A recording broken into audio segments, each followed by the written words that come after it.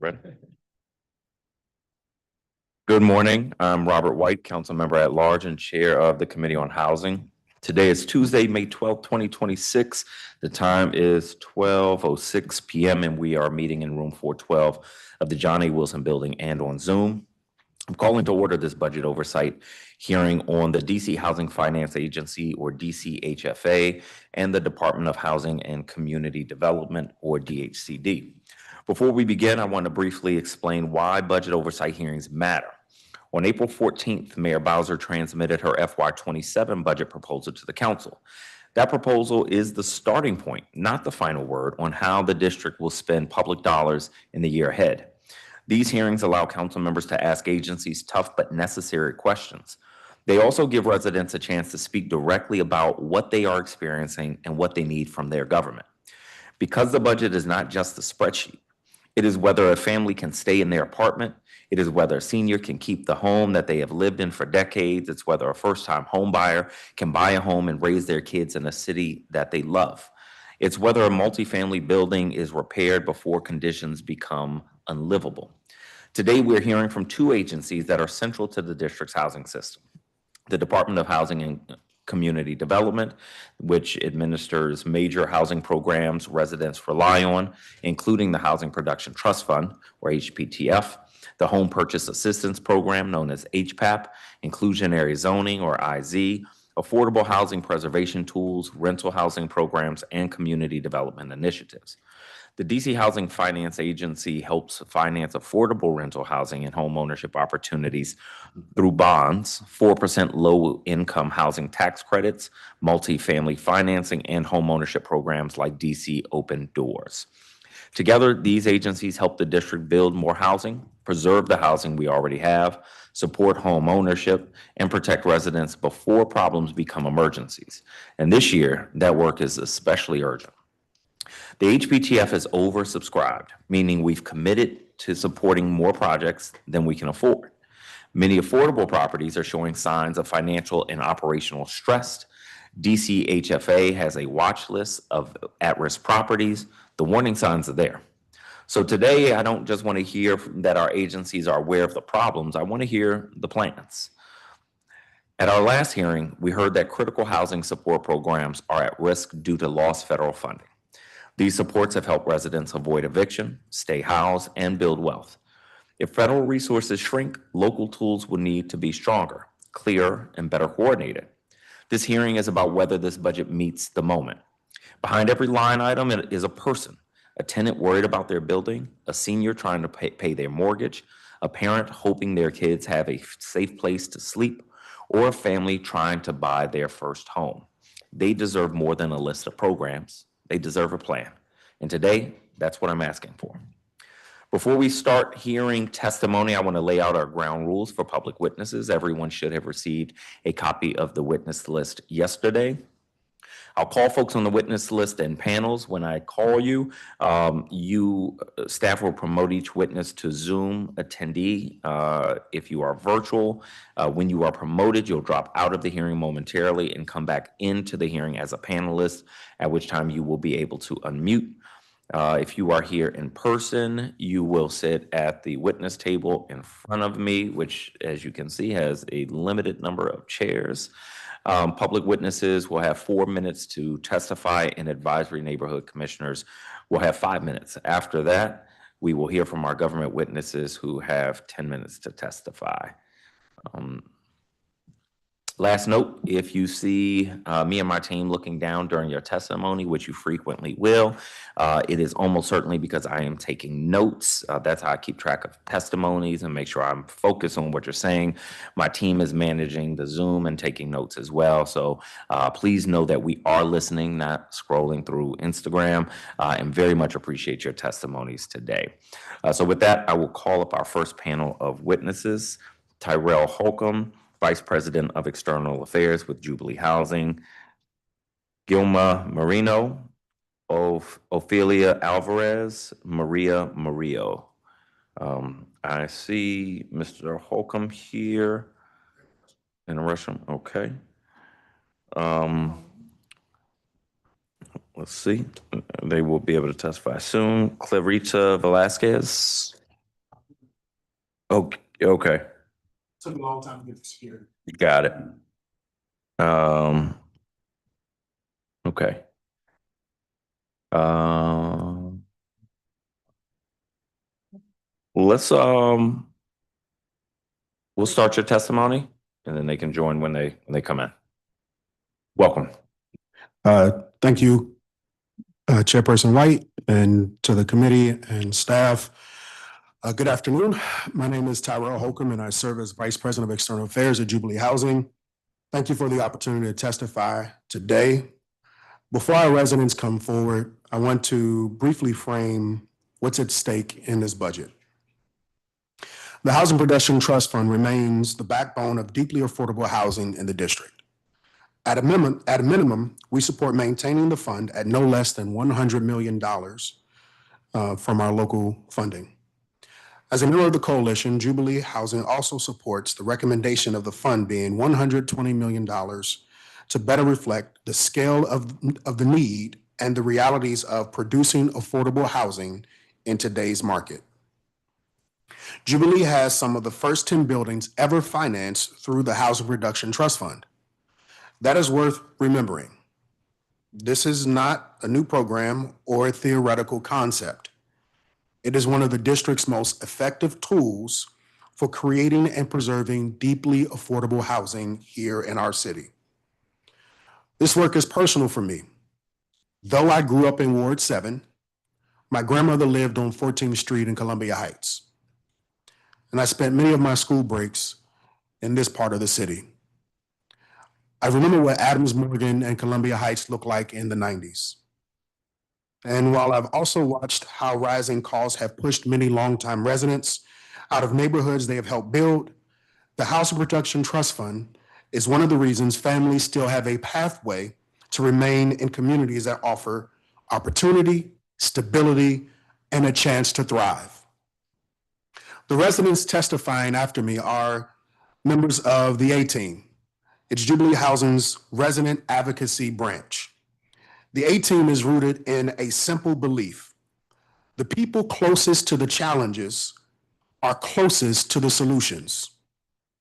It reflects our commitment to building with residents, not for residents. These residents are not here to speak for us, but to speak on their own behalves. They're here to share their own stories and help shape the policies and investments that affect their lives. The residents joining us today represent different points in both a builder's life and their own life's journey. And together, they reflect the breadth of Jubilee's portfolio and community. Though they are only a snapshot of the many lives touched by this work, some are moving into new homes for the very first time. Some are justice impacted residents rebuilding their lives after incarceration. Some are TOPA tenants who helped preserve their housing. Others have testified before and understand firsthand what it means when the council chooses to invest in housing and opportunity. You will also hear from residents at Mount Pleasant who have been waiting for a long time for a moment like this. Together, residents and our development pipeline tell the story of what these investments make possible. This is not simply a budget number, a spreadsheet, or on social media. These are real lives, real families, and real futures. When the district invests in affordable housing, it invests in stability, second chances, and opportunity for the next generation to take off. Thank you for the opportunity to testify. Thank you very much. Gilma Marino, welcome. And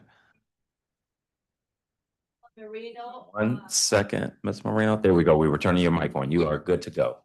Thank you. My name is Gilma Marino, resident of Jubilee Housing for 28 years. Council member, thank you for the opportunity. I am legally blind, but today I sit in front of you. First of all, I'm so grateful to testify And if you allow me that my neighbor read the testimony for me, that would be great if you allows me to read it. Yes, of course. Thank you. Thank you. And now you have to turn your mic on. Yes. There we are. Good afternoon, Chairperson White and members of the committee. My name is Gilma Merino. I appreciate the opportunity to testify before this committee on the matter of the budget for fiscal year 2027 and how your decision will affect residents like me who benefit from the many services that the district provides in partnerships with organizations like Jubilee. I am a recipient of the DC Rent Supplement Program and had been a resident of Jubilee Housing for 26 years. I was introduced to Jubilee Housing while I was in a domestic violence situation. It was a very scary time, but Jubilee helped me face all the obstacles in my way. Jubilee has transformed me into a leader and has put me in a position to become the strong woman I am today. I serve on the board of directors, lead the Latino Action Committee, and I am a community leader. I am an example of what public housing can do. Public housing gives everyone an opportunity to pay attention to their needs and work towards their goals. For seniors, it gives them the opportunity to live independently, and for many people, it allows us to focus on our mental health. For kids and families, it gives them a chance to focus on their education and build a foundation for their future.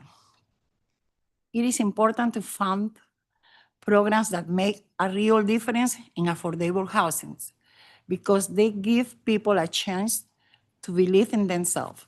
When you find affordable housing, you tell Washingtonians that they belong and they are there and that there is a space from them here.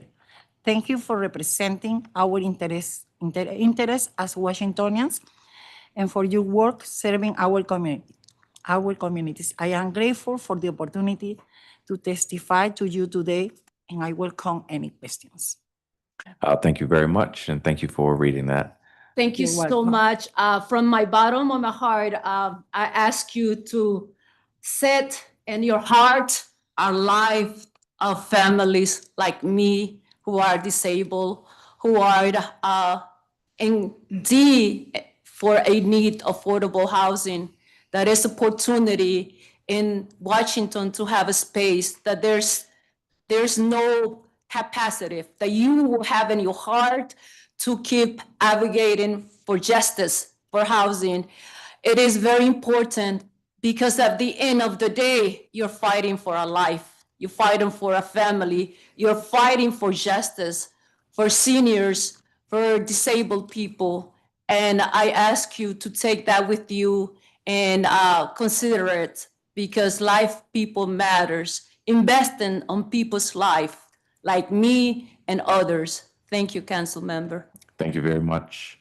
Ophelia Alvarez.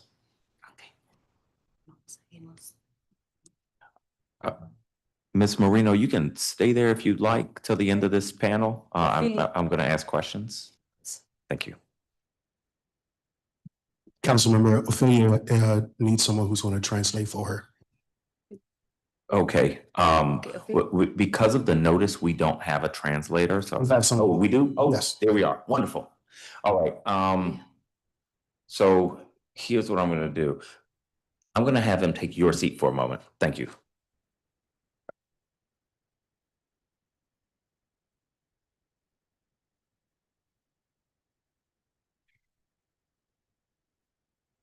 There we are. And if you would turn your microphone on as well. Perfect. And Ms. Alvarez, your microphone. Ms. Alvarez, there we are. Thank you. Va saliendo despacito y después de cada oración paras para yo interpretarla, ¿ok? Ok, buenas tardes. Presidenta Waiter, miembros del comité, soy Ofelia Álvarez y les Agradezco mucho que me permiten hablar hoy sobre el presupuesto del año fiscal 2027. Sus decisiones afectan. Good afternoon, council members. My name is Ophelia, and I'm here to share with you my experience for the fiscal year 2027. Directamente a personas como yo que dependemos de los servicios esenciales que el distrito ofrece junto con organizaciones como Jubilee. Jubilee Housing ha cambiado la vida de mis hijos y la mía gracias a Jubilee. Ahora vivimos como más comodidad y autonomía, vivir con una discapacidad, traer retos todos los días, pero tener I'd like to share with you that thanks to Jubilee, I've been able to continue on growing, and I'm grateful for the opportunity to share those experiences with you today. tener un apartamento cerca a las escuelas les brinda a mis hijos seguridad y acceso a la educación. Esta cercanía me da tranquilidad y me quita una gran preocupación. One of the things that I like to share with you is that my children go to school in the neighborhood, and the fact that it's so nearby home gives me a peace of mind, and that's something that I could not have had not been for Jubilee. Es fundamental construir viviendas realmente asequibles y ubicarlas cerca de escuelas, parques y supermercados. También es muy importante. Gracias a esto he podido vivir plenamente, crecer como I like to highlight the fact that being able and having resources nearby my home, whether that's schools or parks or clinics, has been pivotal and vital to my being able to continue on pursuing my self-fulfillment. crecer como personas, hacer amistades en Jubilee y en la comunidad, aprender, ser líder e incluso formar parte de la junta directiva. Todo esto me ha dado mucha fuerza como mujer. Some of the experiences that I have living at Jubilee is being able to being part of community, developing relationships with the neighbors, but also being empowered as a woman. I am part of the board of directors, and that has been an experience that continues to help on my growth.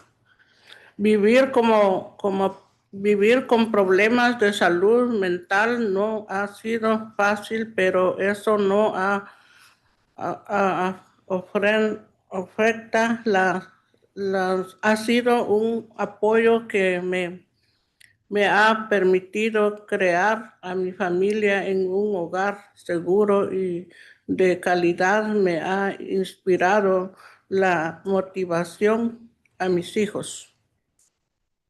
Being able to have access to all these resources and feeling empowered, being an individual living with mental health challenges, it is inspiring that I am able to once again continue on flourishing and investing in my growth. Para que sigan sus sueños sin miedo y defiendan sus derechos. Además, Jubilee me ha animado a mejorar mis problemas, habilidades y ha apoyado a la educación de mis hijos con espacios para estudiar y programas juveniles. Jubilee has been very important in the development of my children, providing them with spaces where they can study, activities for their own development, and for that, I am grateful. Las madres solteras que pasamos por momentos difíciles, parecemos la estabilidad necesaria para darles a nuestros hijos la mejor vida posible sin importar nuestras circunstancias. Ningún niño debería sufrir por cosas que no puede controlar. Los subsidios de alquileres han sido clave para mí.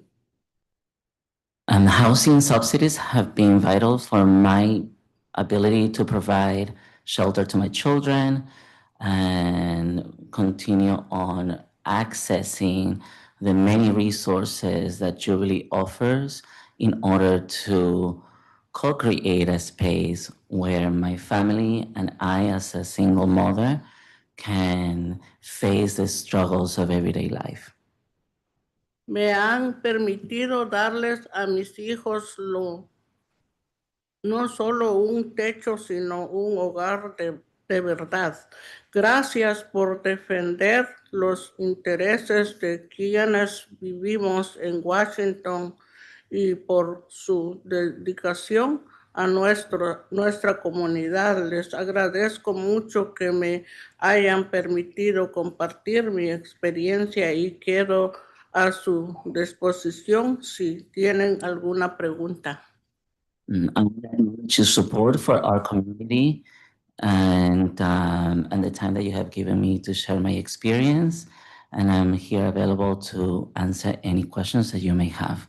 Thank you, Council. Thank you. Muchas Thank gracias. Maria Murillo.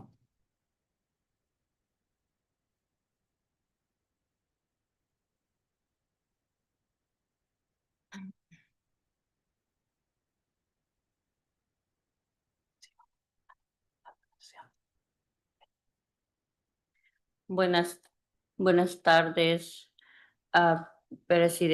señor presidente White, miembros del comité. Mi nombre es María Murillo y soy residente de Jubilee House en el distrito 1. Good afternoon, Council White. My name is Maria Murillo, and I'm a resident of Jubilee Housing, Ward 1. I'd like to just thank you for allowing me to testify today. Agradezco sinceramente la oportunidad de testificar ante este comité sobre el presupuesto del año fiscal 2027 y sobre cómo sus decisiones impactarán a residentes como yo, quienes nos beneficiamos de los múltiples servicios del distrito. Ofrece en colaboración con organizaciones como Jubilee. Yes. Thank you for allowing me to share how the work that Jubilee Housing does in the community and continues to assist and facilitate my access to district services today and through your support of the fiscal year 2027. Jubilee Housing ha transformado la vida de las familias en DC durante más de 50 años. Yo soy un testimonio vivo de ese impacto. Jubilee proporciona viviendas asequibles y servicios que apoyan a los residentes en vecindarios que nos ofrecen todo lo necesario para prosperar. Jubilee Housing has been supporting the community for over 50 years and continue on with services and building bridges for us to continue on thriving. Hoy estoy aquí para compartir cómo Jubilee Housing ha cambiado mi vida para mejor y explicar por qué todas las agencias relacionadas con la vivienda deben estar completamente financiadas de modo que puedan seguir transformando vidas como la mía. Estoy profundamente agradecida con Jubilee Housing, ya que ha puesto a mi familia en el camino hacia una vida mejor. Through my sharing today, I want to highlight how important organizations such as Jubilee are in the community, and would you repeat this last line? Sí, la última línea. Es impacto.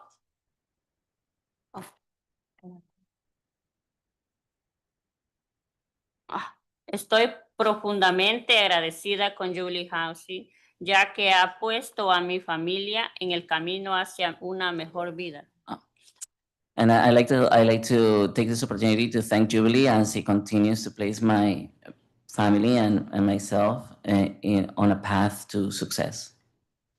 Gracias al apoyo de Jubilee, puedo ahora enfocarme en mi crecimiento personal como mujer, con la meta de cuando mis hijos vayan a la universidad, puedan acceder a oportunidades y yo puedo respaldarlos plenamente como madre. Tengo 6 hijos, el menor de 4 y el mayor de 14.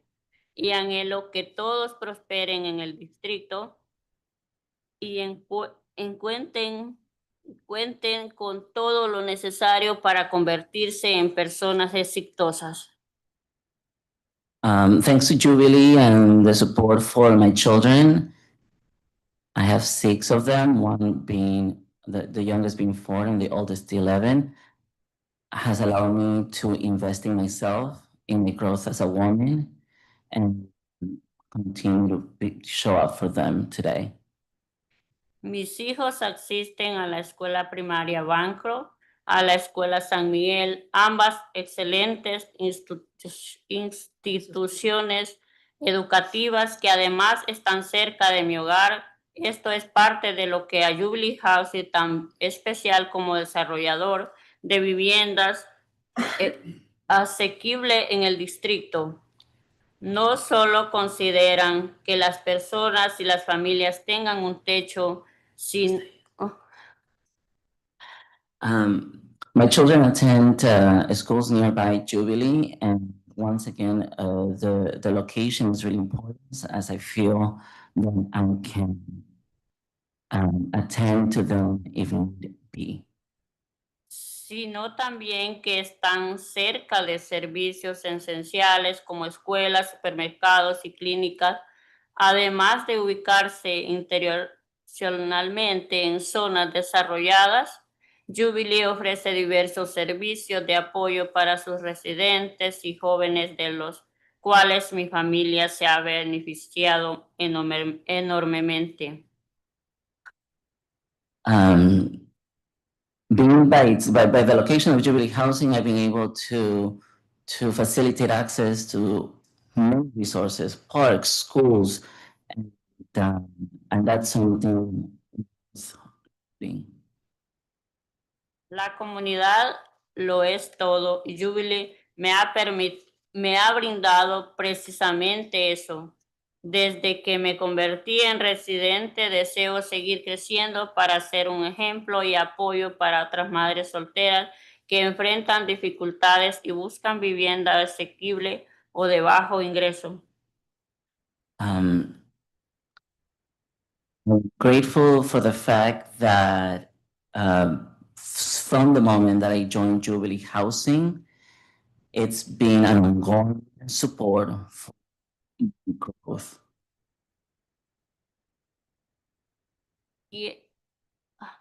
Quiero mostrarles que todo llega a su tiempo, si se dan los pasos adecuados y si cuentan con un sistema de apoyo, porque la comunidad es todo y Jubilee me ha dado ese sentido de pertenencia. I'm working testament that with time and appropriate resources, success stories can come about, and that's something I'd like to share with you today. Gracias por la labor que desempeñan. Agradezco la oportunidad de testificar y hoy quedo a disposición para responder cualquier pregunta. Thank you again for your time, Council. I'm here to answer any inquiries that you may have. Thank you very much. Gracias. Muchas gracias. I have just a few questions for this panel. Ms. Marino, Ms. Alvarez, and Ms. Murillo. Do you all live in the same building? And if you could translate. Yes, I lived in the Fuller for 26 years on 16th Street. Mhm. Yes. Thank you. And they live in Mount Pleasant, Okay, Mount Pleasant buildings. thank you. Mhm. And for those buildings, are those buildings all affordable, or is it a mix of incomes? And I'm gonna ask the translator, what's your name? Councilmember White, my name is Henry Maricarina. Thank I'm you. a community interpreter. Thank you so much for being with us and for helping. My building is affordable. Thank you. And if you would help me, are the buildings all affordable that the Miss Alvarez and Murillo live in? Yes, they are. And they live in two different campuses at Jubilee Housing, one being Adams Morgan, and the other one in Mount Pleasant. Okay. Have any of you faced any issues in your buildings because they are all affordable? Like repair or maintenance problems or problems with other tenants? Now, my building is really in good standard. We're so grateful because soon on the 20th, I'm so grateful that Housing Productions Trust Funds is going to remodel our buildings for 20 years. So I am the testimony of that this is my second chance that living with affordable unit and good standard units where I am, and I'm going to come to a renovated unit. Wonderful, wonderful. And Miss Alvarez? And I have I living in 30 years in the building. Never I moving, and tengo problemas con el mantenimiento, pero espero que lo mejoren. Mm. No major issues? Yes. Well, the English part, I don't know clearly, but yes, she says that at times she's experienced some maintenance issues. Excellent. Excellent. Well, I want to thank you all for being with us today. Thank you so much for sharing your Thank you. experiences. Thank you so much. Appreciate it. Thank you. Mr. Holcomb, can I bring you up for just a quick second?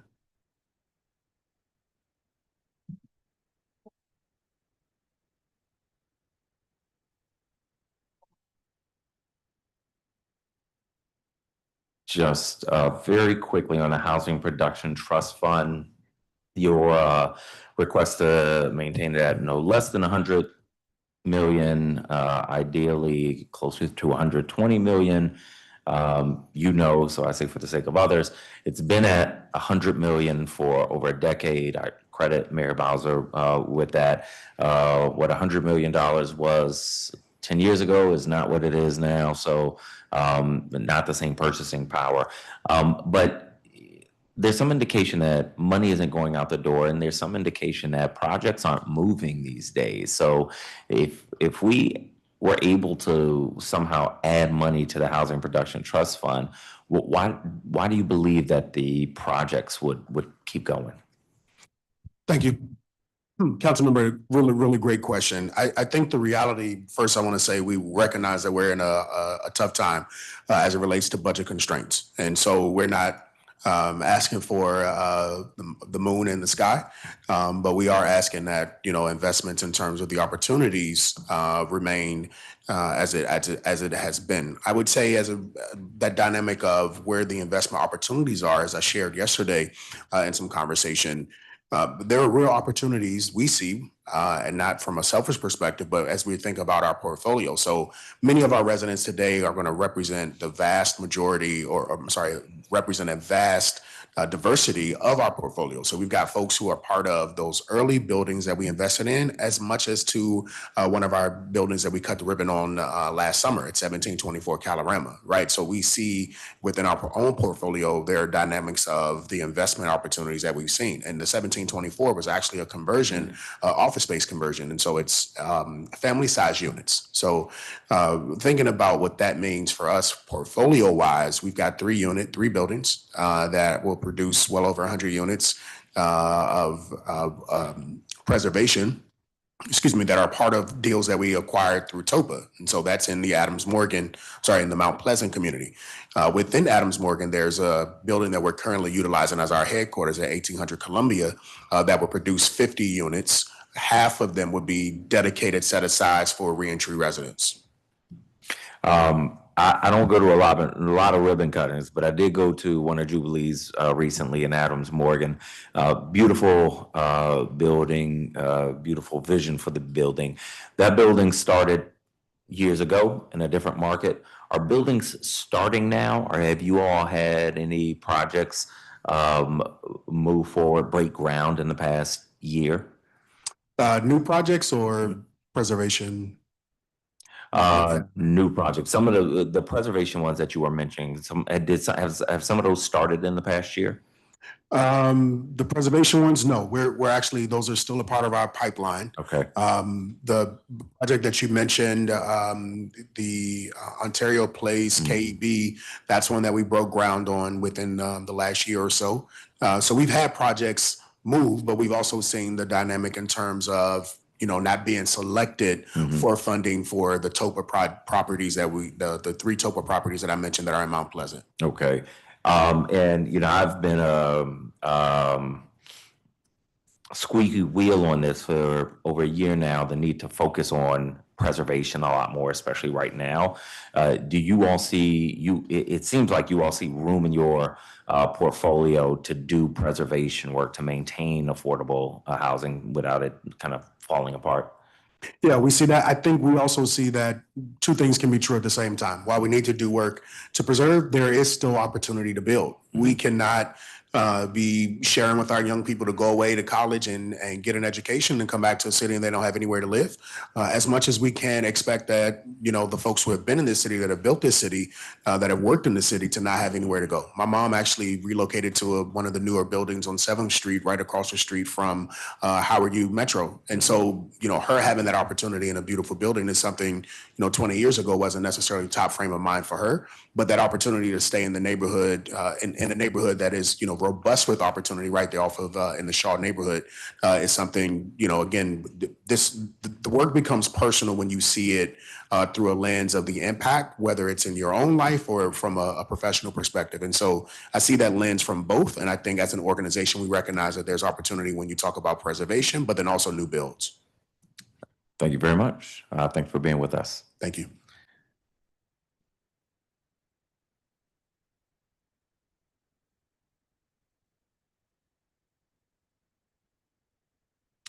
Next public panel, Clarita Velasquez, Maria Cabezas, thank you.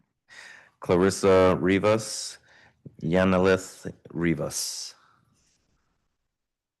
The first two.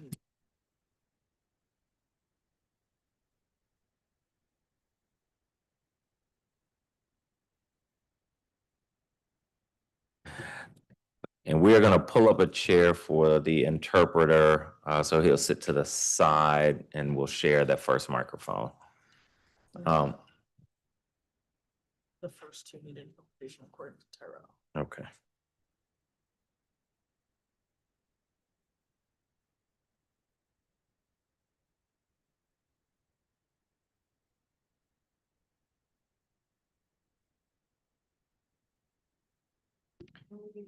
He'll be able to hear her if so. Yeah.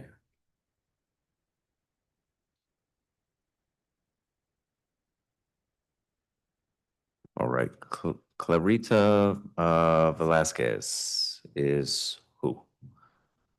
Welcome. And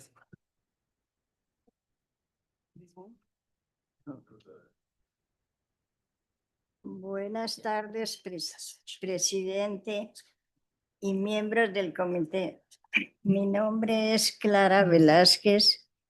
Agradezco la oportunidad de testificar hoy sobre el presupuesto del año fiscal 2027.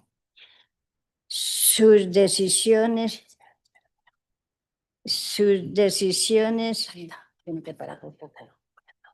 Lo voy a traducir, lo voy a decir en inglés. Ok, Solo una oración, paras. Una oración, paras. Así yo traduzco en inglés. ok. Okay. Entonces, Good afternoon, council members. My name is Clarita Velasquez, and I thank you for your time for allowing me to share with you testimony for the fiscal year 2027. Sí. ¿dónde iba? Ok. Realmente, como el lugar donde vivo, la estabilidad de mi renta ha transformado mi vida. Tenemos acceso a todo lo que necesitamos. Los servicios y las comodidades esenciales están cerca, lo cual es crucial, ya que a mi edad no puedo caminar largas distancias. It's important to the stability of my rent. It's crucial for me to live in the neighborhood. And so having access, walking distance to different resources, it is important to be a senior citizen. Jubilee me brinda la independencia que valoro. A mis 87 años, me orgullece vivir bajo mis propios términos. No quiero vivir en un asilo. Valoro mi estilo de vida independiente. Cuando las personas... I'm 7 years old. I'm very grateful for the that I enjoy living Jubilee, and I like to continue doing so. Cuando las personas mayores reciben los recursos adecuados, podemos prosperar y Jubilee lo hace posible. Jubilee es mucho más que una organización que cuida a los adultos mayores. Es una comunidad que acoge y apoya a personas de todas las edades y orígenes. As a senior citizen, being provided with resources and tools is what allows us to continue thriving at this stage in life. Participar activamente en mi comunidad de Jubilee me da sentido de propósito. Agradezco poder contribuir y servir de manera que enriquece tanto mi vida como la de los demás.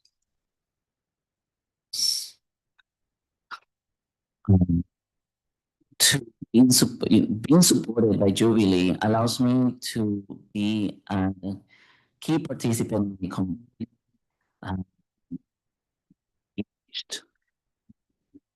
For that, I'm grateful. ¿Dónde eran los demás? Ser voluntaria en la distribución mensual de alimentos, participar en el programa de educación temprana para niños y apoyar a los adultos mayores con discapacidad son solo algunas de las formas en que me mantengo activa. I am currently a volunteer in many of the activities by Jubilee, including related to food distribution. We start for children, and that gives me a sense of this. Como líder del edificio en Jubilee, representando a los residentes y ayudando a coordinar eventos como el Mes de la Herencia Hispana. Muchos de nosotros, los mayores, no tenemos familia cercana, pero Jubilee se ha convertido en nuestra familia.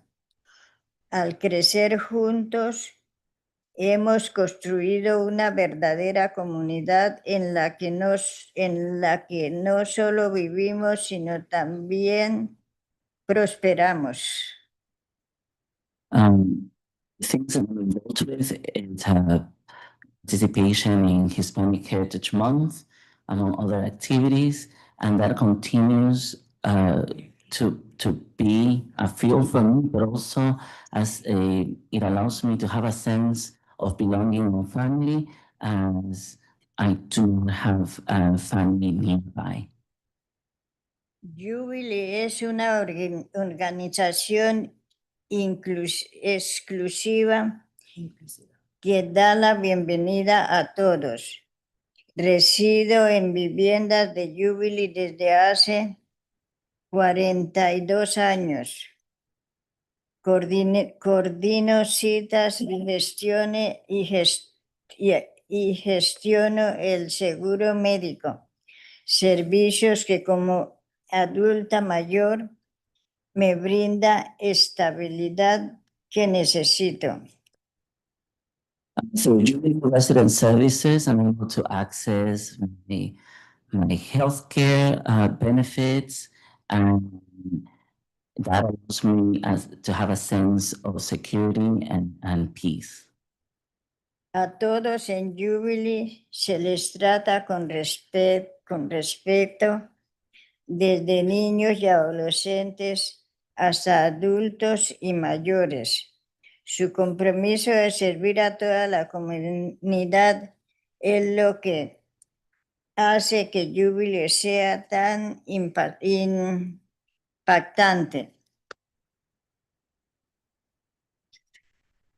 Having lived Jubilee over 40 years and Jubilee is an inclusive community, it has a great impact on myself and the community at large. Agradezco su dedicación a nuestras comunidades y por permitir compartir mi historia con ustedes. Hoy cualquier pregunta es bienvenida. I'd like to thank you for your commitment to our community and for the opportunity to be able to share my experience at Jubilee today. Thank you. Thank you very much. Maria Cabezas. Cabezas. Thank you. Thank you. Cabezas? Cabezas. Thank you. Okay. Good afternoon, Chairperson White and members of the committee. My name is Maria Cabieses, and I appreciate the opportunity to testify before this committee on the fiscal year 2027 budget and how it will benefit from many services the district provides in partnership with organizations like Jubilee, because it will be affected based on your decision. I have been a Jubilee housing resident for the past 16 years. When I initially applied for a unit at Jubilee in 2006, the line was stretched about blocks, many blocks, on Columbia Road. My husband and I, we had to take turns in line to keep waiting for moving out and apply for. Finally, we just fill out the application, but they don't have more units available. At this time, so we were waiting, and finally in 2011, they called me saying, asking if I still interested in rent an apartment. And I said yes, because I was living in 2 bedrooms and we needed 3 bedrooms because the families was growing up. But they tell me, okay, you have to be here on Columbia Road. And I said, I never applied on Columbia Road for any apartments. What happened was the office located on Columbia Road. So I went through all those process. After that, I had the apartment. We moved in immediately. At that time, my daughter was a teenager. Now I am a grandmother.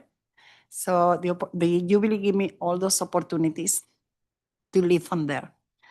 After, sorry. So as Jubilee has opened my eyes over the years to its multicultural, rich communities. We all admire one another's diversity and can find fellow residents from all over.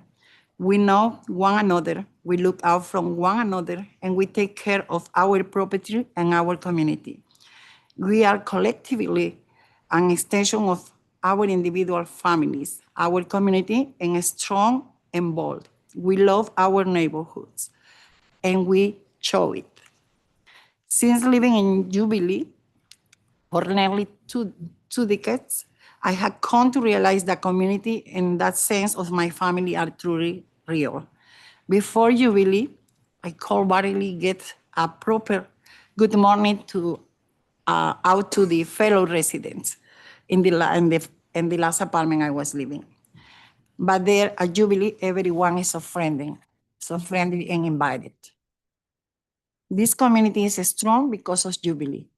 They offer many programs and services that get residents out of their apartments and help them come together with their neighbors to build this community. They offer many programs, including food for seniors, family job programs, and before and after school programming for children while parents are at work, supporting better academic growth and achievement. There are also many volunteer opportunities for residents to get back to their community, which help us to grow as leaders. If the current funding is cut, it will be affect all of us, as funding affordable housing alone is not easy.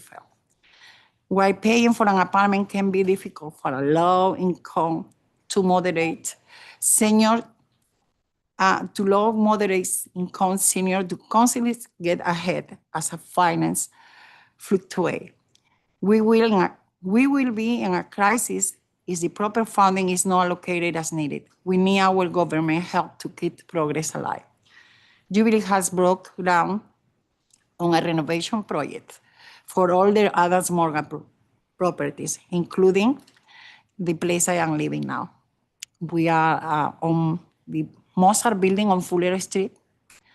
And I am grateful for the attention to the detail that Jubilee takes in periodically renovating this development. Not only do they provide us with a place to live, but also to ensure we are well cared for. Jubilee and maintenance is always priority for them. Over the time, systems become outdated and less efficient. Jubilee answered the call, and after the renovations are complete, we will install a new HVAC system. The expense is significant, and funding from agencies like DHCD and DCHFA that help cover them. Ms. Cabieses, you are about a minute and a half over your time, so I'm going to have to ask you to conclude. Okay. I have one more minute, one more time, or not? Okay. Thank you. I just want to say thank you for the opportunity. Thank you. Thanks. Clarissa Rivas.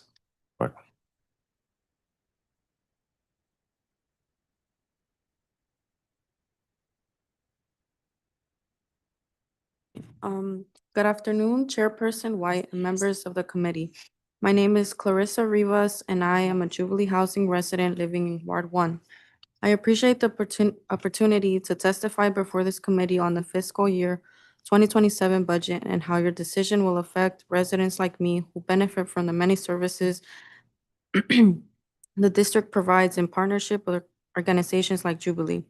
Jubilee Housing serves the Adams Morgans, Columbia Heights, and Mount Pleasant communities and has been changing the lives of DC families since 1973. I am living proof of that sentiment.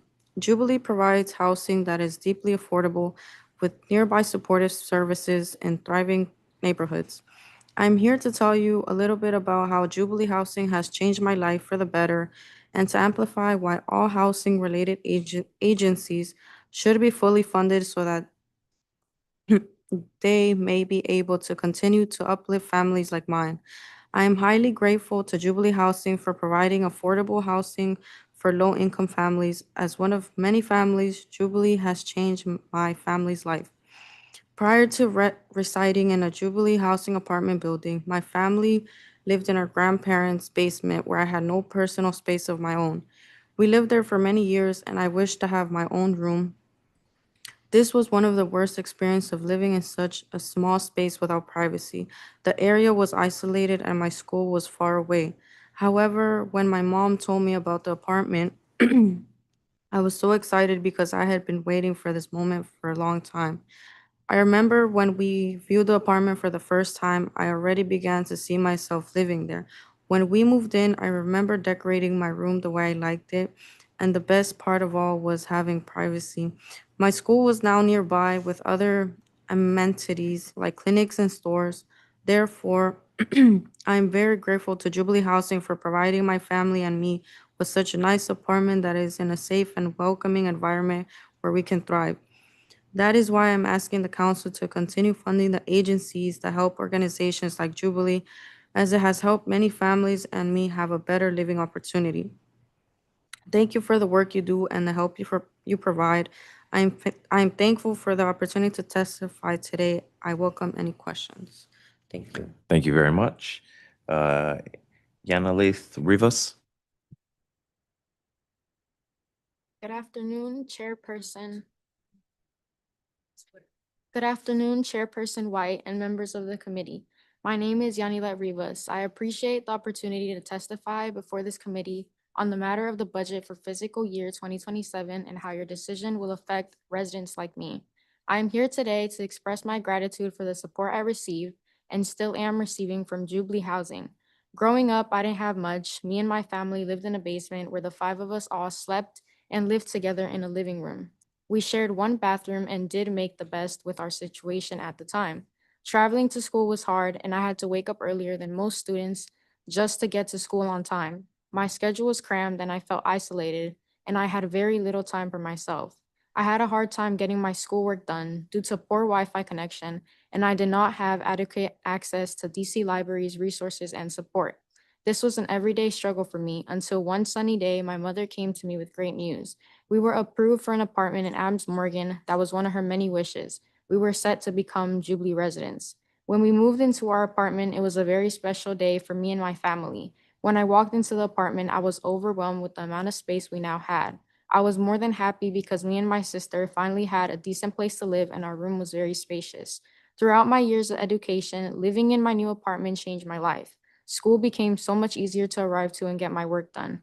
Funding cuts to the vital agencies that help Jubilee Housing do not work that they do would impact me because it would potentially put me and other families at risk of not having a place to call home. The reason why I'm here today and what drives me to speak up is seeing the struggles and tears my mom had to go through to get where we are today. I am beyond grateful because the lifestyle I now lead because of Jubilee is what my younger self dreamed of. I sometimes reminisce to a time where I thought that something like this would never come true for my family. Deeply affordable housing has impacted me and so many other families today and keep impacting new families to come. Thank you for the opportunity to testify before the committee today, and I welcome any questions. Thank you very much to this panel. I appreciate you being with us today. One of the interesting and cool things about this job is I'm a resident like you know, and but my job is to try to figure out how we use our resources. And Clarissa, you mentioned in your testimony, I used to live in my grandparents' basement too, with my family, without my own room. And, you know, I know what it means to go to a place where you have a room, and you can stretch out a bit. We had one bathroom. It wasn't a great bathroom. I don't think it met code. I don't think it was a legal bathroom. Um, but um, but I appreciate you all testifying about the importance of housing and community, especially Ms. Velasquez and Ms. Cabieses. And to be able to have children, raise those children, become a grandparent, Ms. Velasquez, to be able to be part of a community, and Spanish Heritage Month, these things are important. And when we look at what's happening with young people, I think one of the things we're seeing is the loss of community and that, close-knit community feel. So programs like this are very important, and I have questions for others later about Jubilee's financing, how they do this, and how they can do more of it. But the most important stories are the ones that are here on panels like this. So thank you so much for being with us today. Thank you. All right, we will move to our next panel of public witnesses. Zaire Wright, Public Policy and Advocacy Intern with Jubilee Housing. Chanel Singh, Concepcion Benitez, and Deborah Cuevas Hill, Managing Attorney with Legal Counsel for the Elderly.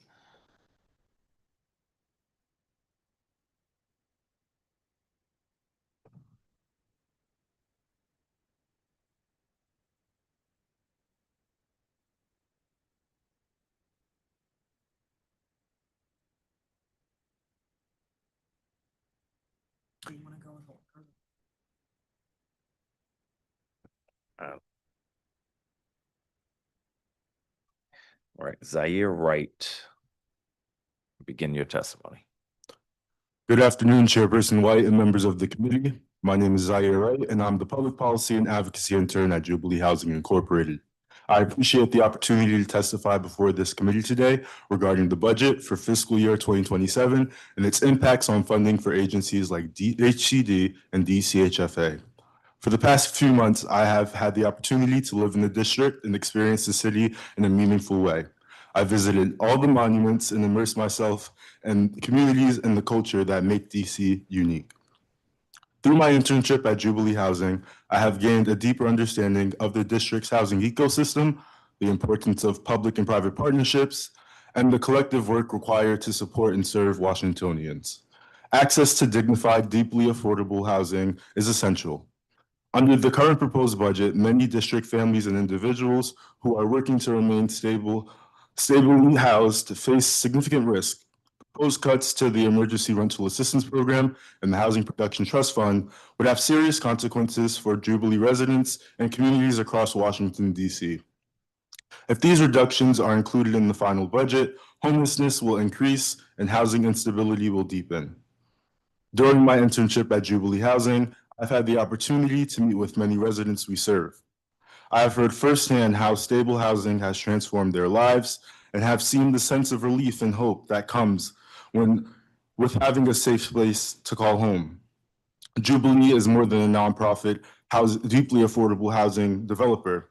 At its core, the organization recognizes that housing is the foundation upon which everything else is built. Once an individual or family is housed, stability begins and the other opportunities begin to take root. Funding for ERAP and HPTF is not optional, it is essential. ERAP serves as a critical lifeline for low-income district residents facing temporary financial crisis that could otherwise lead to eviction or homelessness. Without it, many families will have nowhere to turn to when unexpected hardship arise. Likewise, the Housing Production Trust Fund is one of the district's most important tools for producing and preserving affordable housing. By providing gap financing, HPTF allows developers like Jubilee Housing to create and maintain housing for low and moderate income Washingtonians. Reducing this funding will widen existing inequities and make it even more difficult to meet the growing need for affordable housing across the district. Projects may be forced to go back to the drawing board as developers compete for fewer resources. With limited funding, some developments will be scaled back and others may not move forward at all. At Jubilee Housing, we are committed to creating high-quality communities where residents can thrive. Quality is not negotiable. When funding is reduced, fewer homes are built and fewer families are served. Demand continues to grow while housing production slows, widening the gaps between the need and availability for housing. During performance oversight, Jubilee and many others shared the ways that the district can operate more effectively, and cutting these resources will not resolve those challenges. It will only make them harder to address. The district has become a national leader in affordable housing through historic investments, ambitious production goals, and strong tenant protections. We have come too far to reverse the course now. If these programs have proven to be essential tools in preventing homelessness and creating affordable housing, why would we reduce the very investments that make this progress possible? I thank you for the opportunity to testify today, and I welcome any questions. Thank you. Deborah Cuevas Hill with legal counsel for the elderly. Good afternoon. My name is Deborah Cuevas Hill. I'm the managing attorney for the Consumer and Homeownership Preservation Practice at Legal Counsel for the Elderly. For more than 50 years, LCE has provided free legal services for low-income DC residents to age 60 plus. My testimony today will focus on the need to expand housing preservation programs for DC residents, to fund those programs, to ensure that the proposed cuts to housing counseling do not impact access to LCE services. Ensuring stable housing will help the DC government meet its twin goals of economic growth and solvency for many years. Homeownership in the district is at risk again, and for the first time in nearly a decade, most district homeowners do not have access to financial support to prevent foreclosure. Cuts to the federal workforce threw many DC residents into an economic crisis, putting many of them at risk of foreclosure. My team at LCE has experienced increased demand for housing preservation services. In fiscal year 25, the demand for housing preservation services increased by 12%, likely due to increased financial pressure from the changing economy. Unfortunately, many DC residents have no legitimate options to turn to for help, and we know that mortgage delinquencies are on the rise. Furthermore, the changing economic landscape can be a petri dish for scammers. Several LCE clients receive letters from a purported DC tax assistance fund claiming to be set up for struggling homeowners facing property tax foreclosure. No such program exists. Without real options, DC residents will either lose their homes to foreclosure or turn to scams and risk losing their homes and wealth, which will further impact DC's economic growth and solvency. However, programs like REMIT and the proposed local homeowner assistance fund can provide a lifeline to preserve homes and the wealth built from homeownership. Therefore, the council must fund REMIT, a program targeted specifically for vulnerable senior homeowners, and should also pass and fund a proposed local HAF program in the Budget Support Act to help homeowners who are facing financial distress. LCE appreciates working with staff to craft language to help DC homeowners. In addition, the council must maintain DHCD funds to support housing counseling and legal services in the DHCD budget. Homeownership preservation goes beyond financial assistance. It includes legal services to prevent eviction and foreclosure and preserve intergenerational wealth through probate and estate services. DHCD's investment in LCE supports all of these services. As an example of LCE's DHCD-funded impact, the consumer team secured over $9 million in total benefits by preventing foreclosures for 83 low-income seniors just in fiscal year 25. Black and Brown DC residents encounter multiple ongoing inequities and face an unconscionable wealth gap. The heirs property program helps to close some of those gaps by ensuring that wealth can stay in DC. Communities are stabilized, families, often seniors, can remain in family homes. The heirs property program covers many of the costs associated with probating estates and transferring title, as it is a safety net for many DC families. The gaps in resources deepen during economic crisis when homeowners have nowhere else to turn. LCE services help close those gaps. The council must ensure that the mayor's proposed $1.3 million cut to housing counseling budget lines do not include cuts to grants to LCE for housing preservation services or heirs property.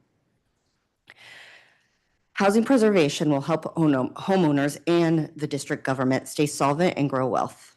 Thank you for the opportunity to testify today. I look forward to answering any questions you may have.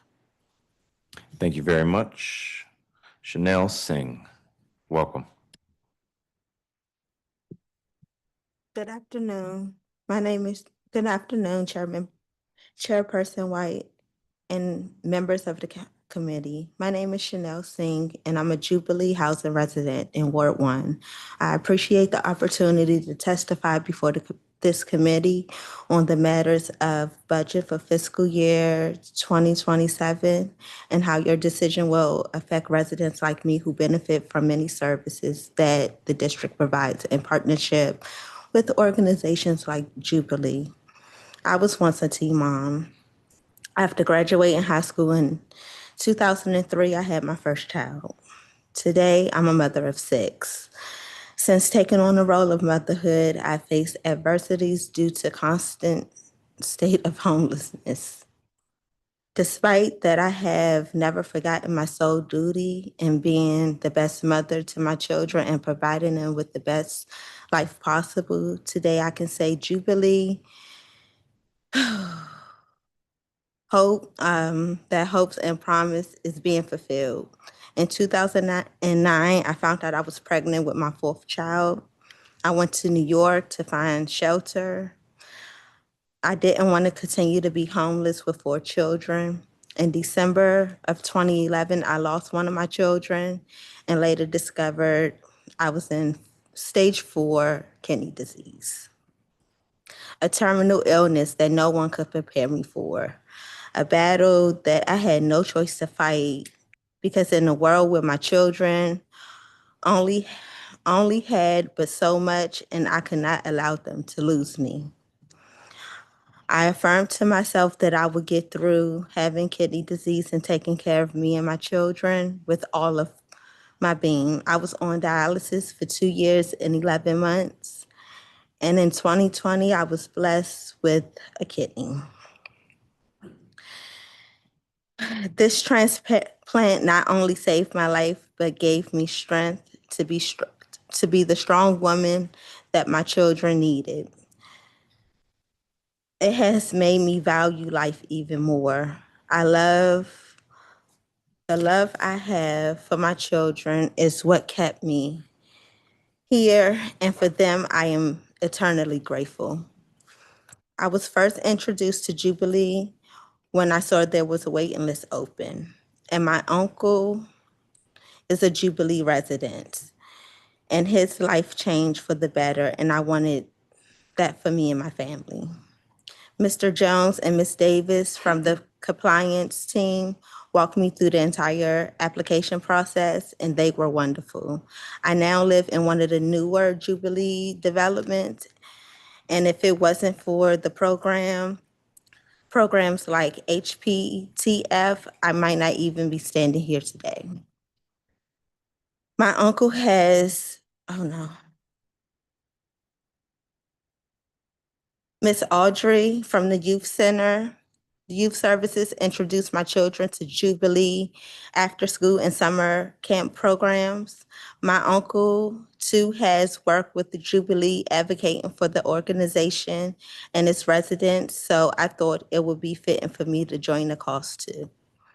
Jubilee empowers its residents, and me being here reflects that empowerment. With being a mother of 6, struggling with health issues, and not having a place to call home, my life was in shambles. But regardless of the seasons, life brought me and my children.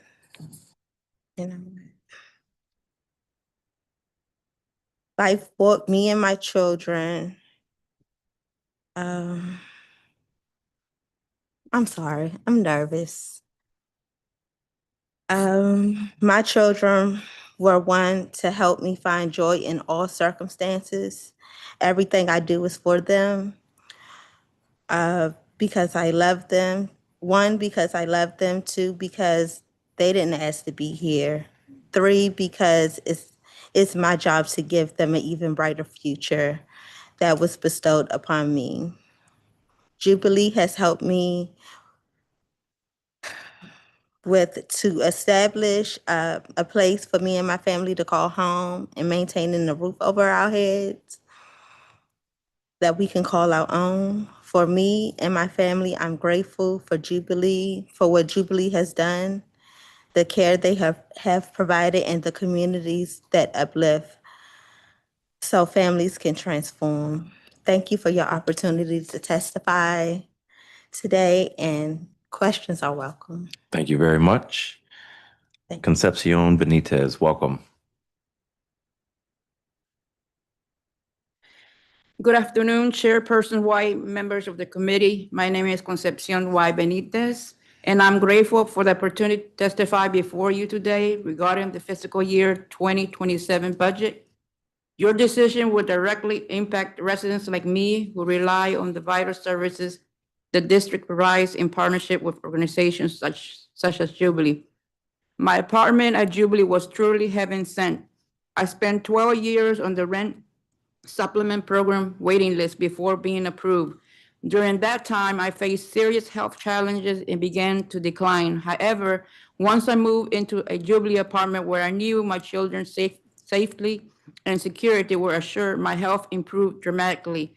The choices you make will determine whether organizations like Jubilee can continue serving families like mine, providing stability and empowering single mothers. My children inspire me every day to be the best mother I can be and to empowering single mothers.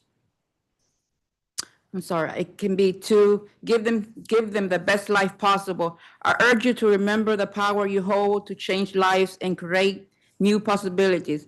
When adequate housing funding is available, children across the district like mine can reach their full potential. With stable housing, they have the foundation they need to thrive. Allocating sufficient funds for housing in the budget means we can keep families housed and provide homes for those in need. A safe place to live improves not only physical health, but also mental and emotional well-being. Every parent's top priority is ensuring their children have a safe home, good health, and security. However, for low-income families, high living costs force difficulty choices. Stable housing allows everything else to fall into place, relieving many of the stressors associated with housing insecurity. Thanks to Jubilee, I did not have to worry about providing my children with proper school supplies. When my children were in middle school, in high school, and when my eldest daughter started college, Jubilee awarded her a scholarship to help with her studies and expenses. Jubilee has transformed my outlook on life. With renewed confidence, I have become a leader, a volunteer, and a lifelong learner. I could share countless stories about Jubilee Youth Services and all the families like mine that they have supported. Thank you for representing our interests and for all you do to serve our communities. I am grateful of the chance to share my story with you today and welcome any questions you may have. Thank you very much to this panel. Not a ton of questions. I agree about the importance of affordable housing funding in the housing committee where there's been a drop of more than $40 million in the Housing Production Trust Fund. No new vouchers funded, a number of programs cut. We have a lot of holes that we need to try to dig out, and we're trying to dig out of them.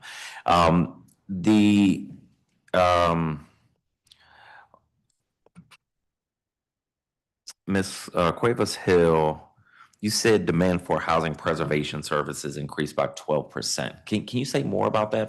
Is that from residents, from building owners? That is for our services at LCE. So we help both homeowners, as I mentioned, which I supervise a team where we represent homeowners who are facing foreclosure. And we also have a team that helps tenants who are facing eviction. And so the demand for affordable housing, a home, a roof over your head for both programs has increased. Okay. And so that's our own data, but yeah. And the foreclosure prevention, obviously we had Remit as a program. Let's say we were going to create a foreclosure prevention program. What's the upper number generally that you're talking about, that you're looking at based on the clients who come in? the number that would be needed to Yes. save a home from foreclosure. Yeah. We've been working with council staff to try and really nail that down. I think the best data we would be able to have would come from the HAF program. And so not all of that information is available in terms of what people were asking for during the HAF program.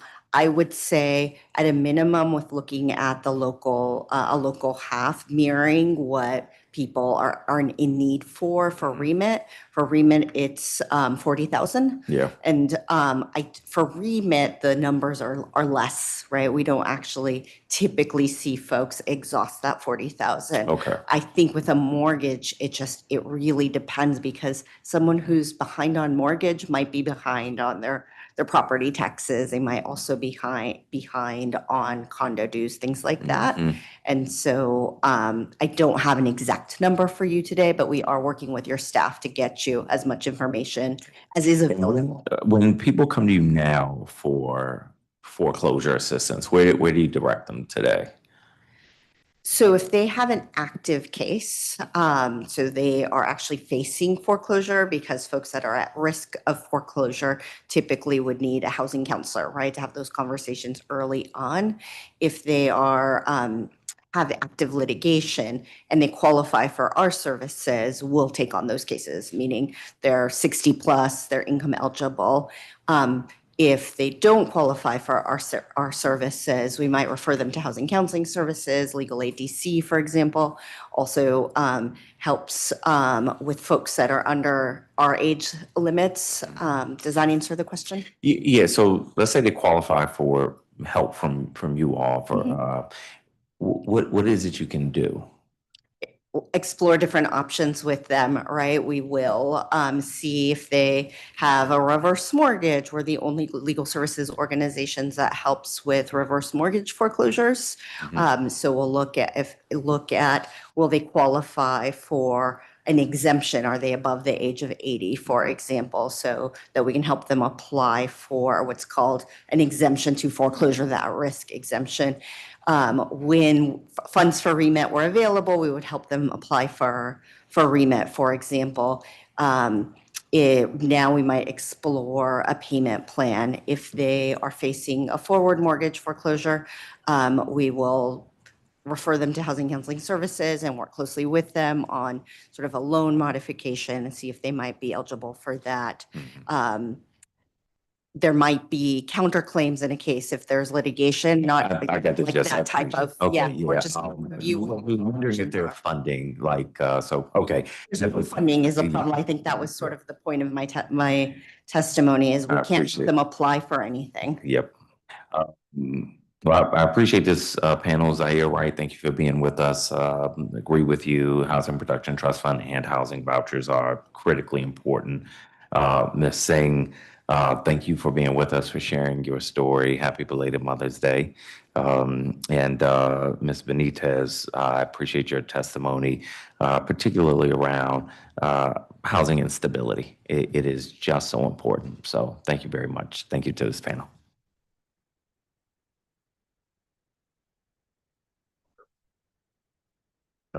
Betty Gentle, Michael Cohen, Senior Policy Analyst with the DC Fiscal Policy Institute, Tony Mancuso with the DC Public Policy Chair of the Greater Capital Area Association of Realtors, and Carolyn Burns, member of the Public Policy Committee for the DC Association of Realtors.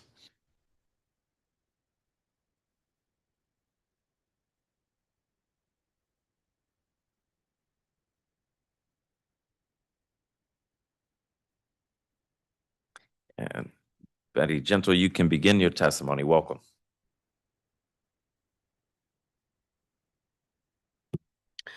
Greetings, Chairman White and members of the committee. Thank you for the opportunity to testify today. My name is Betty Gentle, and I serve as the Senior Director of Advocacy and Public Policy at SUM Incorporated. For more than 50 years, SUM has worked to break cycles of poverty and homelessness in the district. Today, we provide stable housing to more than 1,400 seniors, families, and single adults across more than 20 deeply affordable properties developed or preserved in partnership with DACD and the Housing Production Trust Fund. We are proud members of the coalition and urge adoption of their budget recommendations. Good God, that's a ton of people. That was the reaction of SUM's EVP of Housing and Behavioral Health Services as she approached our Conway Center on Benning Road on May 1st for a housing orientation session. Her team expected a crowd. What they did not expect was a line of people stretching along the block before sunrise. People began arriving before 6:30 a.m. for a 9 a.m. orientation. By the end of the day, more than 500 district residents had come seeking housing. Not luxury housing, not market rate housing, housing they could actually afford. The people standing in the line reflected the growing reality of housing instability in the district. Families searching for a safe place to raise their children, seniors on fixed income seeking senior housing, young men seeking stable housing before temporary hardship becomes chronic homelessness, residents couch surfing who quietly admitted they had worn out their welcome, people terrified that the clock was running out on the place they currently call home. Some had vouchers, most did not. However, what united nearly everyone in that line was this: they needed deeply affordable housing and they needed it now. That line on Bennett Road was not an anomaly. It was a warning about the scale of need in this city. And that is the lens through which we must evaluate this proposed FY27 budget. Because when we look at this budget through the eyes of our neighbors standing in that line, one thing becomes painfully clear. Among all the proposed reductions to the social safety net, the greatest unmet need is housing. Because without housing, every other support becomes harder to sustain. The residents standing in line also are the same households who will be impacted by cuts to TANF, reductions in child care assistance, and the absence of new housing vouchers for individuals and families.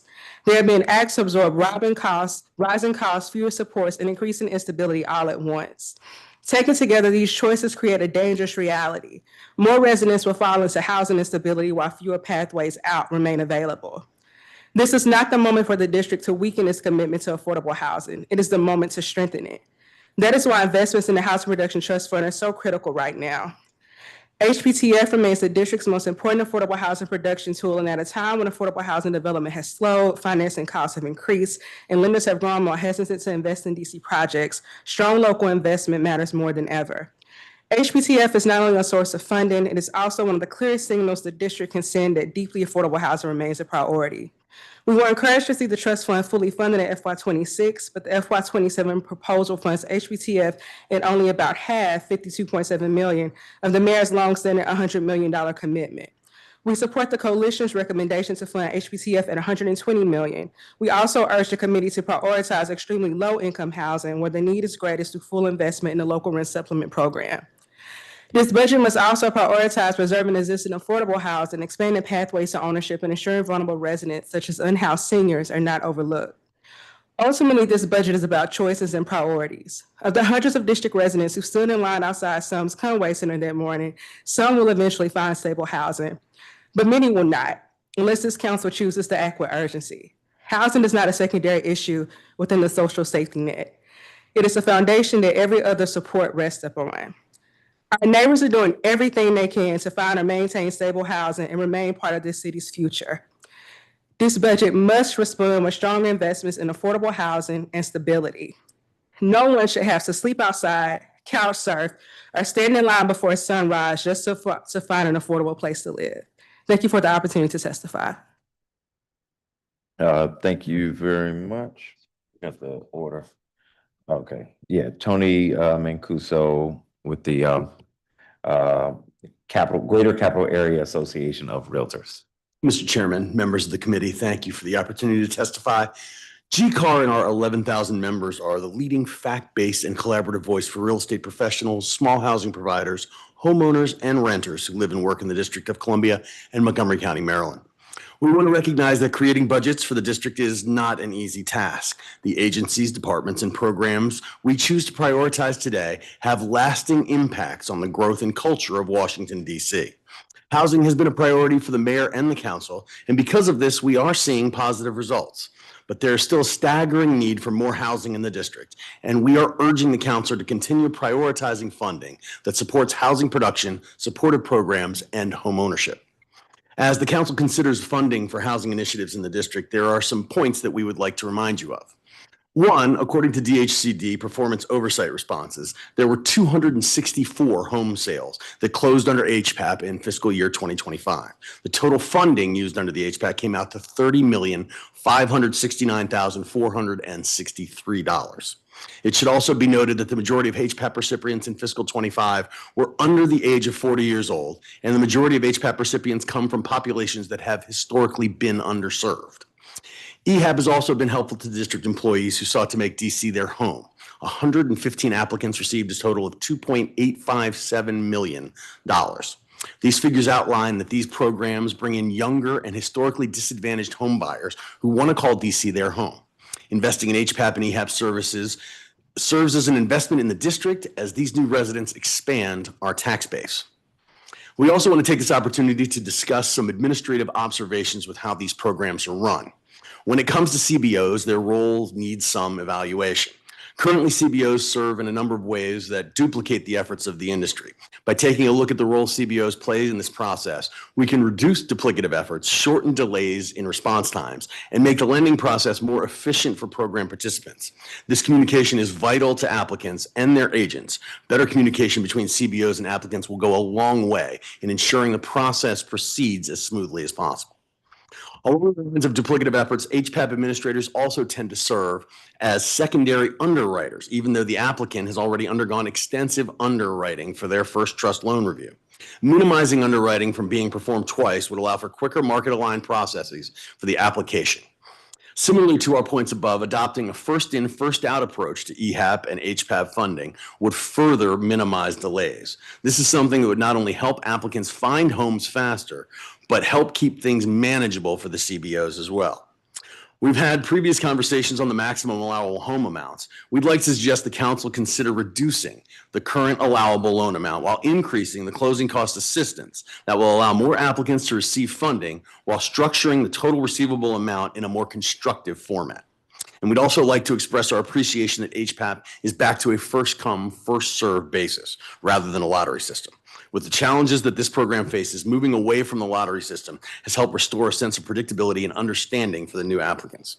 We appreciate the opportunity to share our association's perspective and are eager to answer any questions you may have. Thank you. And Sean Hilgendorf reading the testimony for Carolyn Burns. Good afternoon, Councilmember White. My name is not Carolyn Burns. As you mentioned, I'm Sean Hilgendorf, Vice President of Government Affairs for the DC Association of Realtors, or DCAR. DCAR is a district state association of realtors and serves as the premier voice of real estate in DC. Our mission is to advocate, protect, and promote the interests of our approximately 2,800 members and their clients who live and work in every ward of our city. Through our advocacy, we represent real estate professionals, small housing providers, property managers, homeowners, and renters. Thank you for the opportunity to testify today. Councilmember White, as you're aware, our housing market is facing significant challenges. Federal actions have resulted in mass layoffs, and the district economy may be tipping into recession. The February revenue estimate reflected those challenges, noting that a significant reduction in both the volume and value of property sales is driving a decline in our tax receipts. Deed tax revenues alone are expected to decline by over $100 million annually. Given these headwinds, now is not the time to cut investment in housing in DC. Our residents need more help than ever to be able to buy a home and stay in the district. At DCAR, we know you understand the importance of homeownership. Recently, you've led the council to expand eligibility for the employer-assisted housing program to include transit workers, a shift that's already seeing positive results. You've also helped residents at Talbot Street get priority for our existing homeownership support, which is greatly appreciated. Unfortunately, the proposed budget would reduce funding for homeownership by almost $2 million just as we're expanding eligibility for those funds. For people who already own a home and are trying to keep it, the proposed budget would also cut $679,000 from the single-family rehabilitation program. We ask for your support to restore both cuts and ensure funding is adequate for our transit workers as well. DCAR has also been at the table with you and the administration as we have reformed HPAP to make the process faster, more predictable, and more transparent. We remain committed to that partnership. As Tony mentioned, HPAP is a critical program that needs our support, but at the same time, it is still too slow, too burdensome, and has too much bureaucracy. We can both support HPAP with the funding it needs and make it work better for the residents who need it. Finally, Councilmember, we know that housing will remain unaffordable in DC as long as we don't have enough quality housing to meet demand. The Housing Production Trust Fund is a critical tool for both preserving the housing we have and investing in new housing as well. We ask if additional funding is released by the CFO or identified elsewhere in the budget, that you use a portion of that funding to increase our overall investment in the trust fund. This is a difficult budget and a tough time, but the district is resilient. If we continue to invest in our community and lower barriers to ownership for our residents, we know we'll see dividends for decades to come. Thank you, Councilmember. I'd be happy to answer any questions that you have.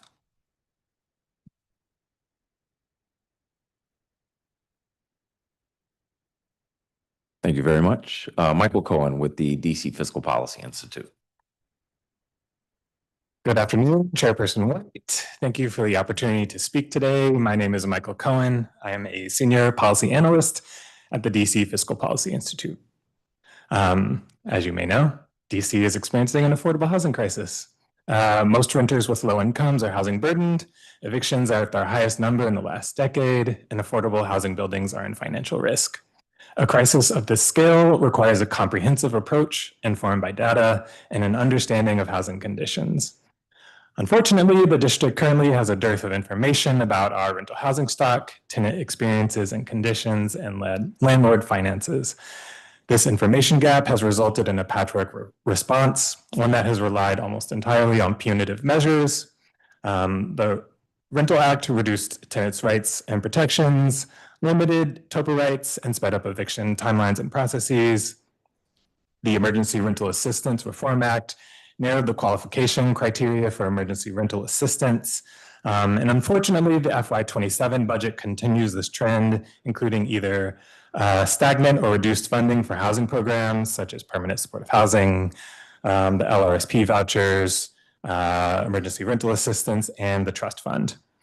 While DHCD cannot single-handedly fix the housing market, the agency can lead the charge to find comprehensive solutions to the affordable housing crisis. On a number of occasions, when asked about affordable housing, the affordable housing system, the rental arrears crisis, or difficulty in financing affordable housing, members of the administration have referenced the breakdown of the social compact between landlords and renters. This explanation is not good enough. The agency should be leading the charge to proactively understand and offer solutions to the housing crisis in this city.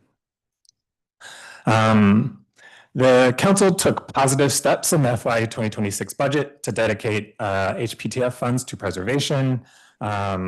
This ensures more preservation projects move forward and that those projects are financially viable, increasing housing stability for the residents and buildings in need of repair. The district should continue to set aside preservation funds, create a preservation subaccount as outlined in the proposed Housing Production Omnibus Amendment Act, which Councilmember you co-introduced. DHCD should prioritize projects that have received bridge financing from the Housing Preservation Fund in their selections. Ensuring these projects receive longer-term financing ensures that the HPF remains a viable pipeline for preservation projects, which would then keep these projects out of untenable financial solutions and continue improving living conditions throughout the district. The proposed Omnibus Amendment Act codifies legislative guidance for how the trust fund might be used for stabilization. That legislation also formally distinguishes between preservation and stabilization, which I think is an important distinction that can ensure long-term financing for preservation remains distinct from short-term financial stabilization of properties. As DHCD may need to consider additional stabilization of affordable housing projects in the future, any use of these funds should also stabilize the residents who live there. So those stabilization funds should require the elimination or reduction of tenants' rental arrears and ensure that tenants are allowed to retain their units. Finally, the council should push for continued transparency within the trust fund. The trust fund's current funding level is a little bit unclear. That lack of clarity about the current status of the trust fund undermines the decision-making about the proposed FY27 budget. Okay. See, there's no, yep, gotcha. Yep. Appreciate it. Yeah. I had to improvise the beat because I had to track the time. There we go. Appreciate it. Thank you all for being with us. Few questions. Tony Mancuso, you said HPAP administrators essentially serve as second underwriters. How so?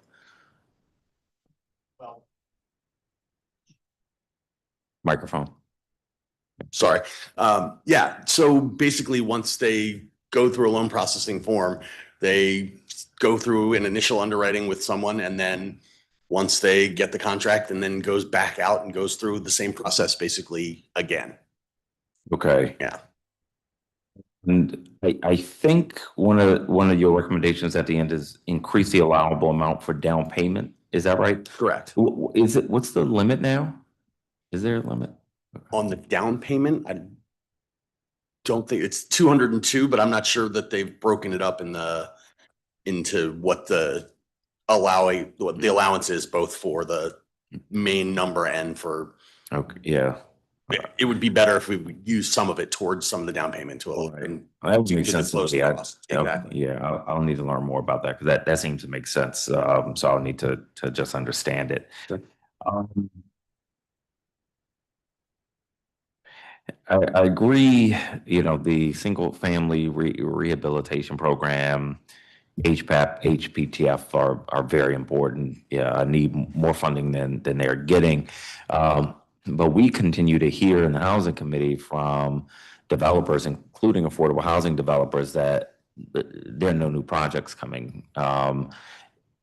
Why, if that's accurate, why would we be pushing for more money in the Housing Production Trust Fund for new development? Well, I think if you were going to streamline the process and make it easier for them to develop, then I think you would be able to use some of the funding. You know what I mean? I think it's in multiple scenarios where they need the ability to streamline, and permitting and everything else as they go through the process takes longer than would need be. And then they don't want to develop at that juncture. So if you were able to allow them to move more quickly, I think you'd find that they would be more amenable to developing. I think that's a big problem. That's not the problem I'm hearing from them that's stopping them. It's also like, you don't need any laws from that. So that's not us, that's the administration, but like that is a fixable problem. Betty Gentle, did you want to add something to that? I'll just add too that the need is there. And I know like affordable housing developers, like some have the will and the plans where, if the funding was available, like we have already purchased the property in Deanwood along the northeast boundary. I think the plan is for that to be like single adults and families, 159 deeply affordable units.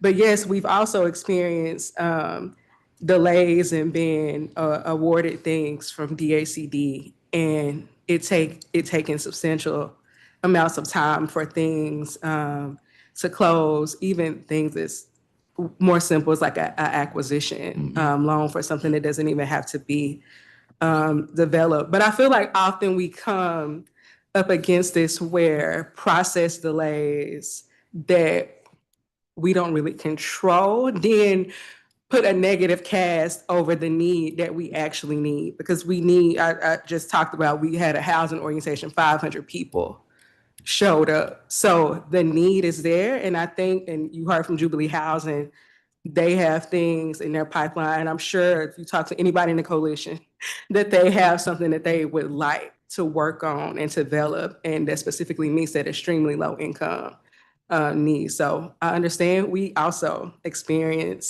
are experiencing a delay in something. So we do need to straighten this out, because yes, there's a need for housing. I don't think anybody's arguing that.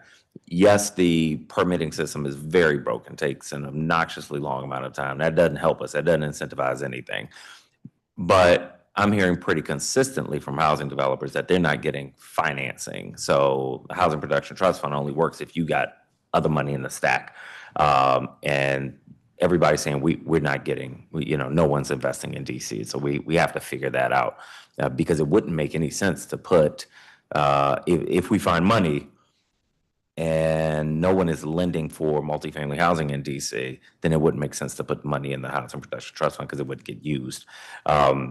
So we've got to sort that out. We've got to get a clear picture, because that'll inform what we do if we're able to find money.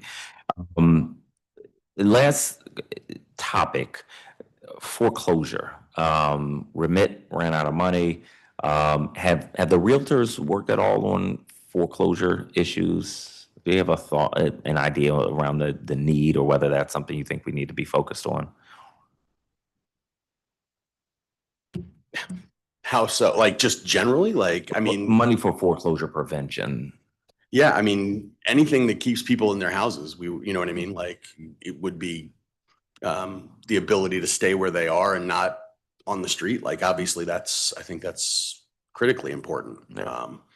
But I think you also need to develop more housing as well, as opposed to just keeping people who are in the places they are. I think you need to build more, obviously. We do need to build more houses. There's no question about that. But we also, and I have some research requests out, we need to understand the pace at which we are gaining or not gaining housing. So several folks in the city can tell you how many housing units we've built over, let's say, the past 10 years.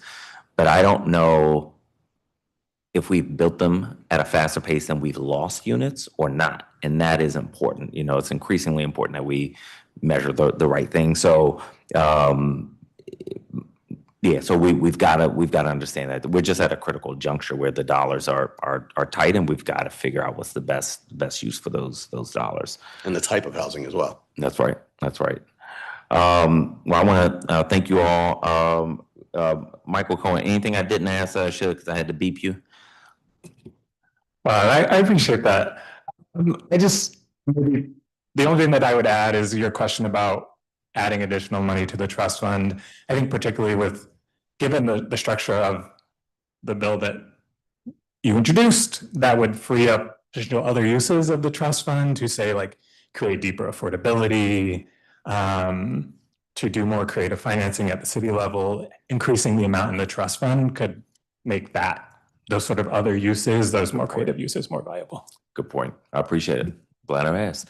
Thank you very much to this panel.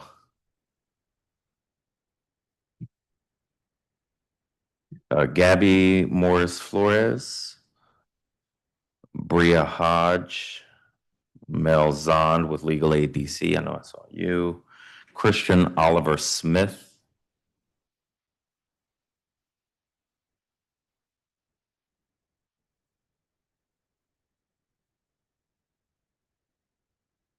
And Gabby Morris Flores, you can begin your testimony. Welcome. Thank you. My name is Gabby Morris Flores. I am a tenant organizer at DC Jobs with Justice. And I am testifying today about the FY 2027 budget for DHCD. And in line with Fair Budget Coalition's proposals, advocating for $100 million for HPTF this coming year, with 50% reserved for preservation. I also asked the council to fund the various agencies and programs that conduct oversight of the developers who are selected to receive funds from DHCD and through DCHFA, to ensure that they are good stewards of public funds and in order to preserve existing affordable housing. And I will just share a quick example that is of concern to me, currently ongoing at an apartment called Capital Vista, owned by Bua Benitier and managed by Faria Management Company. And I bring it up because this company and owner receive a lot of government funding for their subsidized units.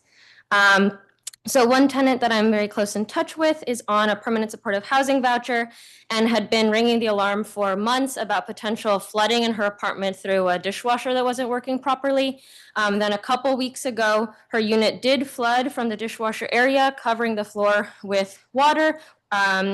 She was, after days of advocating for it, she was moved to a hotel temporarily. And her 2 emotional support dogs got an infection from the standing water, which had caused her great distress because the animals have protected her in the past from attacks in the building. And the unit, as of today, is still not fully functional. There's still water in it, but her hotel stay ran out today, and she has nowhere else to go. So this is still like a pending issue of concern that I'm trying to help her with. And it is just one of many units in the building that has this water issue. Water's coming up from the floor. They don't know why. There's other issues in this subsidized building, including elevators and laundry machines that don't work, trash that doesn't get picked up, and many tenants that have gone years without HVAC at all in their unit. Again, I just mention it because this is one developer who receives a lot of public funding. And so, talking about the oversight of what is happening in these specific buildings owned by this developer and property management company. So I'll just share that when tenants have tried to organize to demand better from Faria Management and Bua Benitier, they've been met, unfortunately, with swift repression and retaliation for their efforts to organize. So the two tenant organizers who used to be tenants of this building, Capital Vista, and now are volunteer organizers with a community organization, Empower DC, were visiting the woman with the flood issue every day in the past few weeks to advocate for DOB to come to the building, to advocate for her to get into a hotel. And then, unfortunately, they also come to visit their son and sister in the building. And then a week or so ago, I was informed that they had been barred from the building and the tenant that they were helping had been threatened with eviction. And I believe that this barring was retaliatory since these two tenants had been organizing tenant meetings in the last couple months in this building, which the landlord, Faria Management, has repeatedly tried to stop from happening. For example, when me and my colleague organized a tenant meeting in their building, they had the police escort us out. They barred us from the building, even though we were having an orderly tenant meeting and the tenants had invited us in. And in a different meeting that we had for Faria Management, for tenants of Faria properties, 5 different property managers came in to try to disrupt the meeting. Anyway, so this behavior is very concerning from a developer who receives a lot of funding through these agencies, and I wanted to raise that. And thank you very much for listening to my testimony. Thank you. What building was it? Capital Vista, 810 New Jersey Ave Northwest. Thank you. And Bria Hodge? Yes. Welcome. Thank you. Good afternoon, Chairperson and members of the committee. My name is Bria Hodge, and I serve as Director of Small Business Development at the Latino Economic Development Center, a community-based nonprofit, CDFI, and HUD-certified housing counseling agency that's partnered with DHCD for over 3 decades to stabilize businesses, strengthen neighborhoods, and expand economic opportunity across the district. I'm here today with a direct request: maintain and protect LEDC's current DHCD funding levels for small business development, lending, and housing counseling services. That investment is producing measurable returns in the district. Through our partnership with DHCD this past year, LEDC supported over 360 DC entrepreneurs through more than 1,200 hours of technical assistance, deployed more than $3.8 million in capital, and helped create or retain close to 1,000 jobs across our coaching and lending programs. Before COVID, our DC small business work served approximately 272 entrepreneurs annually through DHCD supported programming. Today, that reach has grown by more than 30%, while our technical assistance hours have nearly doubled, demonstrating how the district's investment has helped expand our capacity, strengthen our lending pipeline, and deepen our economic impact across DC communities. These are neighborhood restaurants staying open, retail businesses keeping employees on payroll during economic uncertainty, street vendors transitioning into formal businesses that contribute to the city's tax base instead of remaining locked out of the formal economy. At minimum, for every $1 the district invests in LEDC, we're generating an estimated $5 to $10 in direct economic activity through lending, business stabilization, job retention, and the revenue generated by the entrepreneurs we support. Across DC, we're seeing declining foot traffic tied to federal layoffs, visible ICE and National Guard presence in communities, and reduced in-person work. Entrepreneurs are hesitating to take on loans because they're uncertain about their future income and ability to repay. We're also aware of increased restrictions and instability at the federal level, particularly with SBA programs and funding opportunities that historically supported this work. At the exact moment the need is increasing, federal support is becoming harder to access. That means the district's investment matters even more. Many of the entrepreneurs we serve are not going to walk into a government office or navigate fragmented systems on their own. They come to trusted, community-based organizations because we speak their language, understand their lived experience, and help them navigate systems that were not designed with them in mind. One food entrepreneur recently spent months working with our team to navigate the complex process of licensing, inspections, insurance, and compliance required to launch her catering business, with that coach back there, actually. Another entrepreneur, a street vendor, and father trying to formalize his business is working through multiple systems simultaneously just to reach the point where he can fully participate in the local economy. This is what DHCD investment is funding. Not just programs, not just outputs, real businesses, real jobs, and real pathways to economic mobility. If funding is reduced or flat funded while costs and community needs continue to rise, fewer entrepreneurs will receive one-on-one coaching, fewer businesses will access capital, and more neighborhood businesses will remain vulnerable during a period of growing economic instability. This is not the moment to scale back investments in trusted community infrastructure. It's the moment to deepen them and protect the community-based organizations that are helping the district's investment go further. Thank you for the opportunity to testify. We have time left. Look at that. We didn't start the clock on time, but it's still good. Thank you. Mel's on with Legal Aid DC. Welcome. Good afternoon, Councilmember White and staff. My name is Mel Zond. I'm a housing attorney in Legal Aid DC, and I'm also a tenant in Ward 5. We are concerned about the proposed cuts, both to the bridge financing that DHCD offers through the Housing Preservation Fund and to the Housing Production Trust Fund. We are also here to emphasize the importance of transparency and accountability in the administration of all DHCD's affordable housing financing, particularly the Housing Production Trust Fund. Additionally, we ask Council to maintain funding for rent control administration. At Legal Aid, we represent many tenant associations that are exercising their rights under the Tenant Opportunity to Purchase Act. TOPA is an invaluable tool. It can give tenants a seat at the table in negotiating the future of their homes. For example, Legal Aid represented tenants in a 4-unit building after they received an offer of sale. The tenants assigned their TOPA rights to a developer who was willing to commit to repairs and affordable rent levels. Several years later, all the tenants are still in their homes and their building is in good condition. However, we can't take this result for granted. Legal Aid has seen what happens when affordable properties sell without TOPA and the tenants have no say over who owns their homes. At one rent-stabilized property, the prior owner had neglected the buildings, allowing them to fall into disrepair.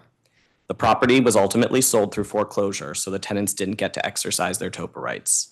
The purchaser didn't make any commitments to the tenants, and the tenant association likely would not have chosen the purchaser if they had had a choice. Since this purchaser has bought the building, it has removed essential services and facilities and has even begun litigation to try to force every single tenant at the property out of their homes. TOPA works best when responsible developers have a transparent and accountable way to access DC funding to finance acquisition and rehabilitation of affordable properties. We applaud Council for its focus on affordable housing preservation. This year, like last year, we ask that 30% of the Housing Production Trust Fund be set aside for housing preservation. This money must be administered through a transparent process that prioritizes deep affordability and collaboration with tenants. This is why Legal Aid continues to support passage of the Housing Production Omnibus Amendment Act of 2026. To add more clarity to the Housing Production Omnibus, we recommend an amendment to define preservation. We will be following up shortly, or may have already sent draft language defining preservation, and are eager to work with Council to continue to strengthen this bill. We're also concerned that the mayor's budget has proposed a $1,272,000 cut to the Housing Preservation Fund. The Housing Preservation Fund, while small, can provide essential bridge financing for affordable housing that needs critical repairs and is otherwise at risk. Finally, Legal Aid notes the importance of funding for rent control administration. Last year, the Rental Accommodations Division launched the Rent Registry database. While RAD has made progress on making this information available to the public, the database requires more investment and maintenance to be a useful tool for DC tenants and advocates. Thank you for the opportunity to share our concerns about the fiscal year 2027 budget. Thank you. And Christian Oliver Smith, welcome.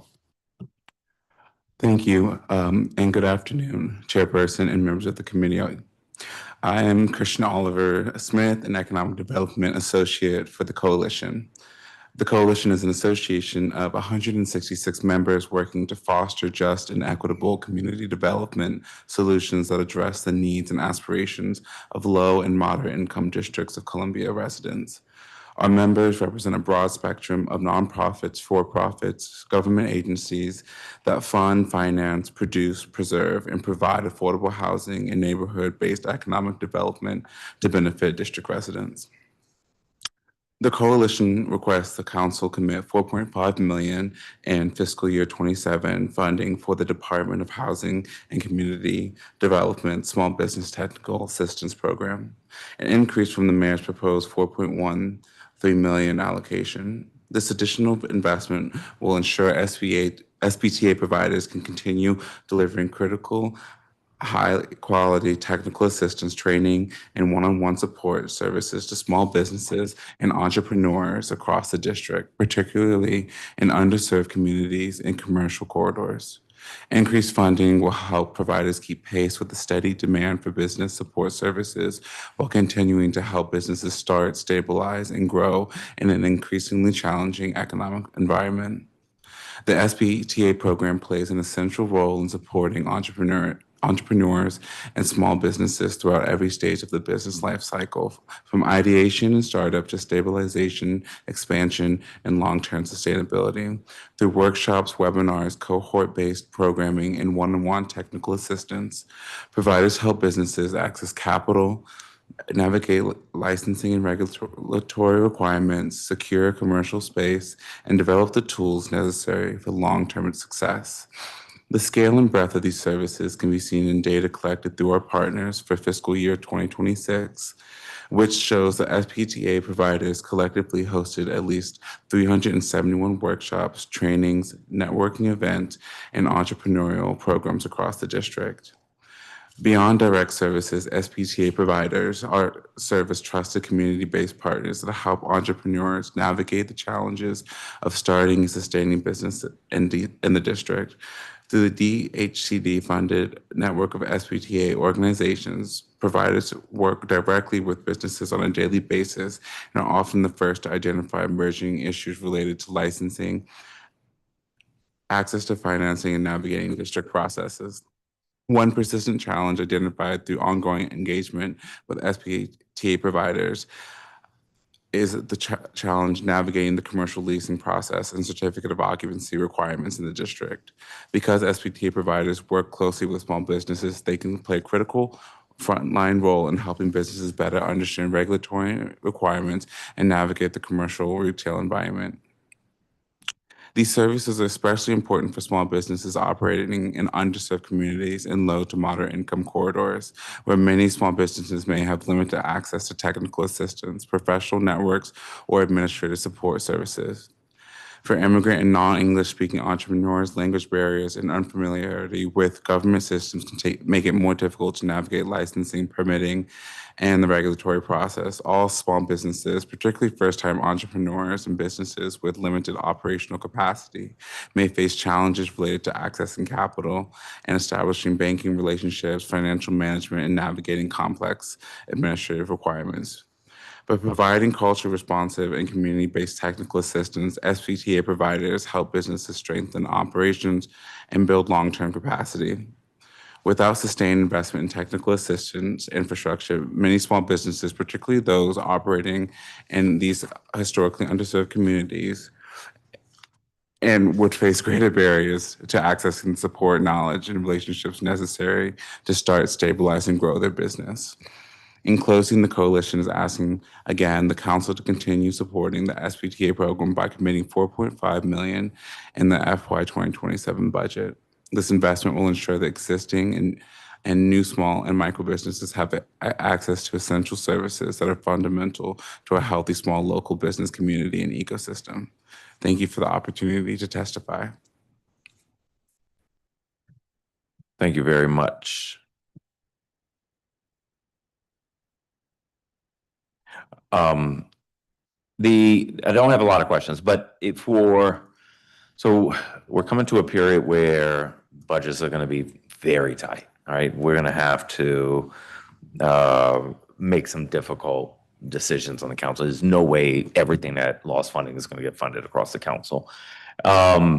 For like the small business technical assistance program, you know, something I've heard a lot about for years. I think it's a great program.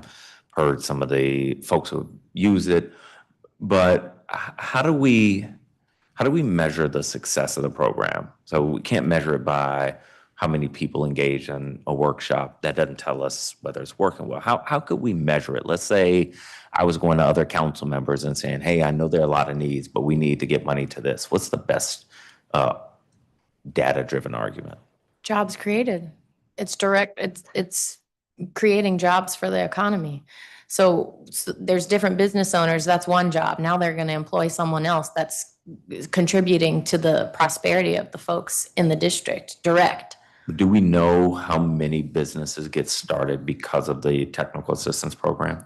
Yeah, so when we report, right now it's, I believe every 2 months when we report, we're reporting the businesses that have been created. We're reporting if they've created new jobs, how many jobs they've retained. And there's other data points that most of the SBTA providers can give as well. Okay. Okay. I am a fan of the program. I just want to, like, when we're trying to Love to fight hear for it. it. Yeah, I Love to want hear it. to make sure. Gabby Morris Flores, the same question, but with respect to housing counseling services. How do we know how well those services are performing? Housing counseling services funded through DHCD. Yeah, no. We're receive funding through Access to Justice. LEDC doesn't do. I used to be at LEDC. Not Yeah, anymore. But our director of housing counseling, she's also going to testify as well. Okay. And then I guess my last question though is just, Gabby, you mentioned the woman who is out of her home because of flooding, right? Yes. Okay. If the issue isn't fixed, why can she not stay in the hotel any longer? I believe that the stay was just a temporary stay that's paid, and so the paid stay has now run out. And she said that, and I believe that's funded not through OTA, because I asked and she said that DOB has not yet red noticed her door, so she's not able to get the OTA funded hotel. I'm not sure if this was through her permanent supportive housing voucher that she got the temporary funded hotel. Okay. All right. Keep us posted on that if you would. I will. Right. Thank you all very much for your testimonies. Thank you for being with us. Leah Dukes. Kenyatta Smith with DC Community Wealth Builders. Yolanda Corbett. William Jordan. Who I think I saw. There you are.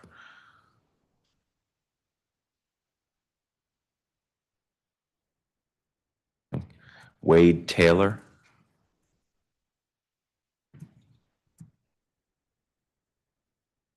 Walda Yan, Housing Programs Director at LEDC. Zachary Rigoni. Oh, wait. Zachary, you hold on. Yep, thank you. All right. You Leah Dukes? Wonderful. If you hit the button on the base of your microphone, yep. Welcome, and you can begin your testimony. My name is Leah Dukes. I've never done this before. Well, you're in a good place. We're easy. We're nice. Most of the time. I live at Cascade Apartments. I don't really know how this is supposed to go, but we have no electricity. Our faucet is broke. The mice sleep with us and the bugs. We have American flying cockroaches. And I've pretty much given up on life because my health is deteriorating because I have no help. Y'all the first person that I've talked to in 9 years that wanted to even help or listen to our story. We have been on the news and everything else, and there's still nothing being helped. I have my daughter in there who is in college for her PhD. And that is the only best thing in my life that I accomplished. But living in this apartment is deteriorating us. And I don't think it's fair that, forget about me, that my daughter has to suffer when she did everything I asked and she's almost finishing college. And I have her suffering in that apartment. When they brought me there from domestic violence for somebody about to kill me and my daughter, I might as well stay where I was.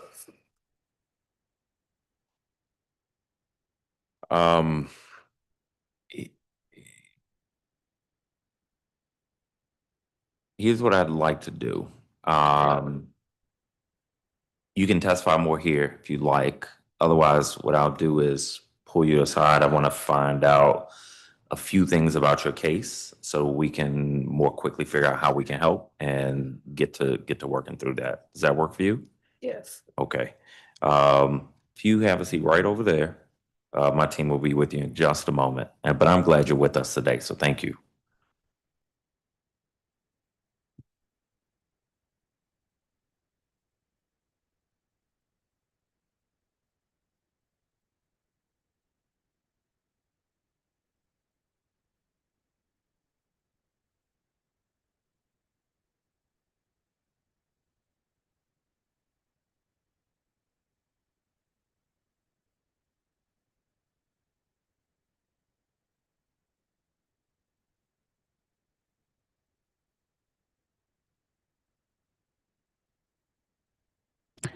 William Jordan, thank you for being with us.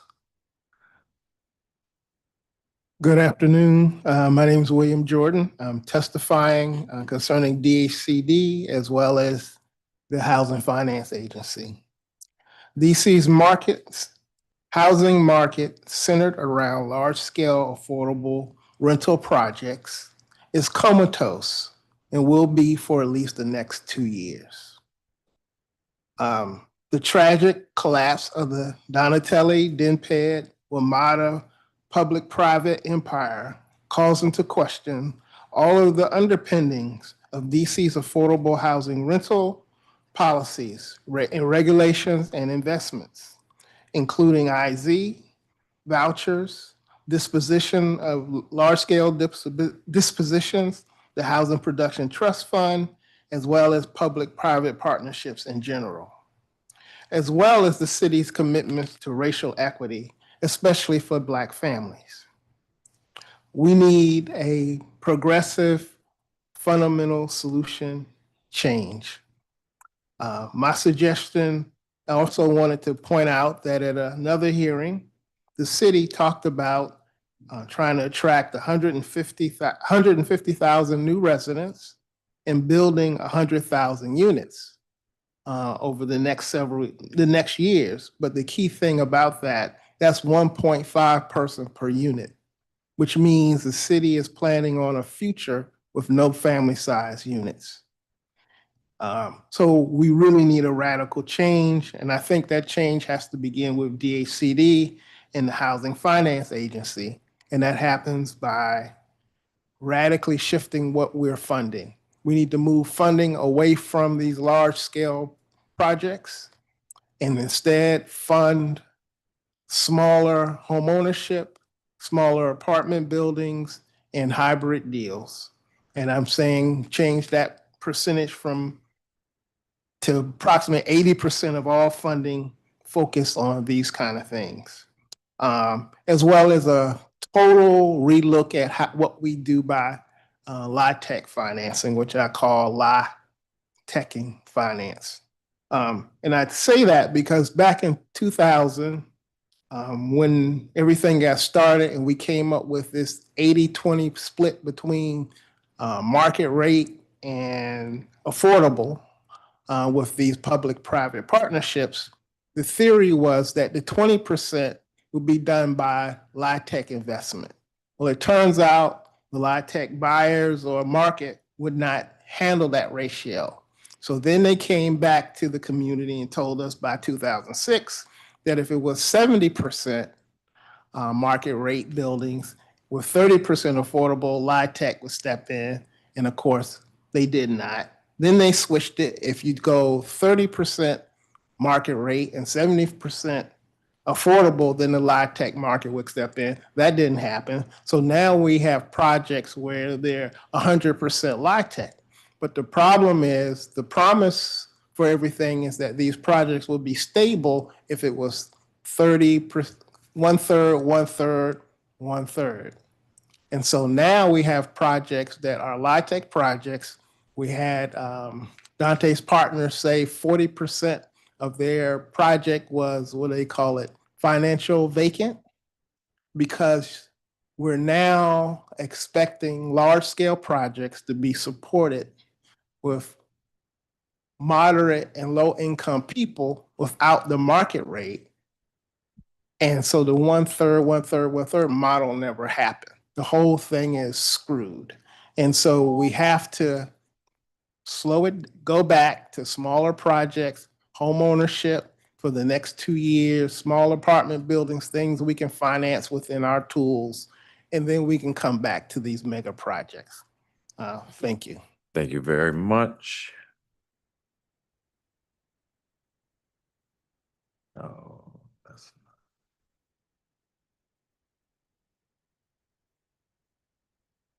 Kenyatta Smith is not on this panel, right?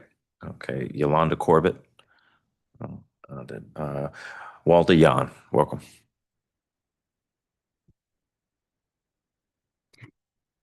Good afternoon, Councilmember Robert White and staff. My name is Gualda John, and I serve as the Housing Programs Director at the Latino Economic Development Center, LEDC. And I'm here today to urge the Council to fund HPAP at least at $27.5 million and to support at least with $50 million for the NBA program for housing counseling services. HPAP is one of the district's most effective tools for helping working families become homeowners at a time when housing prices and interest rates continue to push homeownership further out of reach. Last year alone, all CBOs in the district helped more than 200 households achieve homeownership. At LEDC, we helped 34 households to become homeowners and provided one-on-one counseling and group education to 2,577 residents.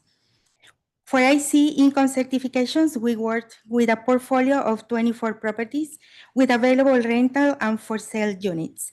6 were rental properties, 18 units for a sale. IC income certifications connect residents to rental and homeownership opportunities. These investments produce measurable outcomes for the district. They help stabilize families, preserve economic diversity, and allow working residents to continue living in the communities where they work and contribute.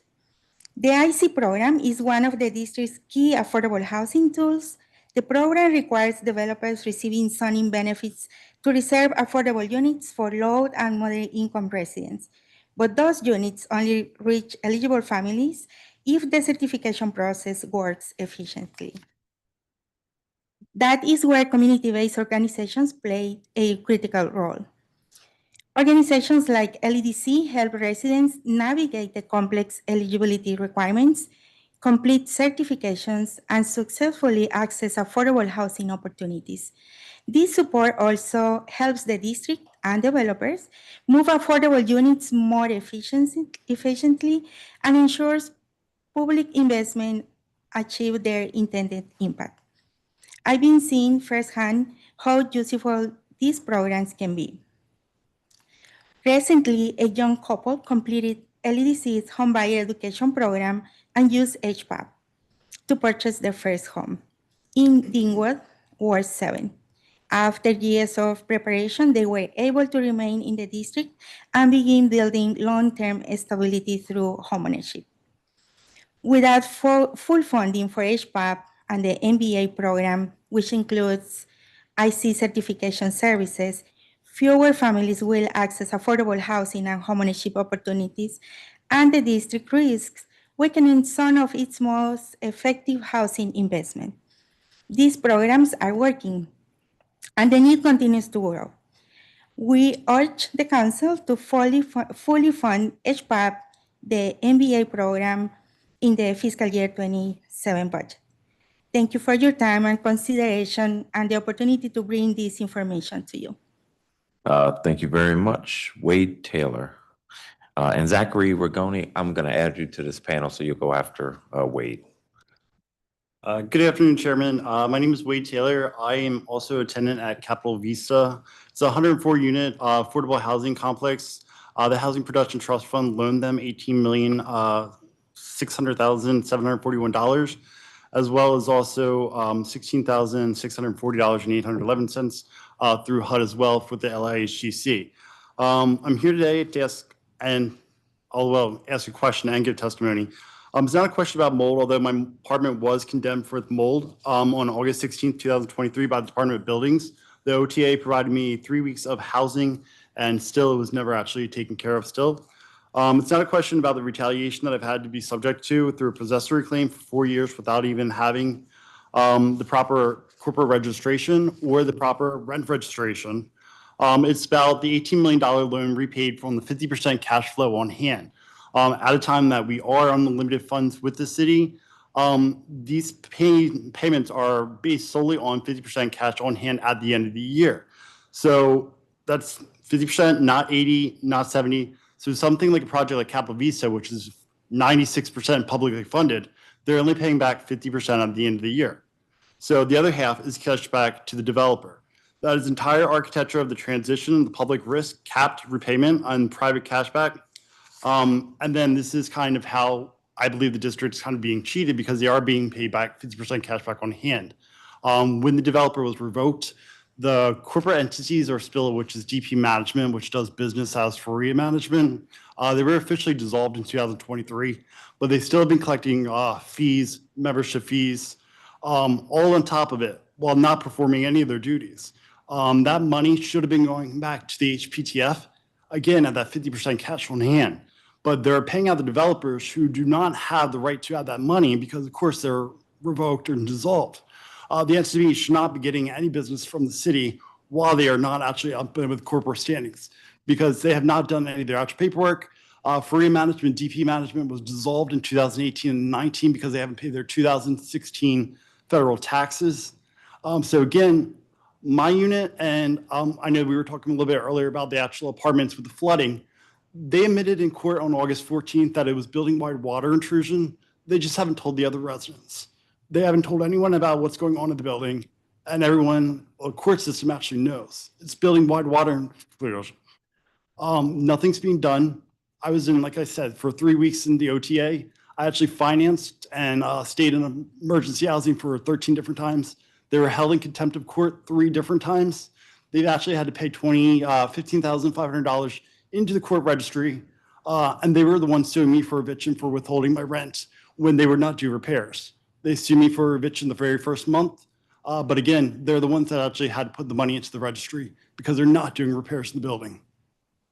Thank you. Thank you very much. And Zachary Rigoni, welcome. Good afternoon, Chairman White, members of the committee, and staff. Thank you for the opportunity to testify today. My name is Zach Rigoni, and I work on the criminal justice policy in the district. Housing stability is one of the foundations of successful reentry. Employment, treatment participation, family reunification, and compliance with supervision requirements are long-term public safety outcomes all become harder when people return home without stable housing. In the district, research has found that a majority of people experiencing homelessness have experienced incarceration, and more than half reported that incarceration directly contributed to their housing instability. The district has increasingly recognized this condition in both its housing and public safety discussions. The question before the committee is no longer whether reentry housing matters. The question is whether the district has a clear and accountable structure for managing those investments at scale required to meet the need. Appropriating funds is not the same thing as operating a strategy. A strategy requires clear goals, timely execution, visible implementation, and measurable results. At present, it is not clear that DHCD isn't consistently providing those things in the reentry housing space. These concerns are not hypothetical. In 2025, the council had to pass emergency legislation tied to delays involving a DHCD-supported reentry housing project after the agency failed to execute a contract for months. Whether that contract has since led to meaningful implementation progress remains unclear, and that uncertainty reinforces the need for stronger transparency around reentry housing investments. I'll also note that in my prior work in the reentry space, attempts to engage DHCD leadership on returning citizen housing issues was often difficult and inconsistent. Organizations working directly with returning citizens should not struggle to obtain meaningful engagement from the agency responsible for administering these resources. Effective implementation requires consistent communication between government agencies and frontline organizations working in the field. More broadly, DHCD has faced repeated scrutiny regarding its ability to effectively deploy housing-related resources. That includes concerns raised by the OIG regarding Housing Production Trust Fund implementation, as well as the more recent reporting involving unspent homebuyer assistance funding and the forfeiture of federal low-income housing tax credits. Those examples matter because they point to a broader implementation concern. Appropriated or allocated housing resources do not automatically translate into housing capacity reaching residents. That concern becomes more significant given the structure of the proposed FY27 budget. Reentry housing appears folded into broader development financing categories rather than presented through a clear, identifiable structure with dedicated targets, timeliness of reporting requirements specific to returning citizens. As a result, advocates, service providers, and the public cannot easily determine what resources are specifically dedicated to reentry housing, how quickly funds are moving, and what projects are progressing, or what housing capacity is actually being delivered. That lack of visibility creates challenges not only for stakeholders, but for oversight itself. As the committee evaluates the FY27 budget, I would encourage a stronger oversight and reporting requirements tied specifically to reentry housing investments, including clearer reporting on appropriations, expenditures, project timelines, units brought online, and outcome measures tied to housing stability and successful placement. The committee should also consider whether returning citizen housing funding should be more clearly identifiable within the district's public budget structure rather than absorbed into broader development financing categories that make the tracking difficult. Research consistently shows that stable housing is among the strongest predictors of successful reentry and long-term public safety outcomes. If the district is serious about reducing recidivism and improving community stability, then reentry housing cannot operate as an opaque or loosely tracked subset of broader housing policy. It must be treated as a measurable public safety investment with clear expectations, visible implementation, and accountable stewardship. Thank you for the opportunity to testify today, and I welcome any questions that this committee may have. Thank you very much to this panel.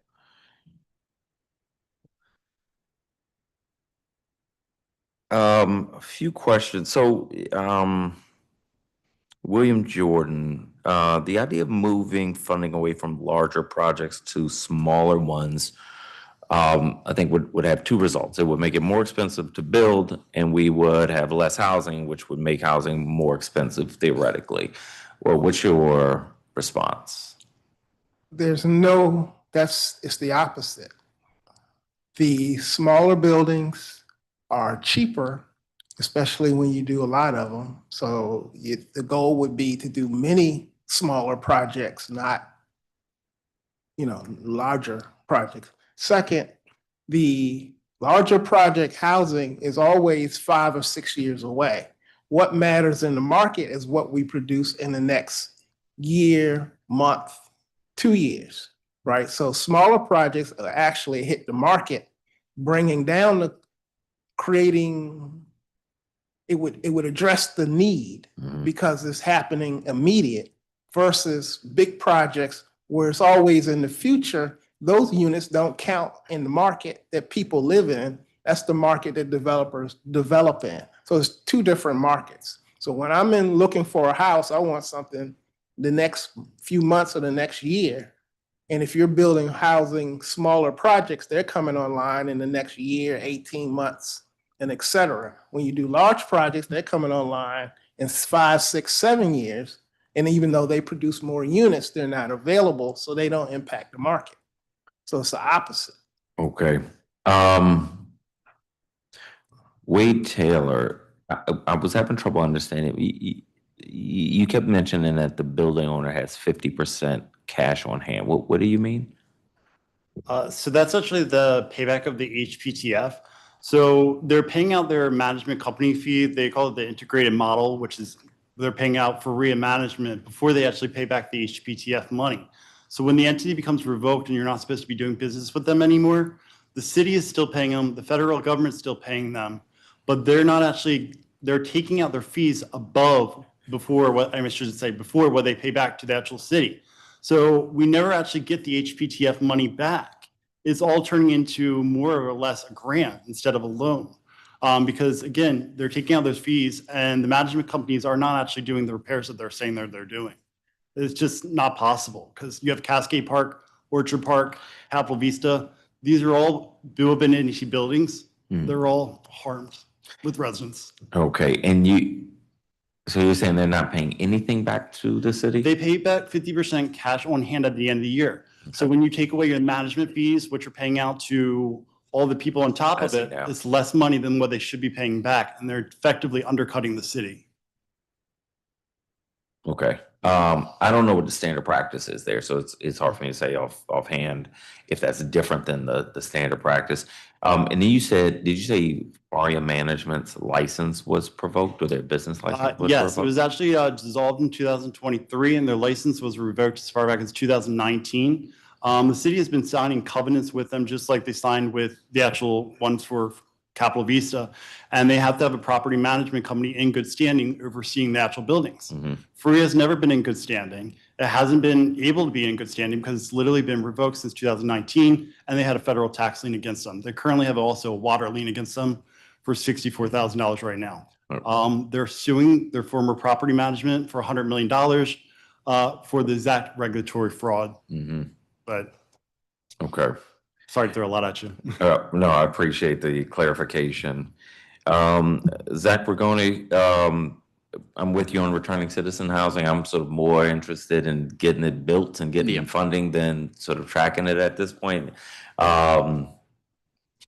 So I recognize that. I think, what we keep doing as much as we can on returning citizen housing is a drop in the bucket. We certainly got to get more buy-in from the council. I have a couple ideas that we're working through as a team to see if we can't find ways to leverage it to build more housing, but it's a constant uphill battle. So I appreciate your attention to that important housing issue. Walda Jean, thank you for your testimony, particularly around HPAP and housing counseling services. Yeah, I'm with you on it. But let me ask you a question on the housing counseling services. How do we measure our progress or success? How do we know if it's succeeding or not? With the number of, I would say one data point can be the number of homeowners that we are able to create in the district every year. And that is not just LDC, but all the CBOs in the district. It is 5 organizations providing this type of service. Another metric can be how we help DC residents to improve their financial health. So everybody that comes to housing counseling or to one of our classes, they are able to receive tools and information that how they can take care of their budget, their credit. Credit is a huge factor in this type of processes, and our communities don't know how to take care of that, how to establish, how to improve it, or how to maintain. Another point of data that we can provide is also with the inclusionary zoning program, the number of units that we are able to support the district and developers and property owners, the number of units that we are able to place families on those units, so the units are not vacant. And inclusive DC residents can buy an inclusionary zoning unit or an ADU. So I think we have enough data to support our success every year. I appreciate it. Thank you very much to this panel. All right, our next panel will be William Bates, McKenna Osborne, Senior Policy Attorney with the Children's Law Center, Damiana Dendi with DC Jobs with Justice, Jose Vargas.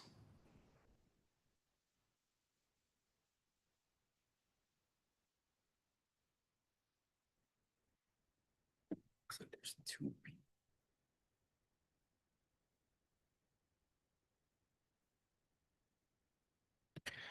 Is there anyone in the hearing room that's come to testify who hasn't been called yet? All right, you can join this panel, sir. Oh, wait, no, there are two? Okay, then. All right, we'll pull you both in. There's a chair on this side, sir. All right, so we will, William Bates. All right, William Bates, you can begin your testimony. Wait, who's William Bates? No William Bates? Okay, McKenna Osborne. Good afternoon, Chairperson White. My name is McKenna Osborne. I'm a senior policy attorney at Children's Law Center, a resident of the district, and a tenant in Ward 6. I'm testifying today on behalf of Children's Law Center. Thank you for this opportunity to comment on the proposed fiscal year 2027 budget for the Department of Housing and Community Development. Children's Law Center believes every child should grow up with a strong foundation. And an integral part of that foundation is housing security, having a safe, healthy, and stable place to call home. When families struggle to pay their rent and children experience frequent moves, poor housing conditions, eviction, or homelessness, it causes significant and lasting harm. Childhood housing insecurity is closely linked to developmental delays, increased anxiety and depression in childhood and adulthood, and worse physical health outcomes like exacerbated asthma from living with mold and pests. Children who don't have stable housing are also more likely to miss school and have a harder time learning when they are there and interact with the criminal legal system. All of these harms are associated with a higher use of costly public services over a child's lifetime. In the midst of a housing and cost of living crisis in the district, when over 52,000 renter households are spending more than half of their income on housing, the programs administered by DHCD to help preserve and produce affordable housing are critical tools for preventing childhood housing insecurity. And adequately funding them is an investment in the future of DC children and the well-being of our community.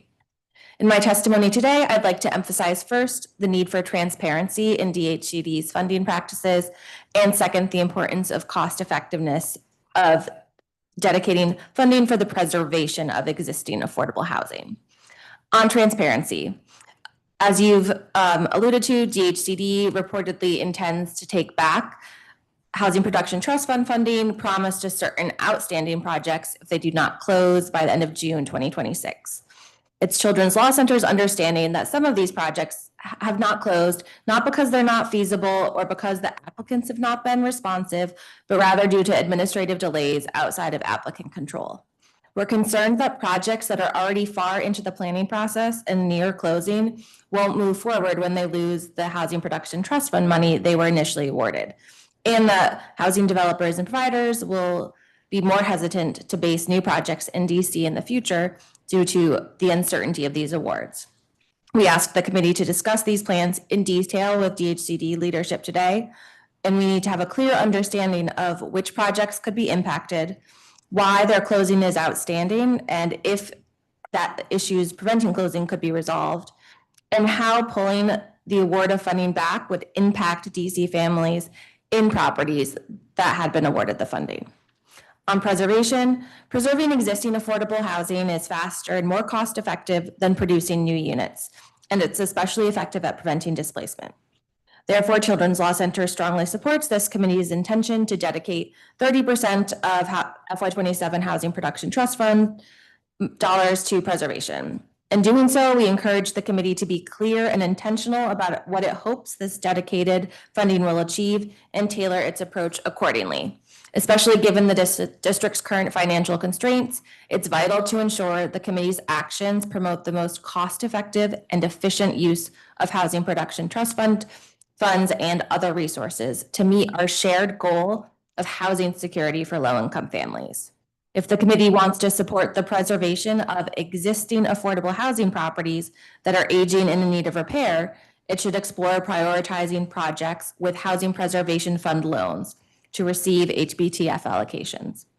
If the committee wants to stabilize the finances of affordable properties with high rental arrears, the committee should consider adding funding to ERAP or otherwise ensuring its investments stabilize both landlords and low-income families at risk of eviction. We welcome the opportunity to help the committee work through these considerations and happy to answer any questions. Thank you. Thank you, Damiana Dendi with DC Jobs with Justice. Welcome. Hello, good afternoon. Greetings, Chairman White and committee staff. My name is Damiana Dendi. I'm a tenant organizer with DC Job Justice. And today I'm testifying on the lack of effectiveness of the Department of Housing and Community Development in achieving its mission. Its mission is to produce and preserve opportunities for affordable housing and economic development and to revitalize underserved communities in DC. Oversight and transparency are crucial in achieving this mission, and I hope the council can adequately fund DHCD and the offices that are falling short of their statutory goals. I believe that the Office of Program Monitoring, Office of Portfolio and Asset Management, and Property Acquisition and Disposition Division should be further supported to achieve better outcomes for DC residents. My first recommendation is better oversight of DHCD funded projects and enforcement of penalties. The DHCD, through the Office of Program Monitoring, conducts oversight of contract compliance, quality assurance, and federal and local compliance monitoring. This includes projects that are funded through HBTF and LIHTC. It seems like there are potentially few penalties for landlords who break compliance in any of these aforementioned areas.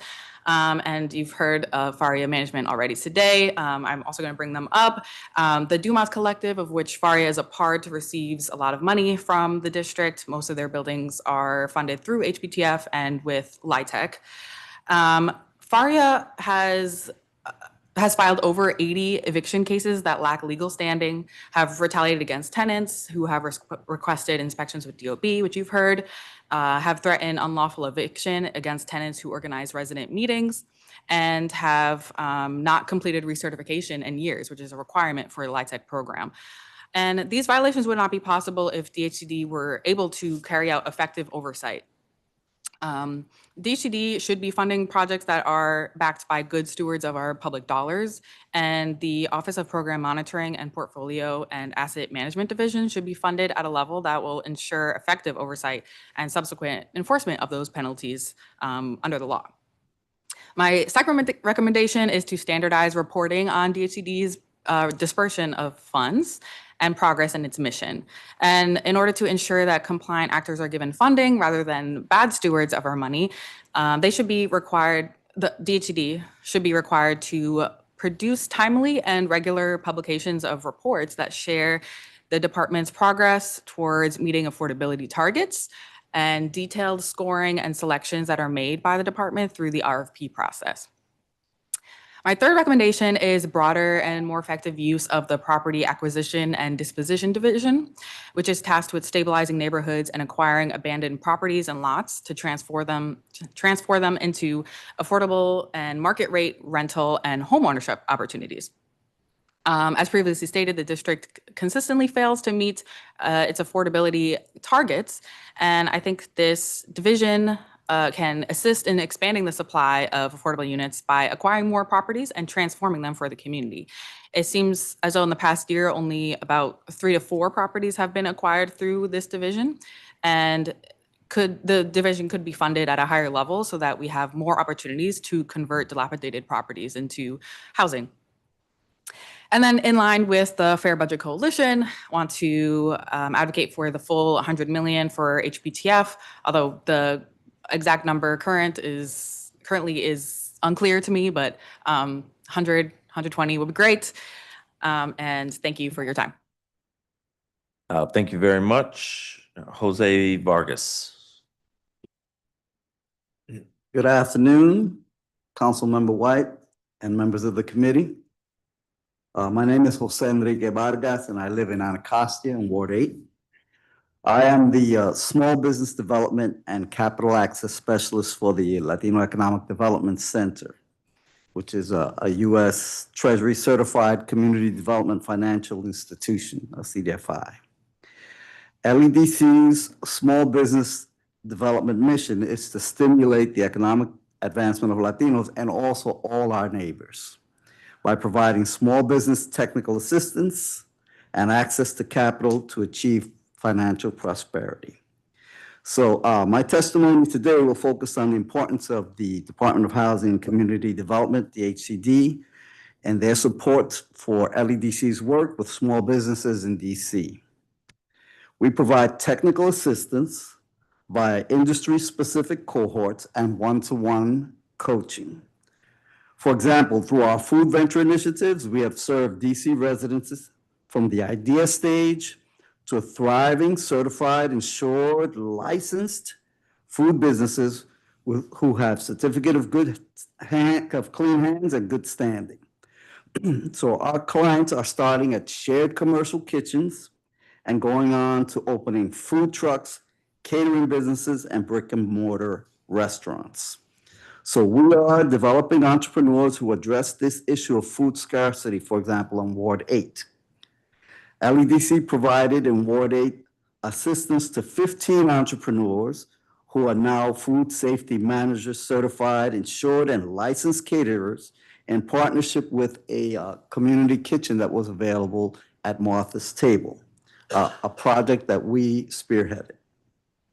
We rely on DHCD to leverage resources to provide comprehensive business development services that impact people's lives in that food desert and also throughout all the wards of DC. You will hear testimony today, or you will actually have it submitted in writing from my clients who went from the idea stage to becoming private chefs, caterers, food truck owners, and brick and mortar restaurant owners. LEDC provides expert knowledge and resources that facilitate DC businesses to fulfill their full potential. We help skilled craft people become licensed, insured, and bonded home improvement companies, for example, and we've turned barbers into salon owners with the help of resources from DC DHCD. LEDC Small Business Development and our CDFI have directly impacted the local economy over the last year as they've created and maintained nearly 1,000 jobs in DC alone. Without the crucial funding necessary to support small businesses, organizations like LEDC cannot provide one-to-one coaching and industry-specific training cohorts for small businesses, like Mama T's in Upshur Street, Soul Food. They went from idea stage to working from a shared kitchen to getting licensed to selling at Eastern Market to now having a restaurant where they have 5 people working with them. That's Mama T, who's actually there, and her daughter, Krista Joyner, as well as the side dish queen, who started out in a shared kitchen and now is a private chef all over DC, serving international food and soul food. And we have Los Quesos, the only Salvadoran food truck east of the river, as well as the groom guy who shaved my bald head. So I'd like to thank you for the opportunity to testify before you. Thank you very much. And if you would introduce yourself and then you can begin your testimony. Yes, and hit that button right there at the bottom. Yep. Thank you, Honorable Council Member White. Certainly is good to be before you once again. Hasn't been for a while, but we certainly, I'm always, just beholding to be in your presence. So thank you. And to the council, to the staff as well. Today, my name is Miles Holloman, and I am a Washingtonian, and I live in Ward 5. I've submitted testimony before you before. Now I'm retired, making and barely making my ends meet. I'm a proud member of the Cops and Clergy Initiative. I volunteer at Stoddard Nursing Home and at Central Union Mission, both physically and financially. I have joined in several activist affiliations and initiatives, which include DC Home Rule and most recently Free DC. I'm a dedicated member of and minister at New Bethany Baptist Church. I'm going to use 4 minutes of his time. Just plain, sir. I lost my text here.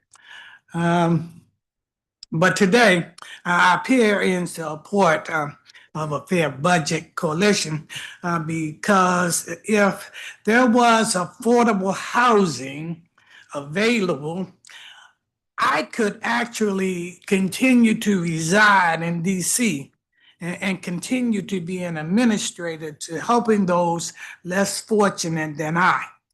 I've paid enough rent in DC consistently to validate my opportunity to mature an affordable mortgage. Likewise, there are families that could start generational wealth that helps lower the trajectory of reaching a goal of a home with less resistance. However, the resistance of DHCD appears a trajectory like a burden too hard for the low-income family to manage or even inspire. This is possible because this is possible.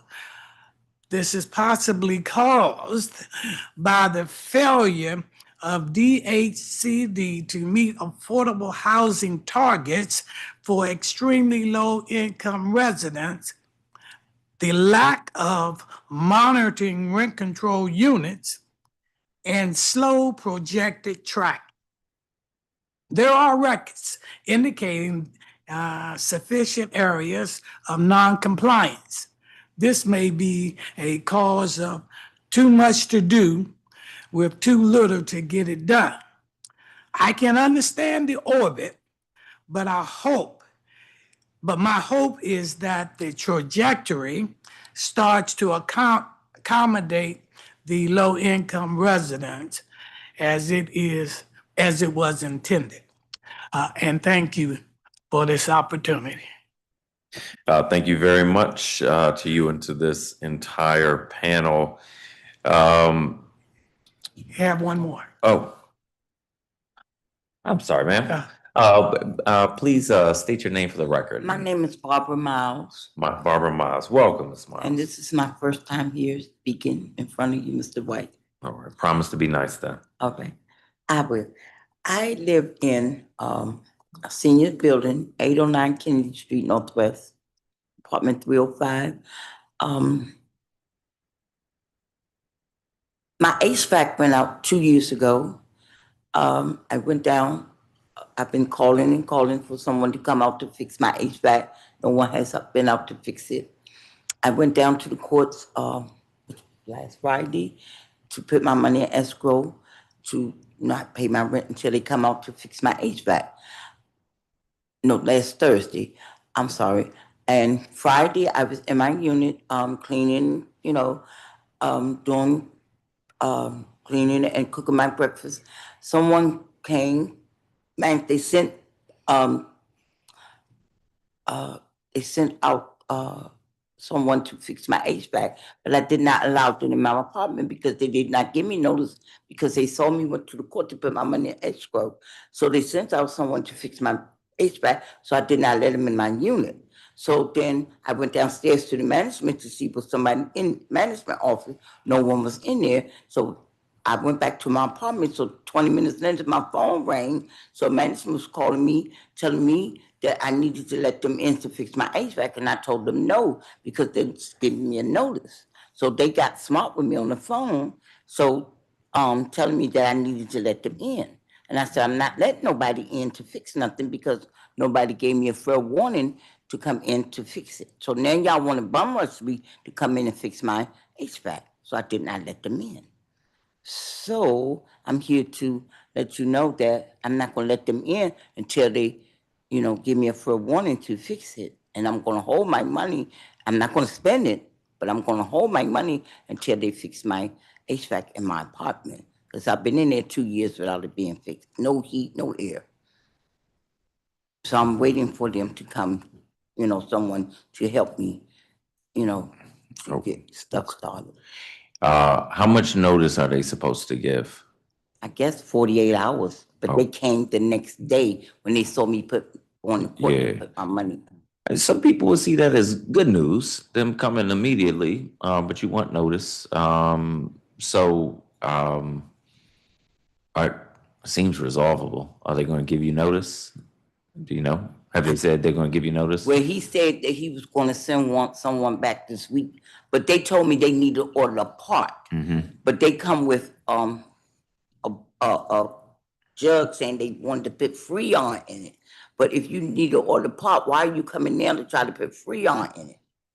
Oh, I don't know. Don't get me trying to fix HVAC. I don't know, but might be more than one thing wrong with it. I don't know. But I don't know if they're going to be able to fix it if you don't let them in. I know. I don't know if they told me they need to order a part. Okay. They come with Freon. Okay. I mean, so if they come back this week, do I have a right to let them in? Oh, you gotta ask yeah, I'm not one. I'll lose my bar license. But I do want your HVAC to get fixed. Okay. Cause it's cool today, but it's gonna get hot soon. It's gonna get hot. So, well, hopefully you can work it out with them. It seems like you got some good folks by your side, but if you need our help, let me know. Okay. All right. And I appreciate you coming.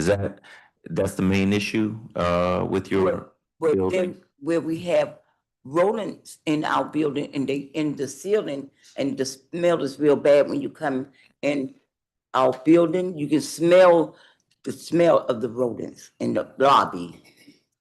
In the lobby, you can smell it. You can hear it. Even now? Yeah, what are they saying about that? What are they gonna do? They've been out trying to fix it, but the rodents keep getting back in the ceiling. But the smell is so bad. It's so bad. Okay. How long has that been going on? It's been going on for about, maybe I say 4 years. I moved in that building, it's brand new when it first opened. Okay. It's a brand new building. So now we have the rodents in there and the smell is so awful. Okay. And the management has been working on it, but they haven't been able to figure it out? We have been having, this is our third new management since I've been in that building. They have got rid of management. Now we have new management.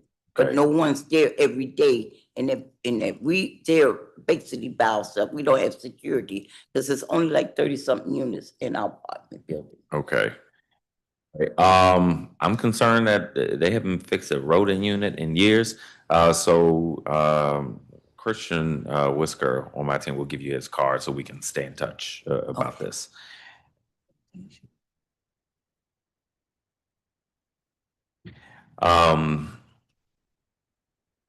Miles Holloman, thank you for your testimony. Monitoring of this spending, non-compliance with regulations. I hear you on that. It's something I want to give a heads up to folks on. The law requires DHED to spend at least 50% of the Housing Production Trust Fund money on deeply affordable housing. They have gotten much better at getting toward that. Since I've been chair of housing and since Director Green has been in her seat, still has never hit 50%. But one of the things they've said that I agree with, how much you spend is not the most important measurement. It's how much affordable housing you produce. And so we're looking at some language in the budget, in the Budget Support Act, that would focus more on measuring how much affordable housing they produce, but also looking at the size of the units, the quality of the construction. So I want to make sure we're measuring the right things, but they got to comply with the law. So open to changing the law, but they got to comply with the law. So thank you for your testimony. Thank you.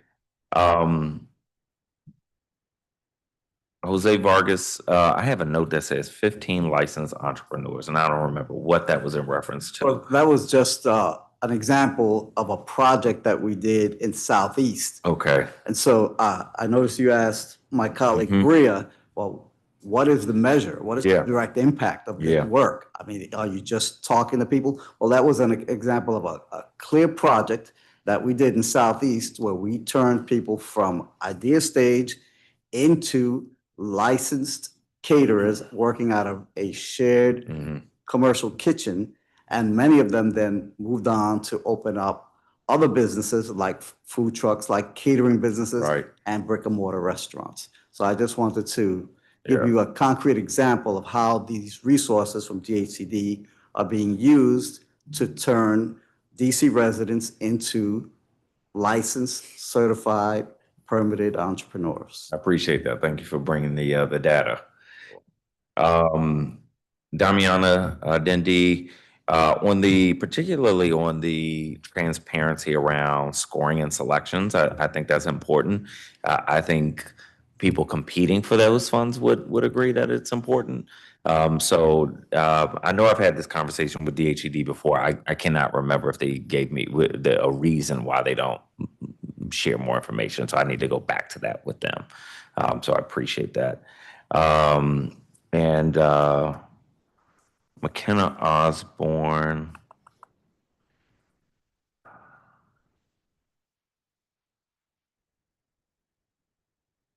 I don't have any questions. I have notes, but no questions. So thank you all very much for your testimonies.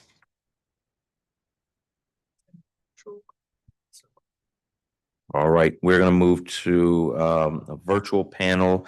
Deidre Brown, Vice Board Chair for the Northwest Opportunity Partners, CDC. Christian Cologne. Paulette Johnson. Nancy McWood, former chair of the Committee of 100 on the Federal City. Shannon McQueen, Director of Strategic Partnerships with MANA.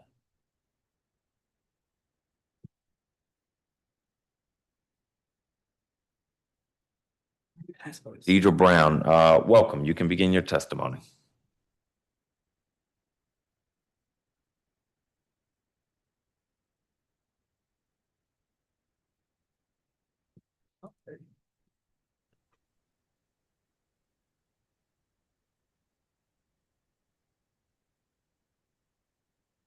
Deidre Brown, you can begin your testimony.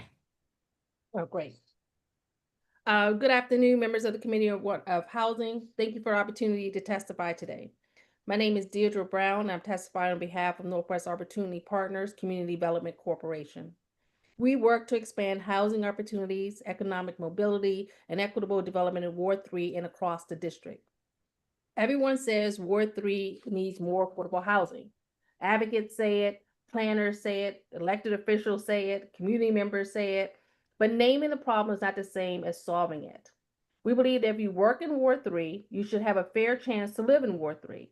That means housing for grocery workers, teachers, restaurant workers, childcare workers, seniors, and families who keep our neighborhoods functioning every day. Some argue that upzoning alone will solve this problem, but the evidence in Ward 3 does not support that. Large developments may produce new housing, but inclusionary zoning by itself is producing too few affordable units and no units that are deeply affordable. At Mazda and Friendship Heights, the redevelopment includes 325 rental homes, but only 40 are affordable. That is about 12%. At Warman Park, roughly 900 new residential units were produced, but only about 72 are affordable. That's about 8%. And those units are largely targeted to households earning 50 to 60% of the median family income. At City Ridge, 690 apartments were produced, but only 56 are affordable. Again, about 8%. These units are welcome, but they prove the larger point. Exclusionary zoning alone is not a serious strategy for meeting Ward 3's affordable housing needs. A starting DCPS teacher earns about $63,000 a year, which is roughly 39% of the MFI for a family of 4, or 51% MFI for a single-person household. Many food service workers earn roughly between $39,000 to $46,000 a year, which is about 24 to 28% of the MFI for a family of 4. These are people who serve Ward 3 every day, but many cannot afford to live anywhere near the communities they support. So we need to be honest. Market rate development with the small IZ set aside will not meet the real housing needs in Ward 3. It will not produce enough housing for households earning 30 to 50% of the MFI, It will not create enough family-sized affordable units, and it will not create meaningful pathways to ownership for residents who need stability, not permanent rental insecurity. If the district is serious about affordable housing in Ward 3, we have to stop pretending that symbolic affordability is enough, because it's not. The Lisner project in Ward 3 shows what real public investment can do. DHCD has described the Housing Production Trust Fund investment in Lisner as the first trust fund financed affordable housing project in Ward 3. The project created 93 affordable senior housing units and was supported by a $26.6 million trust fund construction loan. That should not be the exception, it should be the model. If we want truly affordable housing in Ward 3, DHCD must use the tools to actually produce it. The Housing Reduction Trust Fund, low-income housing tax credits, public land opportunities, tax incentives, and targeted gap financing. There are experienced affordable housing developers ready to do the work. Somerset Development has long proposed affordable housing on Wisconsin Avenue, but the project has not received sufficient public subsidies or dedicated financing to move forward. That is exactly the kind of project DHCD should be helping to unlock. So today we're asking the committee to protect and prioritize funding for deeply affordable housing in Ward 3. Reject cuts that weaken the Housing Reduction Trust Fund, direct DHCD to work proactively with community partners and mission-driven developers, and finance projects that meet actual needs, not just production goals. Ward 3 does not need symbolic affordability. We need real affordability. We need housing for workers, seniors, families, and low-income residents who are being priced out of the very neighborhoods they help sustain. Thank you for the opportunity to testify today. Thank you very much. Christian Cologne.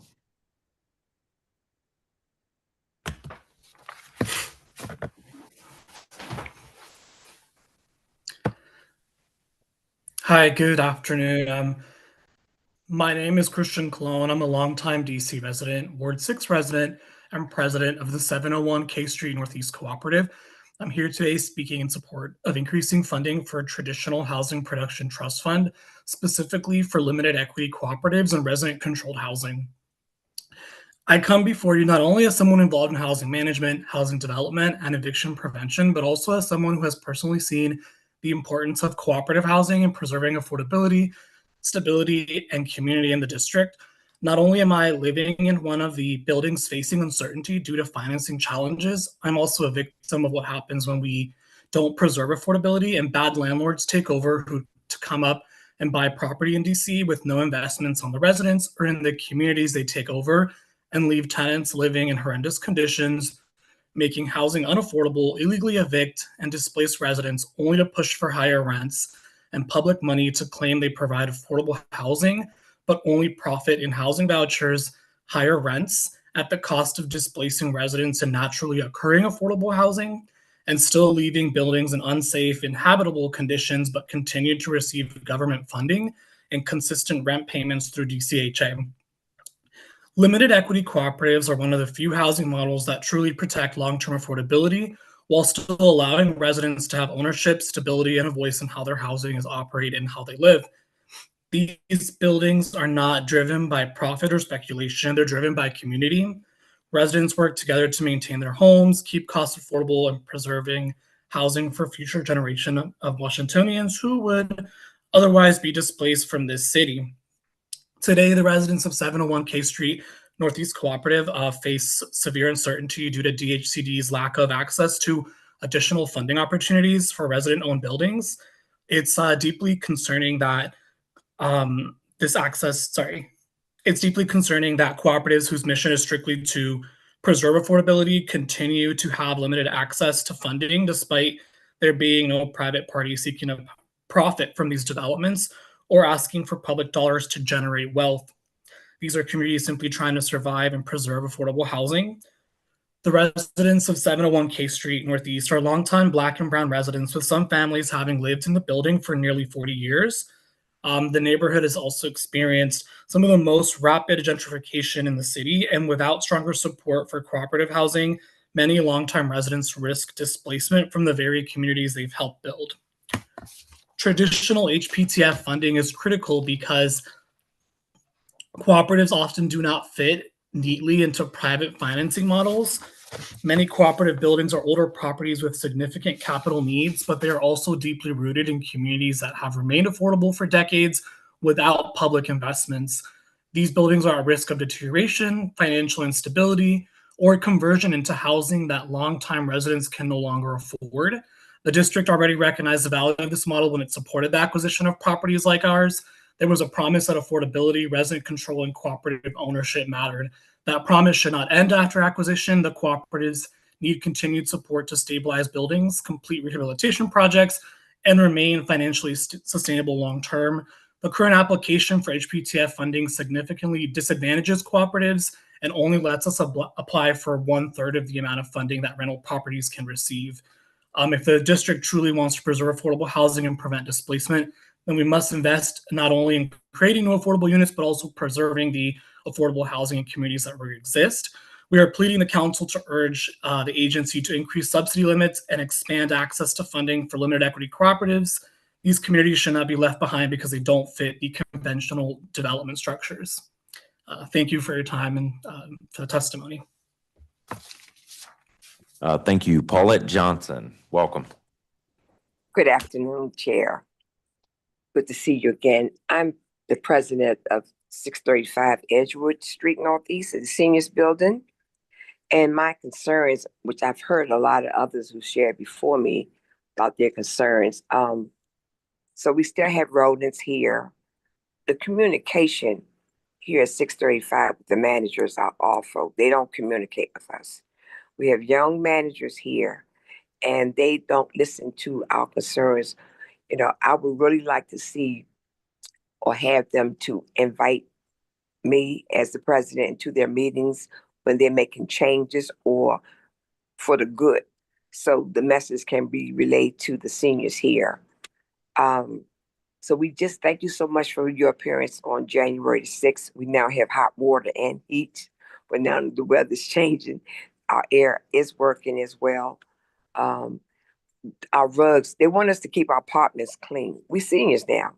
They want us to keep our apartments clean, but the building is dirty.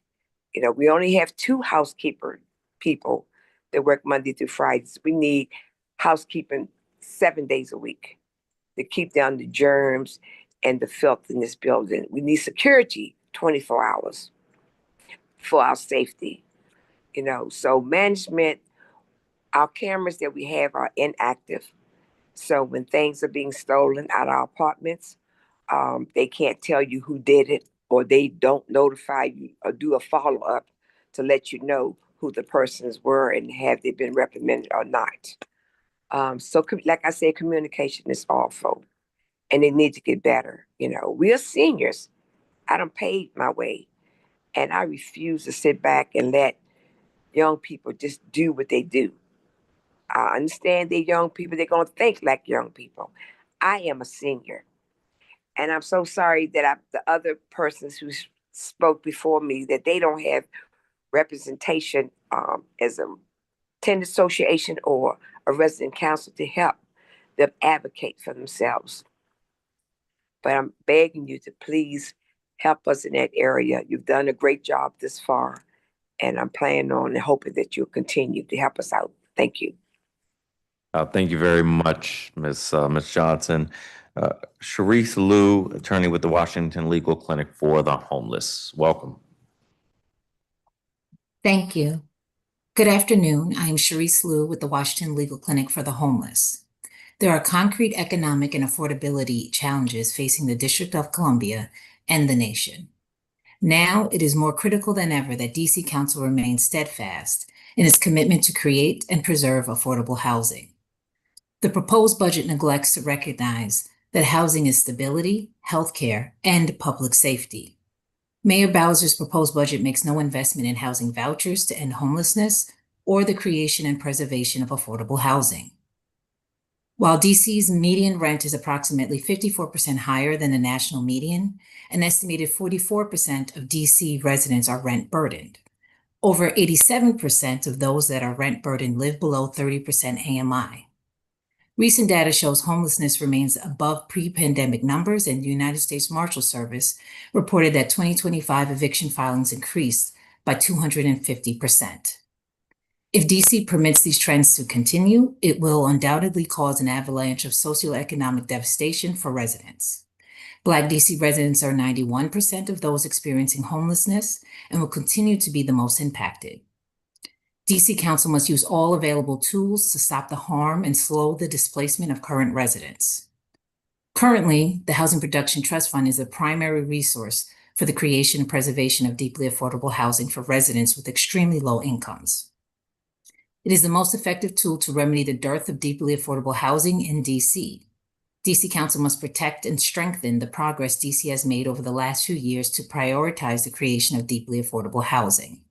The proposed budget fails to invest in the HPTF despite increased barriers to housing access for DC residents. A lack of investment in the preservation and creation of deeply affordable housing will only exacerbate DC's affordability crisis. The latest housing profile report from the National Low Income Housing Coalition shows that over 59,000 DC renters have extremely low incomes, with housing costs up 5% from the previous year. The dearth of affordable housing for the extremely low income is currently as severe as negative 37,000, with only 37 deeply affordable housing homes available per 100 renter households. These grim statistics do not even account for the additional barriers that the lowest income tenants face within the housing market when in need of accommodations for large families and/or accessible units for those with physical disabilities. Deeply affordable housing is the most needed and the least created. The existence of deeply affordable housing is more crucial for DC residents than it has ever been. We urge DC Council to recognize the distinct housing needs of the lowest income residents and make meaningful investments to support access to housing.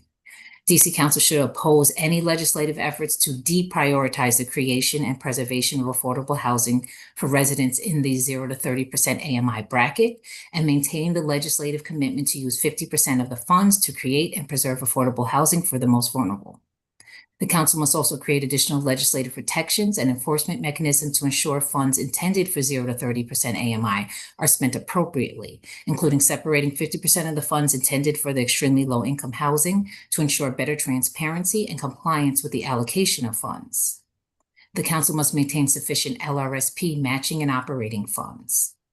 Additionally, increased transparency and oversight measures are needed, and the Council should require that the DHCD is compliant with all existing reporting requirements and incorporate expanded requirements into the Housing Production Trust Fund Transparency Amendment Act of 2021. Thank you. Thank you very much. Farrah Fawcett, Community Development Director with Empower DC. Hey, good afternoon, Councilmember White, members of the committee. My name is Farrah Fawcett, and I'm the community organizer or community development director at Empower DC, a community organizing group focused on racial and economic justice. I'm here today in Ivy City, where Empower DC and Douglas Community Land Trust have an anti-displacement demonstration program called Keep Ivy City Home to combat the displacement of low and moderate income renters and homeowners from the neighborhood. DC's Office of Planning 2024 Ivy City Small Area Plan found that 30% of Ivy City residents are at risk of displacement. Nearly half of renters and 85% of homeowners here are housing cost burdened. It's critical that Ivy City preserve all of its existing affordable housing, and OP specifically cites the need to preserve small buildings as affordable. The property right behind me is a 12-unit subsidized rental property. This property would be ideal for DOPA, for the District Opportunity to Purchase Act. It's for sale, there's no third-party contract, and tenants didn't exercise TOPA, meaning there's time to put together a deal. There's an existing federal subsidy that keeps tenants' rents at 30% of their income. And according to the owner, the DHCD has a master lease on the property. But it's at risk. A new owner could opt out of the subsidy, they could seek to rent to voucher holders, convert the property to market rate, or seek to get as much profit as possible from it to the detriment of the housing conditions there. It only makes sense that DC create a preservation and affordability plan for a property where it holds a master lease, particularly in an area with a high level of displacement and a very limited supply of dedicated affordable housing. We're in a tricky place right now with deed and transfer recordation taxes down and less money in the Housing Production Trust Fund. But there are better prices and less competition. Now's the time for investment and preservation. DC does have more money than it could appear for these critical projects. While the mayor's budget would cut most agency spending, it also includes hundreds of millions of dollars in capital projects, tax breaks, and reductions in business fees. This is lost revenue. These policies are based on discredited theories of trickle-down economics and corporate giveaways. The council needs to look at these and capital expenditures, which increase our debt service. Further, DHCD lacks a preservation plan, and the amount of funding in the trust fund is unclear. This is not okay. I urge DHCD to go through the existing pipeline of projects in a way that prioritizes preventing displacement and preserving existing affordable housing, particularly places where we've already made investments, not based on arbitrary deadlines or percentages of total development costs, but based on preventing displacement and protecting public investments. There are a number of TOPA projects where residents worked extremely hard to preserve their affordable housing. They and their development partners got commitments from DHCD for financing to renovate and stabilize. These commitments need to be honored if DC is going to stabilize our pipeline. And if DC is putting in funding into projects to stabilize, meaning to make up for rent arrears, then rent arrears need to be forgiven through an eviction diversion program. I urge DHCD to create a preservation plan and for the council to ensure that they can pass a budget that does not exacerbate affordability, income inequality, and displacement. In addition to reviewing tax breaks and capital expenditures, the council should enact a wealth proceeds tax and make DC's marginal income tax more progressive and create a business activity tax. These will all raise revenues. Here in Ivy City, there are real threats to not just existing affordable housing, but the community as a whole. And there are real opportunities for preservation. Beyond the building behind me, there's a now vacant property that was owned by slumlord Sam Restream. That could also be a preservation opportunity. Empower DC and Douglas Community Land Trust are working to create preservation plans for these properties and others. I hope we can look to DHCD and to the council as partners, but that means having clear preservation plans and increased revenue. We look forward to working with you to keep Ivy City home and to prevent displacement in DC. Thank you. Thank you very much. Nancy McWood, former chair of the Committee of 100 on the Federal City. Thank you. Good afternoon, Chairman White. I am Nancy McWood, testifying on behalf of the Committee 100 on the Federal City on the proposed Department of Housing and Community Development FY27 budget.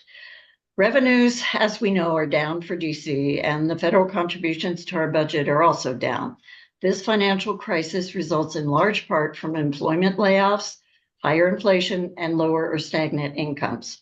While most households feel financially challenged, our lowest income residents are making financial choices that no one ever wants to make. It is within this context that this budget proposal must be assessed. While many departments are seeing administrative and contractual budget cuts, DHCD is facing vital program cuts. The major housing production program for our lowest income households is being cut from $100 million to $62 million. This means that new and preserved multifamily affordable housing loans and grants will be spread to fewer projects. It is essential that this budget level, if this budget level is approved, and the Committee 100 would like to see a reinstatement of dedicated deed and transfer taxes to HBTF. But if the budget is approved, DHCD should be required to reform the distribution of funds.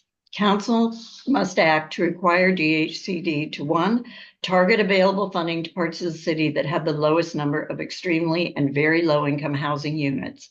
DHCD has been spending public funds almost exclusively in a few areas where land costs are lower, but this results in an inequitable distribution of deeply affordable housing units. The new HBTF open RFP process should score applications to achieve equitable funding. 2, revise the RFP selection criteria for consolidated requests for proposals to essential goals. The current scoring of applications does not reveal what the priorities are. C100 also urges the council to prioritize funding for housing preservation. This is not the time to divert funds that help low-income residents stay in their homes. With so many daily financial challenges, it is essential that the city government help with the costs. Some may not consider a priority, but which may escalate the likelihood of losing a home. The $1.1 million budget increase for housing preservation is a decrease when inflation is applied to the FY26 spending. Finally, amidst the many cuts that will hurt the unhoused or temporarily housed, we urge the committee and the council to consider increasing tenant vouchers through the local rent supplement program so that new vouchers can be distributed.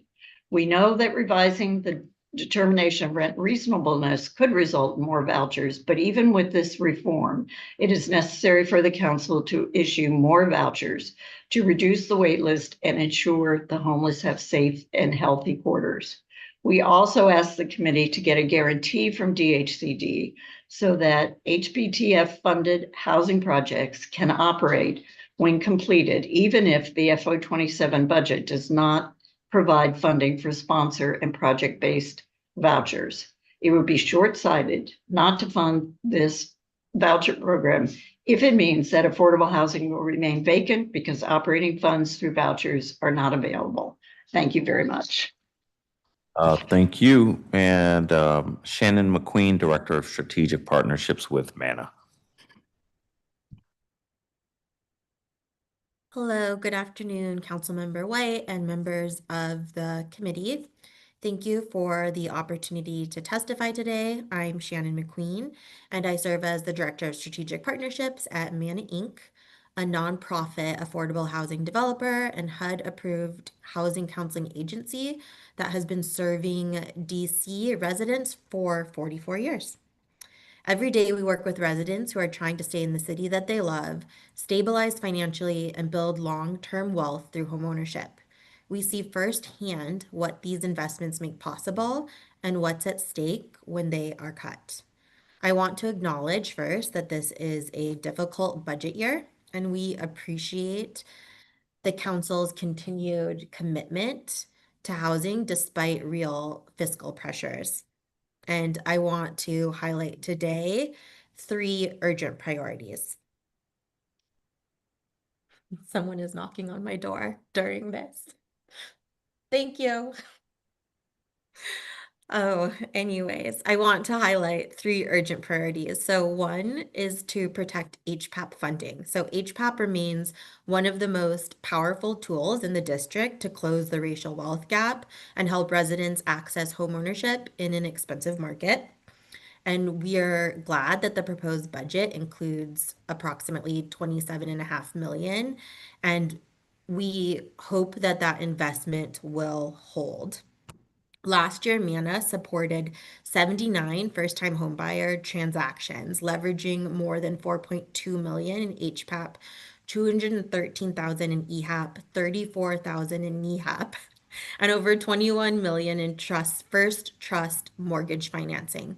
And we also provided $145,000 in private closing cost assistance. And these were real families, first-time homebuyers who would not have been able to close without these programs. But funding alone is not enough. We continue to hear from homebuyers, lenders, and counseling agencies about delays, lack of transparency, and coordination gaps across agencies. And in a constrained budget year, efficiency matters as much as dollars. We urge stronger partnerships between public housing agencies and nonprofit counselors to improve communication, processing timelines, and application status updates. The second piece that we wanted to bring up was restoring the heirs property funding. So we're concerned by the proposed reduction in heirs property funding down to just $100,000. Heirs property issues disproportionately affect Black families in the district. They lead to tangled titles, displacement, and the just quiet loss of generational wealth. Providing legal support and technical assistance to these families is one of the clearest, most direct investments that the district can make in preserving intergenerational homeownership. We strongly urge the council to restore this funding closer to the $1 million level. The third piece is restoring the Housing Production Trust Fund, a reduction from $110 million to $52.6 million is not a small trim, and it will stall projects, drive up costs, and reduce the number of affordable homes the district can produce. So MANA is currently advancing our Dick Street development in Ward 7, which is permanently affordable home ownership for families earning between 60 and 80% AMI in a neighborhood that has historically seen far more rental development than ownership opportunities. And these aren't just housing units, these are pathways to stability and that generational wealth. Projects like this are exactly what gets stalled when trust fund dollars disappear. We also asked for transparency on the Housing Production Trust Fund resources. So it sounds like that line item may not reflect the complete picture, but we just want to be involved and to have transparency on what that will look like. And in closing, we urge the continued investment in foreclosure prevention, homeowner repair, and neighborhood stabilization. Housing stability is a continuum, and residents cannot successfully pursue homeownership while simultaneously struggling with insecurity, debt, or deferred maintenance, as we've heard from several testimonies today. At MANA, we know that these investments work because we see the outcomes every single day. Residents improving their credit, reducing debt, building savings, and becoming homeowners. Thank you for your continued leadership on housing. We look forward to partnering with the council and district agencies to ensure all DC residents have access to stable, affordable housing and real pathways to long-term wealth. We have more details and specifics in our written testimony that has been submitted for record, and we always welcome the opportunity to meet in person and connect further. Thank you very much. Danielle Theracon with DC Community Wealth Builders. Hello. Good afternoon, Chairman White. My name is Daniel Thottergan. Thank you for the opportunity to share testimony today. I was born and raised in Ward 1, and I'm a proud product of DC Public Schools. I have a master's degree in urban planning and extensive experience in affordable housing and community development. I'm currently a volunteer with DC Community Wealth Builders, a grassroots coalition that is advocating for public money to be invested in local financial infrastructure for the public good and not corporate incentives. I'm asking that HCD and DCHFA to have an employee to work with the CFO, DISB, and other relevant agencies to fill the gaps in a 2020 public bank feasibility study and begin to develop an implementation plan for a public bank and a land bank. A public bank would put DC's cash reserves into a public entity that can make loans to serve our city's needs at interest rates that community institutions could afford, while a land bank could do the same with the city's vacant properties and tax liens.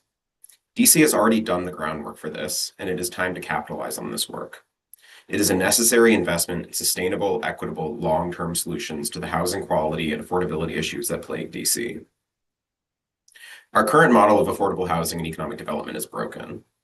Our affordable housing sector is in such a precarious state that it requires the gutting of tenant rights to stay afloat. Current programs to incentivize private developers to construct affordable housing are woefully inadequate and do not prioritize the deeply affordable housing that is most urgently needed. Our public housing stock is in dire condition due to decades of neglect and financial mismanagement by the city and needs urgent attention. District-owned vacant properties, arguably one of our city's largest assets, are not managed, sold, or leveraged in a unified way.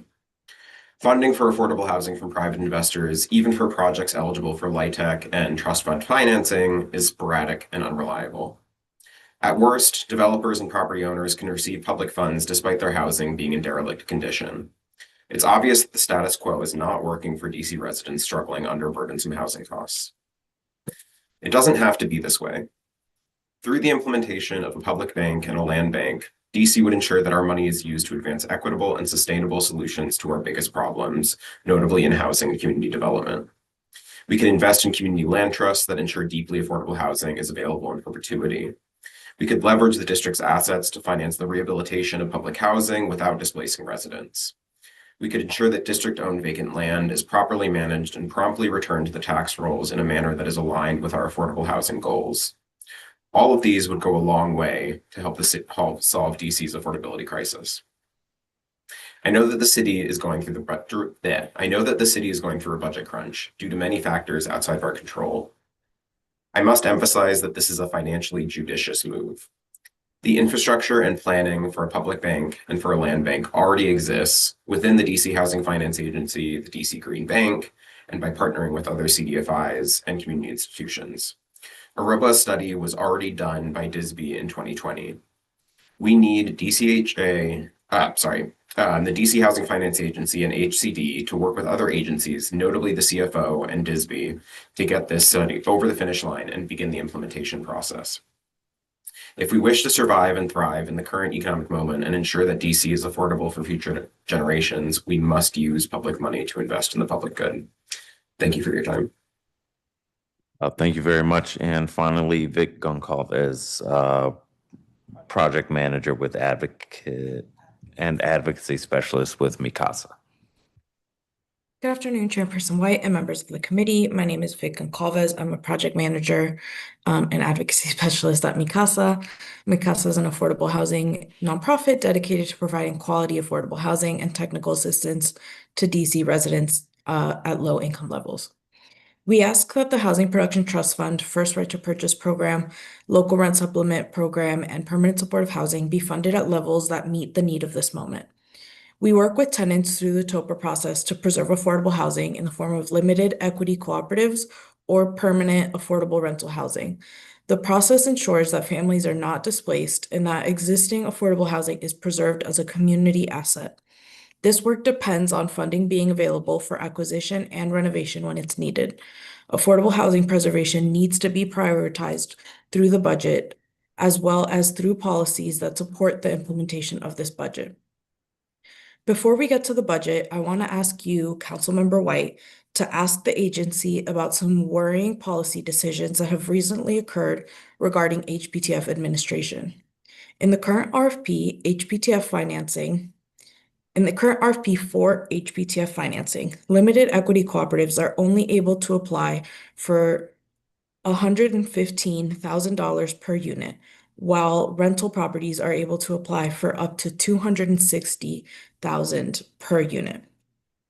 This discrimination against cooperatives is severely limiting the development options of the most affordable homeownership projects in the city.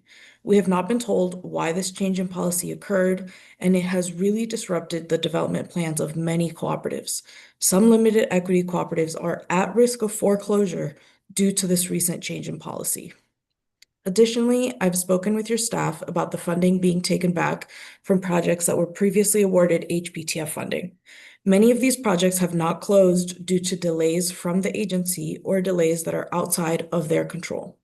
We are very concerned about the message that it sends to investors in DC, that DC is pulling the rug out from under projects that are expecting subsidy. We're deeply concerned about the lack of transparency around this, and we do not know which projects are in this situation or why they haven't closed. We hope that you're able to get some answers later today. Now for the budget. My written testimony will be more extensive, but we want to focus on funding needed for preservation. We've been sounding the alarm at the council about the issue of projects that have received Housing Preservation Fund loans for over a year. Hundreds of affordable housing units in the city that the city has already invested in are at risk of foreclosure. We're asking for at least 30 million of HPTF funds to be dedicated for taking out Housing Preservation Fund loans. These existing loans are bridge loans that need to be taken out by permanent financing. We are also asking the council to allocate 30 million for the First Right to Purchase program in order to make sure that tenants who exercise their TOPA rights have a way to actually purchase their buildings or assign their rights to someone who is invested in keeping it deeply affordable. Mikasa is urging the council to allocate at least 120 million of the Housing Production Trust Fund to the Housing Production Trust Fund to address the critical need for affordable housing. This provides the minimum amount needed based on the 100 million HPTF baseline. The council and the mayor should ensure that the agency spends 50% of the funding on housing for families at 30% AMI or below. We also recommend allocating at least 34 million to the local rent supplement program. This would fund about 1,600 units of housing for families making below 30% AMI for 1 year. As developers, we're keenly aware of how hard it can be to finance and develop deeply affordable housing, and LRSP is one of the only ways that we can achieve deep levels of sustainability. Lastly, we urge the council to ensure that new PSH vouchers are available for both families and individuals who are at risk of homelessness or already experiencing homelessness. Like I said, my written testimony goes into much more detail about these programs and why we believe they should be funded. Thank you for the opportunity to speak today. I look forward to continuing to work with your office to fight for affordable housing for the families that we serve and for the district at large. Thank you. Thank you very much. Thank you to this panel. Lots of testimony about the importance of various programs that are important. So I don't have a ton of questions, just a couple factual questions to help me understand. Vic Goncalves, were you at the beginning of your testimony talking about, did you say limited equity co-ops that can't get as much money as apartment units? Yes, so limited equity cooperatives can only apply for 115,000 per unit in the current HPTF application that is open right now. Rental properties can apply for up to 260,000 per unit. So many limited equity cooperatives whose development plan has always been to apply for this funding are currently at risk. Do condos qualify? No, condos are not the same. Okay, why? It's odd to me to have a different level of funding for condos versus co-ops because those are both ownership. And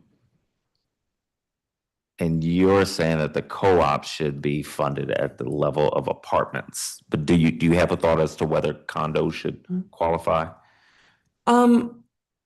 I'm not sure. Condos are not what I specialize in. I think they should, if they have the same level of affordability as the cooperative projects or the rental projects applying for these funds, then they should be able to apply for the same. I think the difference is that in condos, there are individuals who might potentially make a profit depending on the affordability. Whereas in limited equity cooperatives, the equity is limited. No individual owner is really making a profit. Well, they don't make all the profit. I don't want to pretend to be an expert on limited equity co-ops, but I thought they make some profit, but not as much. No, it's usually very limited. It's akin to how much interest you accrue in a security deposit in a rental building, for example. Okay. All right. Well, let me get a little smarter on that. Deidre Brown, you were talking about co-ops as well, I believe, and you were are you the one who mentioned 701 K Street Cooperative? No. I No? was talking about the developments in Ward 3. Okay, that's right. Who testified after you? Who testified about 701 K Street Cooperative? Christian Cologne? There we go. Christian, are you still here? Oh, okay, I think you had to go. So, okay. Well, and then Paulette Johnson, thank you for being with us. Good to see you virtually. I need to get back over to visit you all again at Edgewood. But some of these issues, I'm glad some things got better, but the issues about concerns with managers and security, these are things I've heard from you all before, so we will have to ping the owners of the building to see what's going on with that. So I appreciate you testifying, and want to thank all of the witnesses on this panel for being with us today. Thank you so much. Thank you. All right, we are going to move to our advisory neighborhood commissioners, Dion Yvette Brown, ANC 8D, and Shira Davidson, ANC 1A.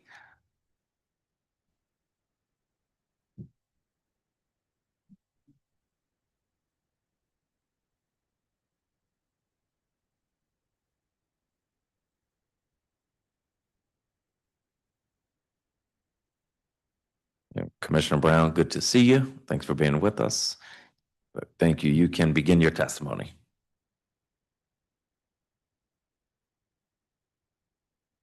If you would turn on your microphone. Yep.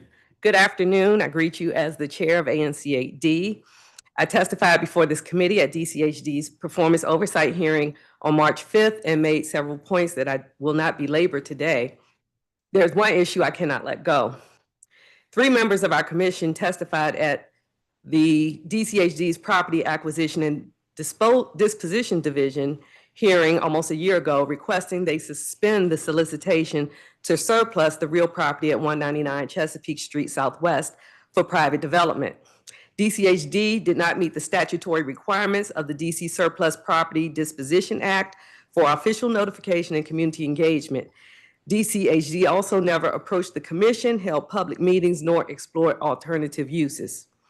ANC8D passed a resolution to retain the land in the public domain and established a public need for it, thus nullifying the effort. DCHD has refused multiple invitations to present at our public meetings.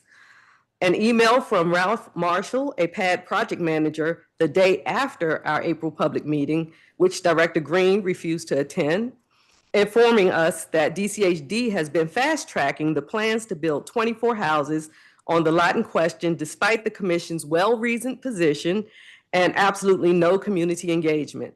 Thus, the agency has disregarded the commission's great weight and is not managing government resources in good faith. We hereby request the following. Ensure DCHD meets its range of responsibilities and allocates its funds accordingly.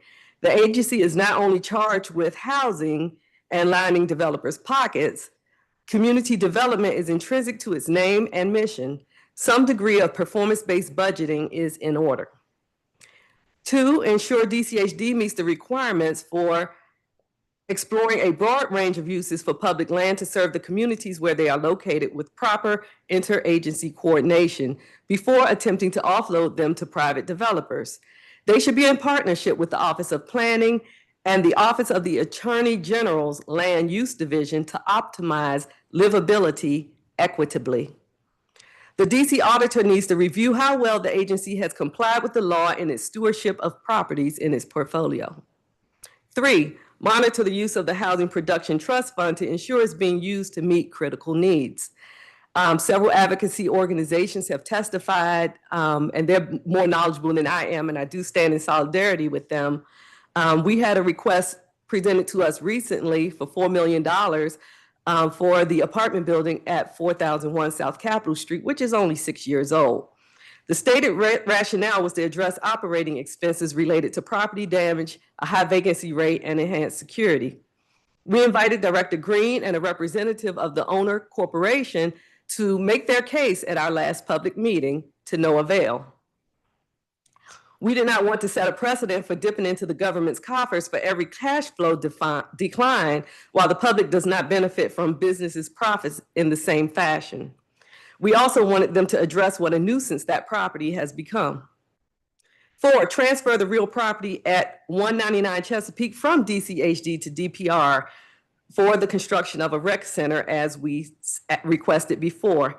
Yes, 2 rec centers do exist nearby. One is a small field house, that's Fort Greble, and the other is Bald Eagle, the vast majority of whose space is used by basketball courts and a boxing annex. DPR has already conducted a study saying that those 2 centers do not meet the neighborhood's need and are totally on board with building a new rec center. Inventory is not the problem, as stated by DC Housing Financial Agency Executive Director Christopher Donald during his testimony at DCHD's performance oversight hearing. 4 detached single-family houses directly facing the lot in question were vacant at the time of the award. The apartment building at 4001 South Capitol, which was financed by the Housing Production Trust Fund, has over 40 vacant units. As a matter of fact, 821 new units are in the pipeline 2 blocks away at 4300 Martin Luther King Avenue. That's in addition to over 250 units in the new units in the past decade, half a mile away in the other direction.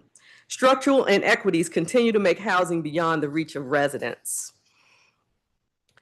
5, explain the fiscal impact of the relief for residents of the River East at Grandview development. The city is not making these homeowners whole while insulating the city from liability, while that remains a primary concern. Simply giving them HPAP grants does not compensate them for the intangible damages they incurred. And in your release, you say how this relief is budget neutral. And I interpreted that to mean that there will be less HPAP funds available for other applicants who are not affected by this, but in need of assistance. So I would like clarification on that. And lastly, I really would like to see Director Green held accountable for not being responsive, history of past mismanagement, and not facing the public in the manner that she should in her position. And that concludes my testimony. I thank you once again for the opportunity to testify and look forward to continue to work with you. Thank you. And Commissioner Shira Davidson, ANC 1A. Hi, can you hear me all right? Yes. Great, thanks. Good afternoon, Chairman White and members of the council. My name is Shira Davidson and I'm a resident of Ward 1 and an ANC commissioner representing SMD 1A08 in Columbia Heights. Thank you for the opportunity to testify today. I want to raise concerns about how the district provides public financing and subsidies to developers and property managers who consistently fail to maintain safe and dignified housing conditions for tenants. DHCD and the DC Housing and Finance Authority play an enormously important role in preserving and expanding affordable housing in the district through tools like the Housing Production Trust Fund and low-income housing tax credits. But affordable housing policy cannot only be measured by how many units are financed or produced. We must also ask whether residents are living in safe, healthy, and well-maintained homes. Too often, the district's housing finance system and housing enforcement system operate in silos. A developer may continue receiving public subsidies while simultaneously accumulating serious maintenance issues, unresolved tenant complaints, chronic code violations, pest infestations, unsafe living conditions, or patterns of retaliatory behavior toward tenants attempting to organize. Public dollars should not subsidize negligent property management. While agencies like the Department of Buildings may conduct direct inspections and enforcement, DHCD and DC HFA still possess one of the most powerful accountability tools available: the ability to approve or deny future public financing. DHCD and HFA are stewards of public funds and should evaluate whether developers are good long-term custodians of housing. This is primarily for the impacts on tenant rights, but also the fiscal implications of irresponsible investments in a tight budget year. These agencies have fiduciary responsibilities around public investments. Poor maintenance threatens the long-term viability of subsidized housing assets, and unsafe conditions can undermine affordability goals by displacing tenants or degrading housing stock. I urge the council to require DHCD and DCHFA to more aggressively evaluate the existing track records of developers and property managers before awarding public funding. That review should include housing code violations, 311 complaint data, unresolved DOB enforcement actions, histories of unsafe conditions, patterns of tenant litigation, documented retaliation against tenant organizing, and general property management track records. I also urge the council to strengthen coordination between DHCD, DC, HFA, DOB, and the Office of the Tenant Advocate so that agencies responsible for financing affordable housing are not operating independently from agencies responsible for monitoring housing conditions. In particular, I want to raise concerns regarding FARI management that you've already heard about today. This company has demonstrated deeply troubling patterns of property neglect and harmful treatment of tenants in my SMD. Residents have experienced property maintenance issues, including unaddressed maintenance concerns, broken appliances, major leaks, ongoing pest infestations, and lack of air and heating, as well as security and safety issues, the latest of which included a broken front door that prevented EMTs from being able to access the building in an emergency. There's an unsecured garage door, which permits unhoused individuals from regularly accessing and sleeping in the property, and tenants at this property are subject to inadequate and negligent management, with managers not on site, using dishonest accounting practices, and exhibiting hostile treatment. Tenants attempting to organize and advocate for better conditions have faced retaliation and intimidation. Safe shelter is a basic human right, and maintenance of that shelter is a reasonable, minimal expectation. These issues raised by tenants are not superfluous complaints. When my resident calls to tell me she's in crisis because her refrigerator went out, it matters, because she's lost hundreds of dollars of food that she's worked 3 jobs to afford and now may not be able to feed her family that month. When I get a call from a resident that her air conditioner has gone out in the peak of summer and has not been serviced despite months of persistent outreach to FARI management, it matters because she has a heart condition that is aggravated by excessive heat exposure.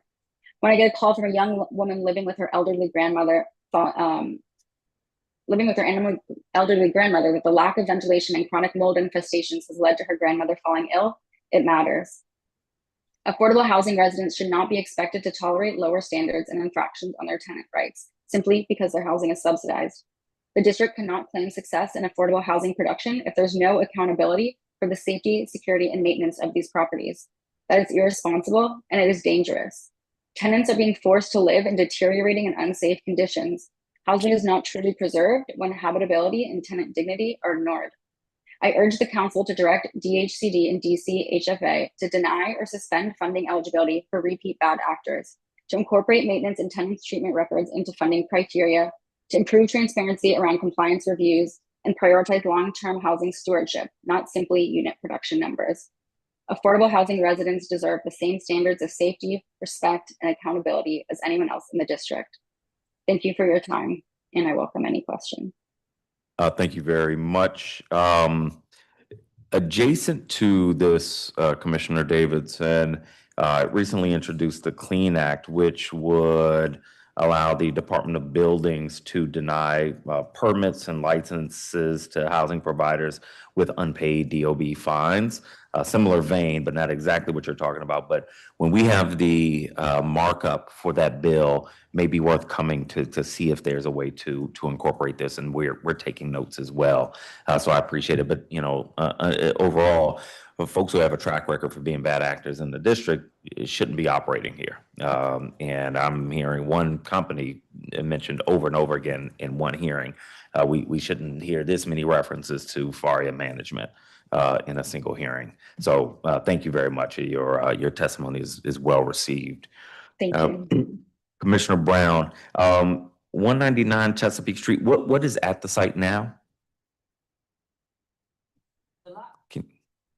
The lot is 2¼ acres. Most of it is undeveloped. There is a small house on the lot, which used to be owned by the former Bowling Air Force Base.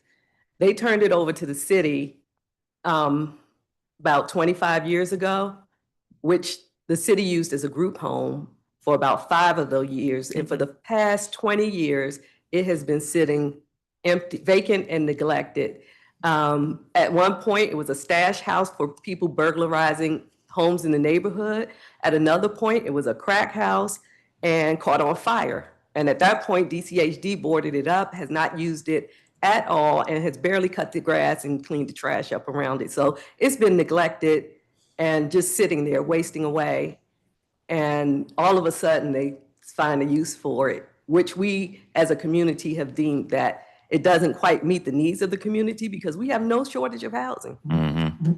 And as I said, inventory is not the issue, and building 24 houses there is not going to change the game, but it will make our community less livable by cramming all these people into a small area with no amenities.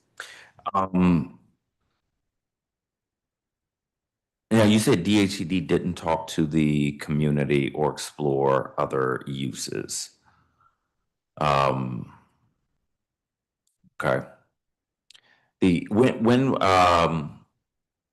So the communities had no conversation from DHCD, or did they come and say, hey, this is what we're planning to do? None. We saw the solicitation probably around the time they made the award. I learned of it when the awardee had not been announced to the public yet, but they were told they won, and they applied for a raise permit for the house that's on that lot. And that's when I started investigating. That was February of last year. And then we approached DCHD. They wouldn't discuss it with us because they said it was a pending solicitation. So we attended the PAD hearing on June 23rd, which was the announcement of the winner and the revealing of the plans for that lot. Okay. So they count that as community engagement after the fact. But no engagement occurred prior to and during the open solicitation. Okay. And then I think you said the commission developed a recommendation or position on this project? We passed a resolution, yes, we did. And the resolution is? To retain the land in the public domain. Okay. And to build a community center there. Okay, that's right. You said that in your testimony. Okay. And that's the only lot of that size or of measurable size where a center can be built. If it doesn't happen there, we get nothing, and we have nothing already. So you came to the housing committee and you're suggesting we now build housing, and I'm like, that gives me heart palpitations. Build housing, and you got 821 coming down the street. You already got 250 at Atlantic and South Capitol, and those two are like half a mile apart. Okay. So I'm not saying don't build housing. I'm just saying don't build them all in my single member district and and it's such close proximity. All right. Got a lot of land in this city. Yeah. Is there, are either the properties you just mentioned or the one proposed for 199 Chesapeake, are any of them mixed use? Like, are they gonna have retail or? Martin's View is in the 4300 block of Martin Luther King. So that's the Okay. one with the 821 units coming online. And that's replacing 141 units. So they're closing, building in on the green space and building higher. Yeah. So they're going from 149 to 821. Okay. And is there, do you know what kind of retail? Is it like? They have not announced. Ooh, okay, that makes me nervous. And those houses make me nervous because the business model, we even inquired about the business model. They won't tell us anything. All they told us was that on that lot, it'll be divided into 12 parcels. Each parcel will have one semi-detached pair of houses on it. One will be a owner's unit, the other will be a rental unit. There's 600 square feet, 1,600 square feet on 2 levels, which is pretty tight. And when we attended that PAD hearing, not one person from the community interested in buying was there. There were only property managers who wanted to buy to rent both units. So we're pretty much going to bring in, they're trying to bring in 24 new renters. Have nothing against renters. Yeah. But again, there's no shortage of rental inventory in our community. Right. Okay. But bottom line is they're operating outside of the law. The process was way out of order. Yeah. And they're fast tracking. Sent me an email saying, basically giving us the finger and saying, we're going to do what we want to do. And I've already spoken to the Attorney General, the General Counsel of the Office of ANC, and have some other pending calls. But we're not going away quietly Can on you this. send the committee a timeline on this so that we can ask the agency to respond and see? You did? We have it. There we go. Here we go. Good job. Multiple times. Let us get an answer, an official answer on that. So Okay. I appreciate, we will get it for you. Thank you. Thank you very much. That concludes our public testimonies. It is 4:06. We're going to take a 10-minute recess and we're going to go to our government witnesses. So it is 4:06. We will resume at about 4:16. So we'll be in a very brief recess.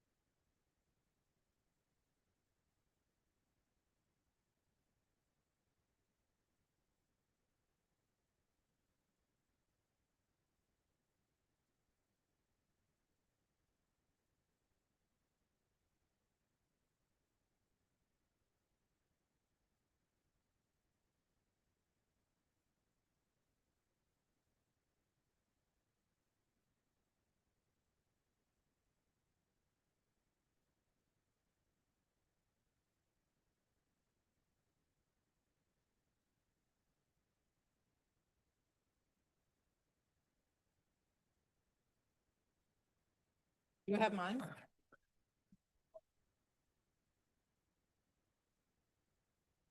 Director Donald, is this your new chief of staff? The hanging won't let us start our hearing or anything?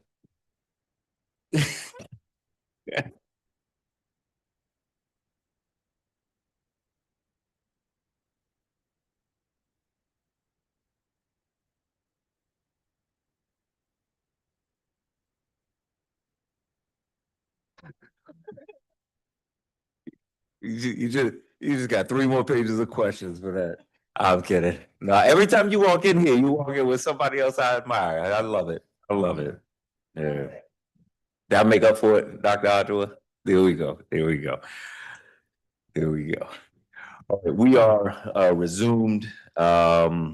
We will bring up our first government witnesses, starting with, I think, Director Donald first. Yep. No, Colleen Green. Okay, starting with Director Colleen Green from DHCD.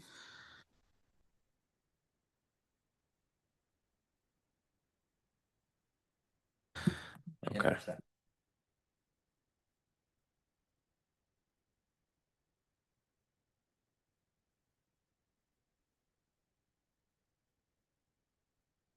And I will swear you in before we get started.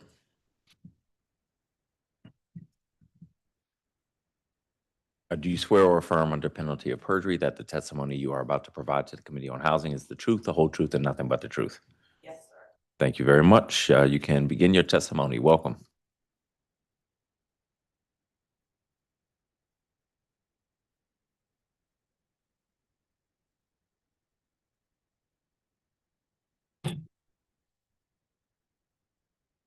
Good afternoon, Chairman White, staff, and members of the Committee on Housing. I am Colleen Green, the Director of the DC Department of Housing and Community Development.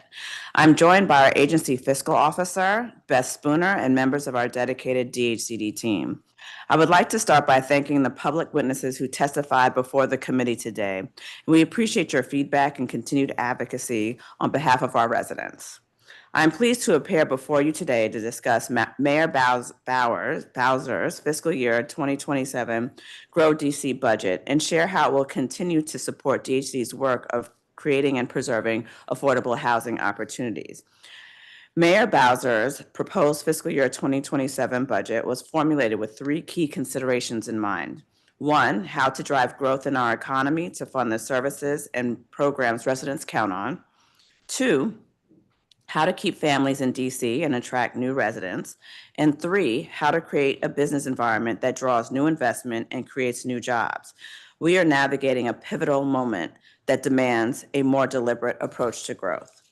The one-time federal dollars that once expanded our programs in unprecedented ways have been expended, and federal workforce reductions have introduced new pressures on our economy and commercial corridors. That being said, it's important to be clear. DC is still growing. Revenues have slowed, but the city maintains a strong financial foundation on which we can build by making the kinds of strategic and targeted decisions that will allow DC to continue growing while delivering the high-quality services our residents depend on. For the strategic objectives necessary to drive economic growth, to sustain services, keep families in DC, and attract new residents and investments, DHCD's mission remains as important as ever to support these goals. By expanding and preserving affordable housing, supporting pathways to homeownership, revitalizing neighborhoods, and administering the district's housing regulatory framework, we sustain the vitality of our economy. Grow DC aligns resources with these core functions while balancing fiscal constraints. DHCD provides funding for activities that include rehabilitation of single-family homes, home buyer loans, financing for housing development, small business technical assistance, and neighborhood revitalization projects. Our proposed fiscal 2027 budget totals $136 million and supports 167 personnel. There are meaningful investments proposed in this budget that support the development and preservation of affordable housing, as well as responsible adjustments to several of our program areas. Our local budget includes an increase in local rent supplement, the local rent supplement program with $3.6 million in one-time funding. This investment reflects the deeply affordable housing units anticipated to be delivered in fiscal year 2027. In addition, local funds in the amount of $500,000 have been appropriated to support a rent payment reporting program, which will assist renters in building credit through their rent payments and create future homeownership opportunities. The single-family residential rehabilitation program budget has been increased by an additional $1.2 million. This program helps homeowners make critical repairs and accessibility modifications to ensure that families can stay in the district and age in place safely. The enhanced budget for this program will allow DHCD to support 17% more district homeowners to remain in their homes. While the budget chapters reflect an increase in fiscal year 27, the overall agency budget has seen a decrease, with a few program areas seeing reductions in local funds due to the conclusion of one-time initiatives and adjustments. Despite this, DHCD will be able to maintain core functions and services of our programs. Our community-based organizations, which are responsible for housing counseling and small business technical assistance, will see a net reduction of $400,000 in recurring funds. In fiscal year 26, housing counseling partners serve more than 16,000 residents, and we anticipate serving a comparable number of households in fiscal year 27. The Housing Production Trust Fund budget sees a decrease in fiscal year 27 compared to prior year levels, as awards proposed for selected projects are committed after they have completed underwriting. The proposed HPTF appropriation for fiscal year 2027 will allow DHCD to continue to move forward with projects in our affordable housing pipeline. In fiscal year 2026, HPTF financed approximately 516 affordable units to date, and based on existing underwriting and pipeline readiness, we'll continue to see projects delivered through fiscal year 2027. Housing preservation remains central to the district's strategy to maintain existing affordable housing units. The Housing Preservation Fund helps stabilize communities, supports acquisitions through the Tenant Opportunity to Purchase Act, and protects long-term affordability. While the Preservation Fund does not have a specific appropriation in fiscal year 27, existing funds remain as an available resource. A combined total of $38 million is available through the HPF lenders to help bridge the preservations of affordability until permanent resources can be identified. Repayments to the fund totaling $8.6 million will lead to a total balance of $47 million available for further lending by the start of fiscal year 27. The small buildings program will be maintained at current levels to address critical repairs for small rental properties up to 50 units to preserve naturally occurring affordable housing. Eligible owners are supported through either the grant or loan program, which assists property owners at or below 150% of area median income. In combination with HPF and HPTF's resources, these programs preserve 315 affordable rental units in fiscal year 2026 to date, and DHD anticipates preservation efforts to continue. Under Mayor Bowser's leadership, the district was able to achieve its first citywide housing goal, delivering 45,000 new units with 12,000 new affordable homes from 2019 to 2025. The district's success as a national leader in affordable housing was made possible through historic investments committed to the DC's Housing Production Trust Fund, totaling more than $1.5 billion in the last 10 years, and innovative policies to preserve through market dynamics. Grow DC reflects a balance of strategic investments, operational realignments, and programmatic adjustments. Overall, the funding proposed for DHCD ensures we can continue to support the district's most critical housing needs, even as we identify efficiencies and conclude initiatives that have run their course. Across all program areas, DHCD remains committed to its mission of creating and preserving affordable housing opportunities in the district. We look forward to continuing our work with the council to ensure that all Washingtonians have an opportunity to live in safe, stable, and affordable housing. That concludes my testimony. Thank you for your time, and I look forward to answering any questions you may have. Thank you, and thank you for being with us. Let me start with where the public witnesses ended. We heard from an advisory neighborhood commissioner who had serious concerns about DHCD engagement. How does the agency engage ANCs and evaluate their concerns on a proposed parcel? We provide notice to the ANC. We also have a public hearing so that anyone can comment on the proposed disposition. Okay. Did you have a public meeting on the 199 Chesapeake On Street? June 23rd, 2025, yes, we did. June. Okay. And when was the communication to the ANCs? Regarding the public hearing, You said you communicate with ANCs, I can't remember the terminology used, and you hold public hearings. So when did you communicate to the ANCs? well, the solicitation is put out publicly. Once someone is selected, then we would put a letter out to the ANC. We ask for their, support, and then we also hold a public hearing. Okay. And when would ANC commissioners have an opportunity to talk about what their community wants on a parcel? ANCs can have a opportunity anytime. Our parcels that we have are available to the public to know what parcels are in our district. They also can talk to the Office of Planning as well. They can talk to us directly. When we send a letter out with a notification, they typically respond or not respond. They can also come to the public hearing.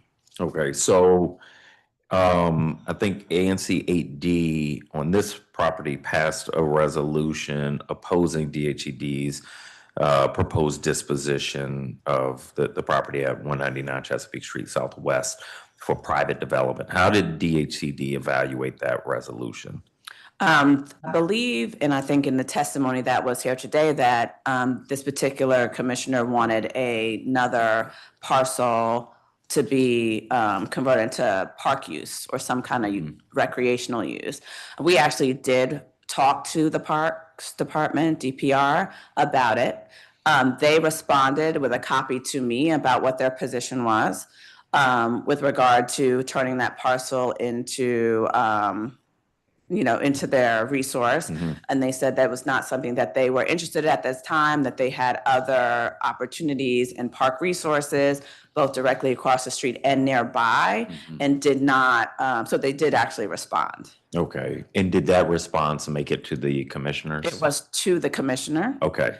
And I was copied on it. Okay, and I think she referenced it. She mentioned that there were two bald eagle, and I can't remember the other. So did DHCD provide a formal written response to the ANC? We are in the process of providing a formal written response. Again, we have the community outreach. People in our organization have spoken directly to her, have sent emails. We are in the process of doing a formal letter response, but we have been in contact with her. Okay, so let's say I'm an ANC commissioner and there's a district-owned parcel that's being considered for disposition. When would I hear from DHED about plans? At the public hearing and with the notice, the letter of notice that we give, the notification. Okay, and the letter of notification lets the commissioner know about the public hearing? And also about what is being proposed. Okay. Okay, and so the public hearing is the first time the commissioner would be briefed. I would be briefed as the commissioner. No, I think you would be briefed before with a notification. Okay, before the public hearing? Yes. Okay. Can you, as a follow-up to this, would you let us know when these commissioners, 8D commissioner, this particular commissioner or ANC 8D was notified? Sure. Thank you. Yeah. And just for the record, this is a home ownership opportunity in that neighborhood. Home ownership opportunities are hard to come by. And this is, so it's not another rental property as was stated. Right. What is interesting about this, it's a new sort of model for DC that's going on the site in which it'll allow more affordability for homeownership by providing a rental unit that can be used as income to the homeowner to subsidize their basic income, they would count that rental unit or income from that rental unit as their income so that they could afford home ownership. So it would not just be what I make, it would also be the income from the rental unit. So it would allow someone that might not otherwise be able to afford home ownership to get home ownership opportunity. Okay. So just want to clarify that rental piece, right? Like it's not extra 24 units, it's actually an opportunity for someone that otherwise may not have the income to get home ownership by using the rental income from that unit. Okay. Is it too soon to ask if we're gonna make sure the land doesn't sink? Sink? Yeah. What do you mean sink? Okay. All right. It's too soon. Oh, it's a flat site. It's a flat site. Okay, that's good. It's a flat site. Okay. All right, let me ask about a couple things that didn't come up here yet. The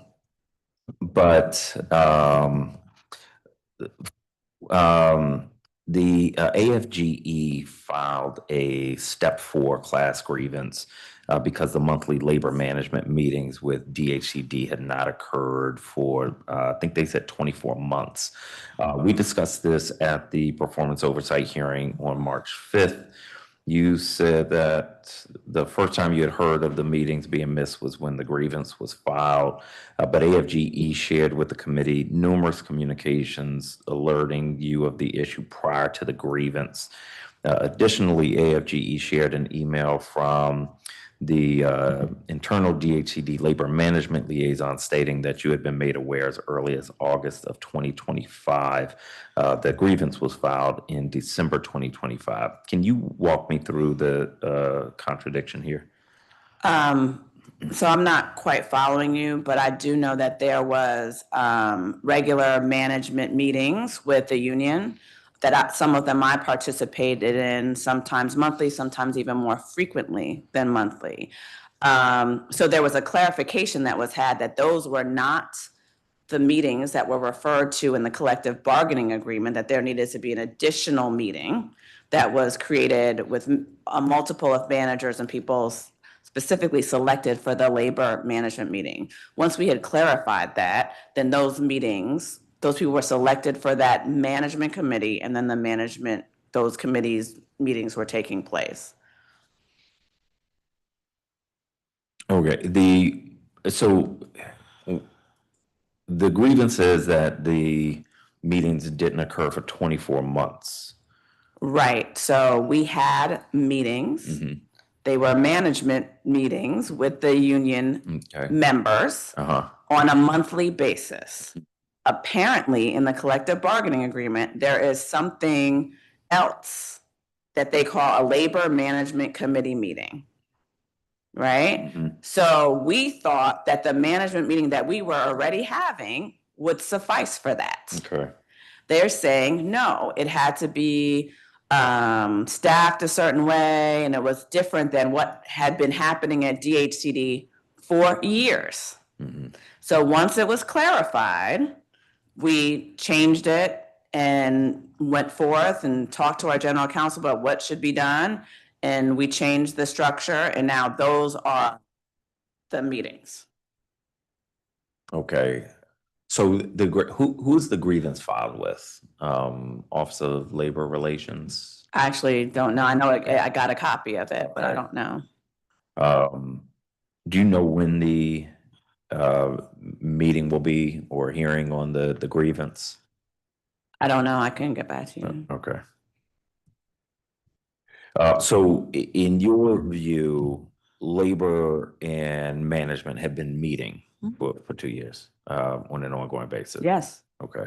But it was not as described in the collective bargaining agreement. Okay.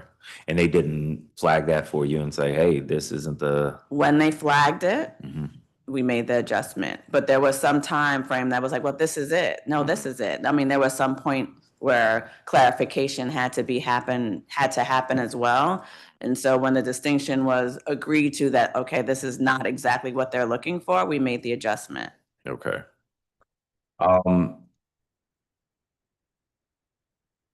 Okay, I guess we'll learn more about this as that process continues.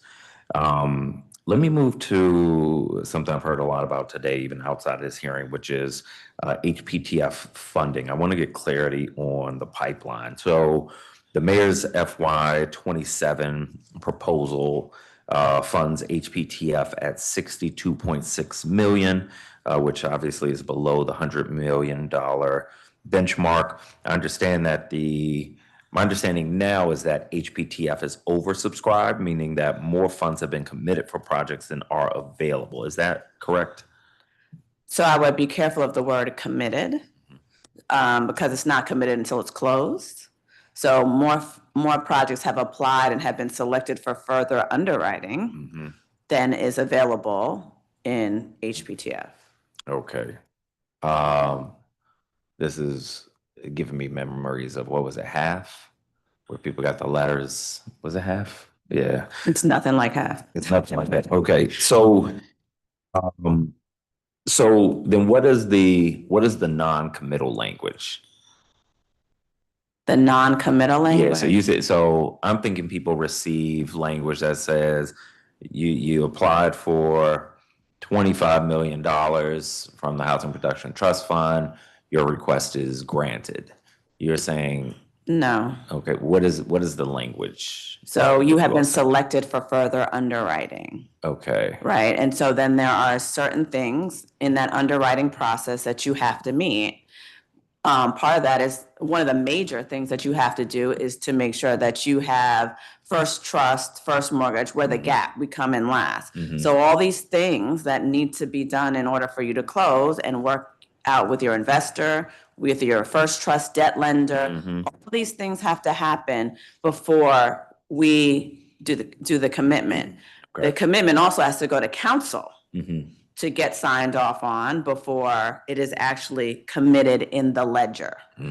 During that time, we are holding sort of a place mark, I'll call it. Yeah. And I'm gonna ask my CFO to tell me if I'm too far off, but this is how I say it.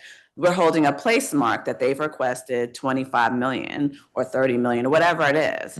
And so that's what the fund balance is that we have, right? We have a fund balance, but it's like our checkbook. We know that to this fund balance, we have projects that are putting pressure on that fund balance. And we work through the process, the underwriting process, going through council, making sure the permits are there and all the things that we need to do. And then we take it out the fund balance and it's committed. Okay, but they could get to the end of the process and then have DHCD say, we ran out of money.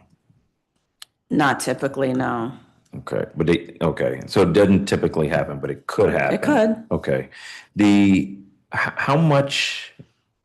But we also have to keep into the fact that, projects take some time, right? So in any particular year, we have this fund balance and we're hoping that we'll get the funding to match the timing of the closing of the project.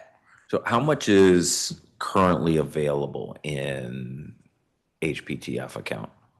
In the fund balance? Yes. I think it's around 270, rounding up. Okay.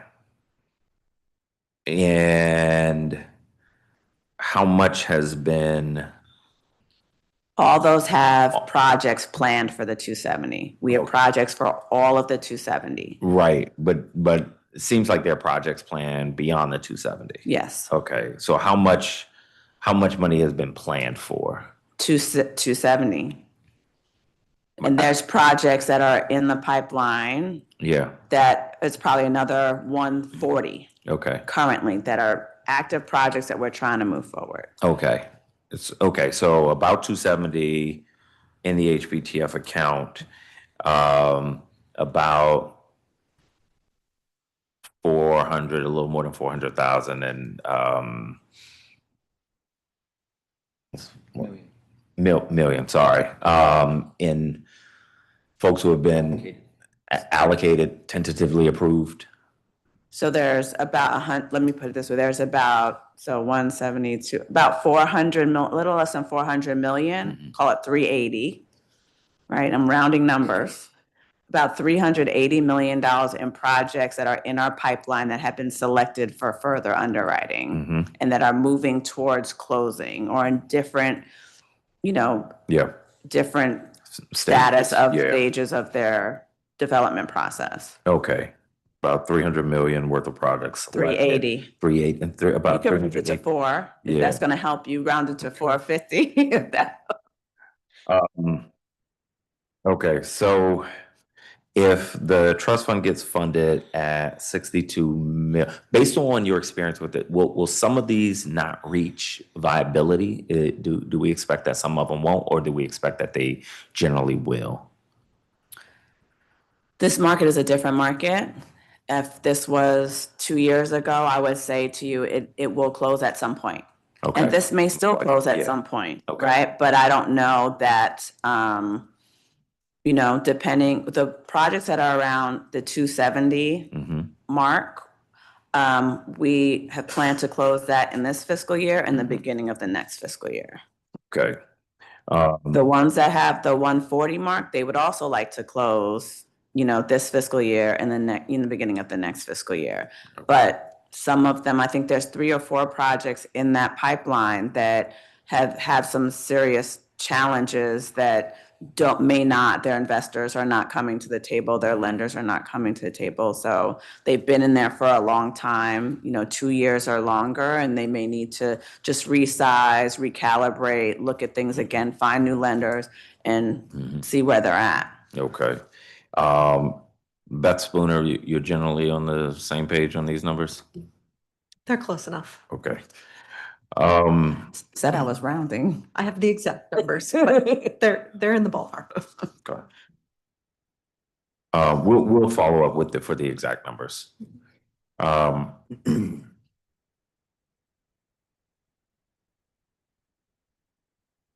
So, obligating, I want to be careful about my terminology, but selecting more projects than there is money in the balance. Is that a common practice for the trust fund? I'll ask Beth to answer that, but I think the answer is yes. In my experience, yes. Several years ago, the HPTF legislation was changed to allow for RFPs to go out in advance of the funding year. So those RFPs resulted in the letters of congratulations, you've been selected for further underwriting, with the clear caveat that the commitment of those funds is awaiting the results of the further underwriting and the actual valuation of the project. Okay. Because the projects they don't all move in the same timeline. It's not predictable. So that makes sense. Now, Councilmember Matt Fruman is going to storm in here if I can't get some specific numbers. So I know I said we'll follow up, but could we get the specific numbers on how much is in the HPTF account? How much has been, I'll get my terminology, how much has been selected for underwriting? Selected for underwriting, yes, and or committed. Is that something you could tell us during the hearing today? I have committed and obligated. I don't have the entire pipeline of projects selected for further underwriting. Okay. Could you give us committed and obligated today, and then we'll get the rest through follow-up? Sure. Okay. Do you have it now, or do you want to wait a little bit? I have it whenever you want it. I'll take it now. Okay. So let's start. Fund balance is a point in time measurement. So let's start at 9/30/25, right? So at the end of fiscal 25, the fund balance was $325.8 million. That's the ACFR number. Easily found, located, not mysterious. Of that, $164.6 million was committed to projects that were already under construction, right? Because the trust fund closes at the end of every fiscal year. So we close all of our current loan obligations, we reopen them in the new fiscal year. So those are projects already with shovels in the ground, right? Okay. So that gave us $161.2 million uncommitted at the beginning of fiscal 26. Fiscal 26 had $85.4 million of new authority tied to multifamily developments, right? Because in that $100 million budget, Some goes for administration, some goes for single family, some goes for PAD, or as we like to call it, vacant and blighted projects. So there's a lot of other stuff in the trust fund other than just multifamily development. So that gave us $246.6 million to commit in FY26. So year to date, we have committed or obligated, and I'll explain that in a second, $129.3 million. That's for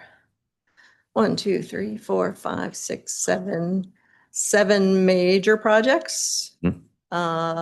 Are matched to the FEMA storm grant, stabilization loans and grants that are closing in FY26 for the first time, and a couple of small buildings projects. So if they are committed, that means they are requisitioned. The funds are held in the financial system in anticipation of things coming to council for approval. If they are obligated, they've already been through that process. They are closed, and we may have started dispersing funds already. Okay. So that's everything we've done as of May the 1st. 129.3.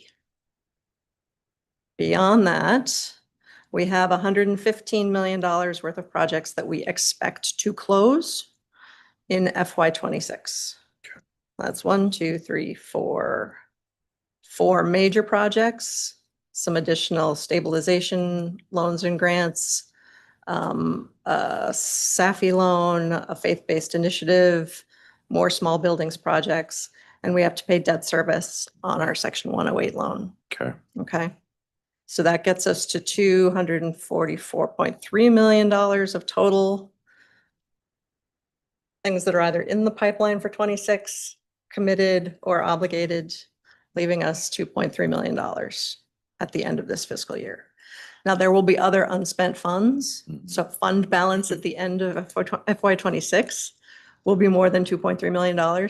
Some of it will be committed, right? So it'll look like fund balance, but it will have commitments or obligations attached to them on the first day of October. And then some will just be unspent money this year. Like, for instance, if single family underspends, or we underspend on admin, that flows to fund balance, that becomes project money available for next year. Got it. Thank you. No problem.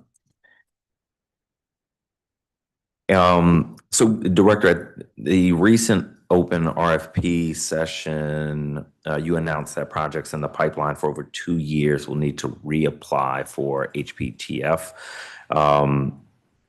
Why is that? So those projects, again, we don't know how much. It's been 2 years. Most of them are stalled for different reasons.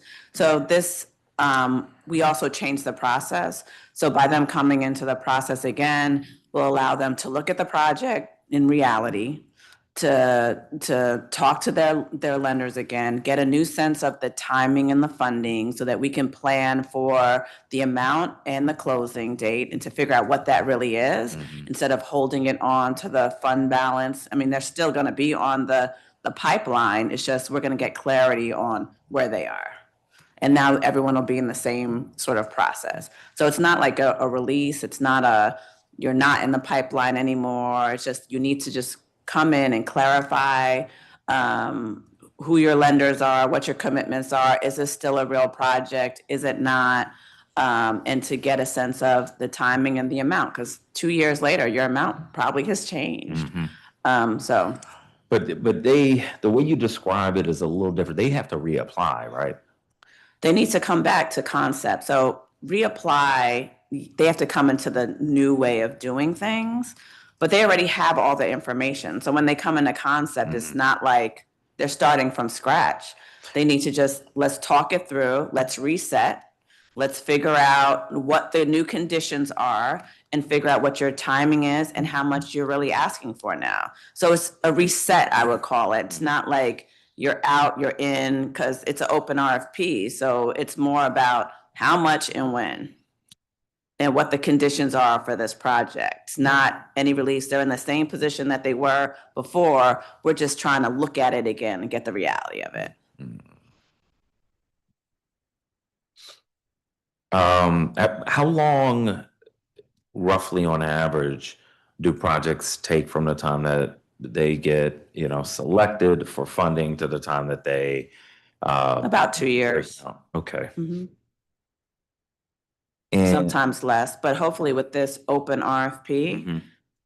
when they come in, it'll be a concept. When they actually apply, we're asking people to apply within 9 months to a year of when they actually want the funding to happen, so that we can have more of a sense of what the ask really is in each year.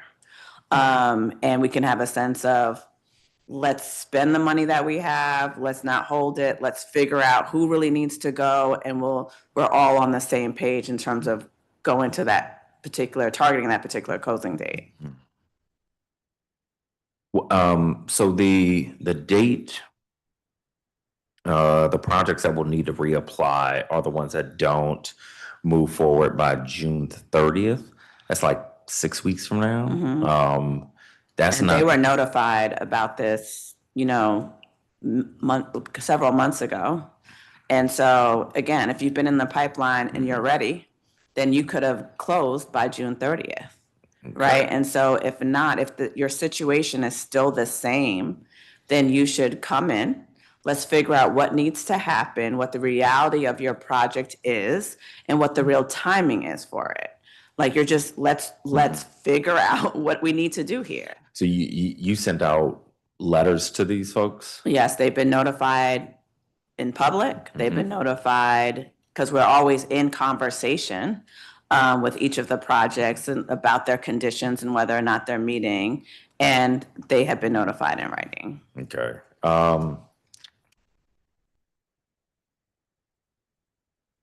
When did the letter go out? Or the letters go out? I have to double check that.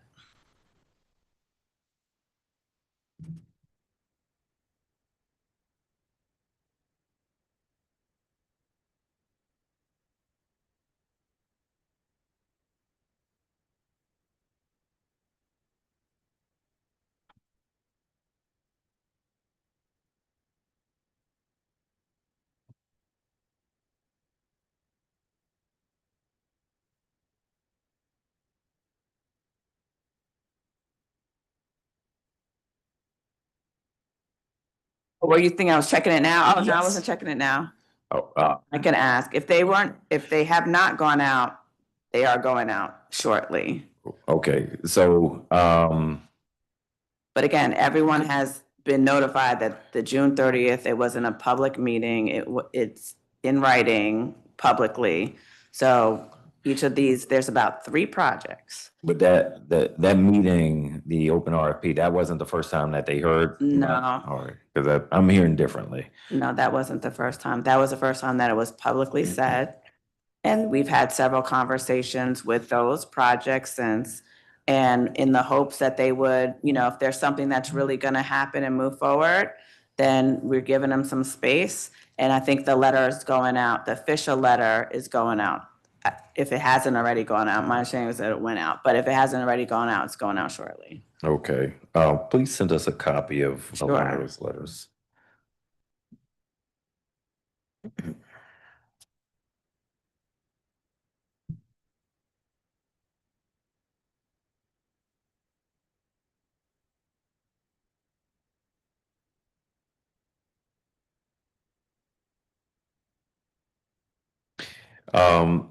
So it looks like recipients selected through the December 2024 stabilization RFP still haven't received funding, even though awards were announced in February of 25. Is that accurate?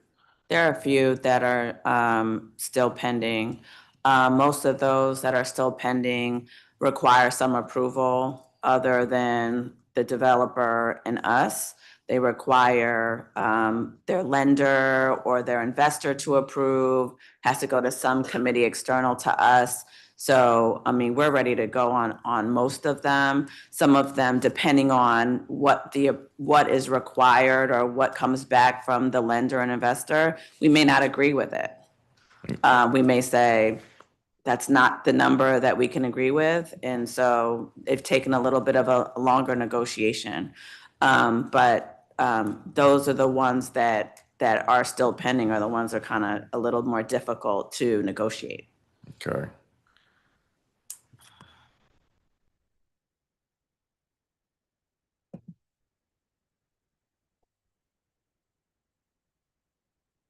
So there are only a couple that haven't been. I want to say it's awarded. 5. Is it about 5 or 6? It's a very small number out of the ones that we've already completed.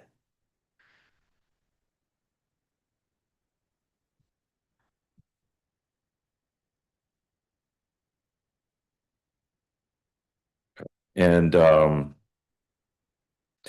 many, I'm sorry, I just want to make sure I'm clear. How many projects in the pipeline, I'm going back to the previous issue, that have been in the HPTF pipeline for 2 years will need to reapply? There's 3 that come to mind. There may be a 4th coming up, but I think it's about 3 or 4. Okay. And okay. If you just send us copies of all of those so that we have an idea of what those are, because thank you.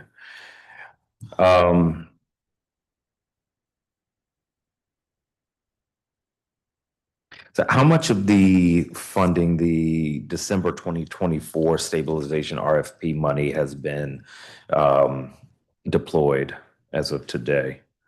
How much has been deployed? I don't have that answer off the top of my head. I know it's more than $150 million. Beth, do you have that? Yep, just give me 1 second. Thank you.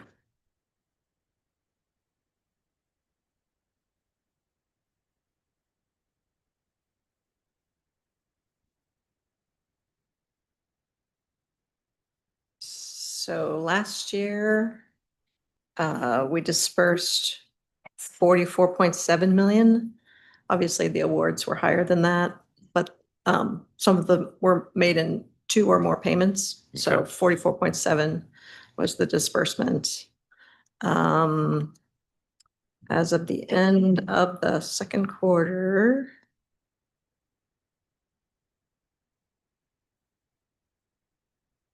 sorry, I'm faster with a mouse.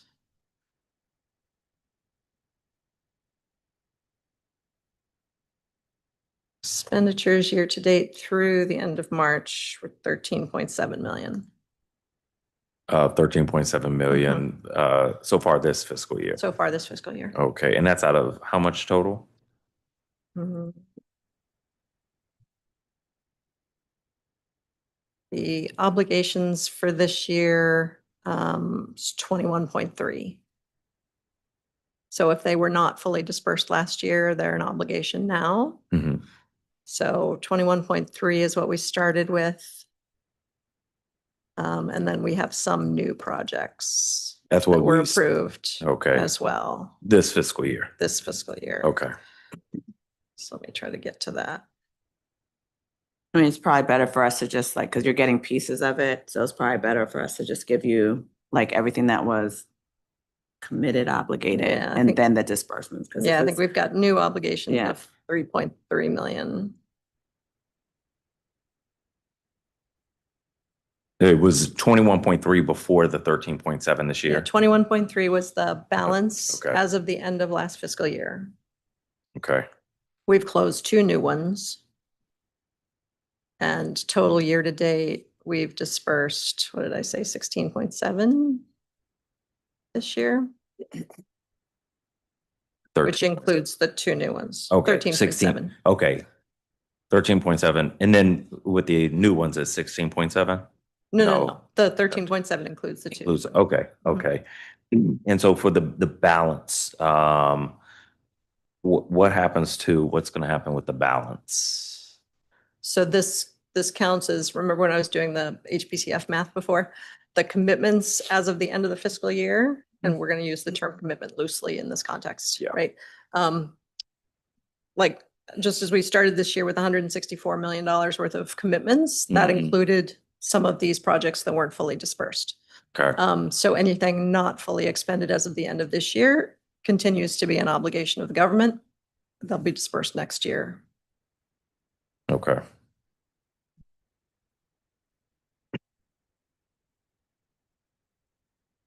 So what,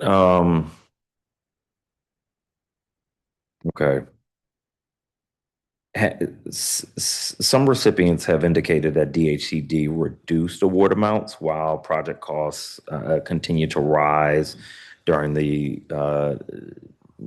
delay period. Has DHCD reassessed whether reduced award amounts are sufficient to stabilize the properties? Reduced award amounts. So my understanding is that there are some properties that said they were awarded a certain amount and then that was reduced over time. So we can't reduce the awards once we give them out. So once we give them out, that's the award, right? But maybe, But I'm again, talking what do you about- want to guess? But I'm talking about before disbursement. So maybe there was a discussion, maybe they requested 4 million, what have you. They may have requested 4 million for whatever reason. Depending on what the lender's position or the investor's position was, we may have reduced it because, again, we're the gap financer. So I would have to look at the specifics of it's it not a to even situation say. where someone applied for 4 million, you said yes, 4 million, and then before disbursement, No, reduced it. no, we would have a letter, we would have commitments, we would sign those. We would not reduce it after those are signed. So there may have been a conversation that said, we are looking and targeting 4 million, and then the actual number after underwriting and after decisions were made, we said, based on this information, that we're newly updated information, we can only do 2 million. But we would not sign a commitment letter and then send it to council and then reduce it. Okay.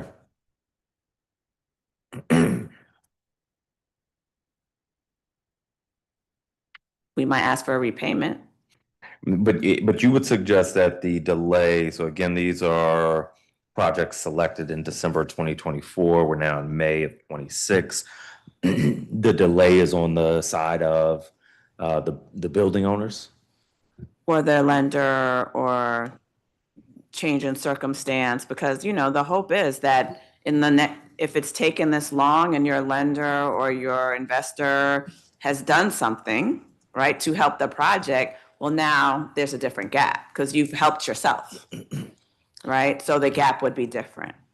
So, it's a negotiation, but without really knowing which specific ones you're talking about, it's hard to know. But I do know that depending on the role of the first trust and the investor, we may do different things.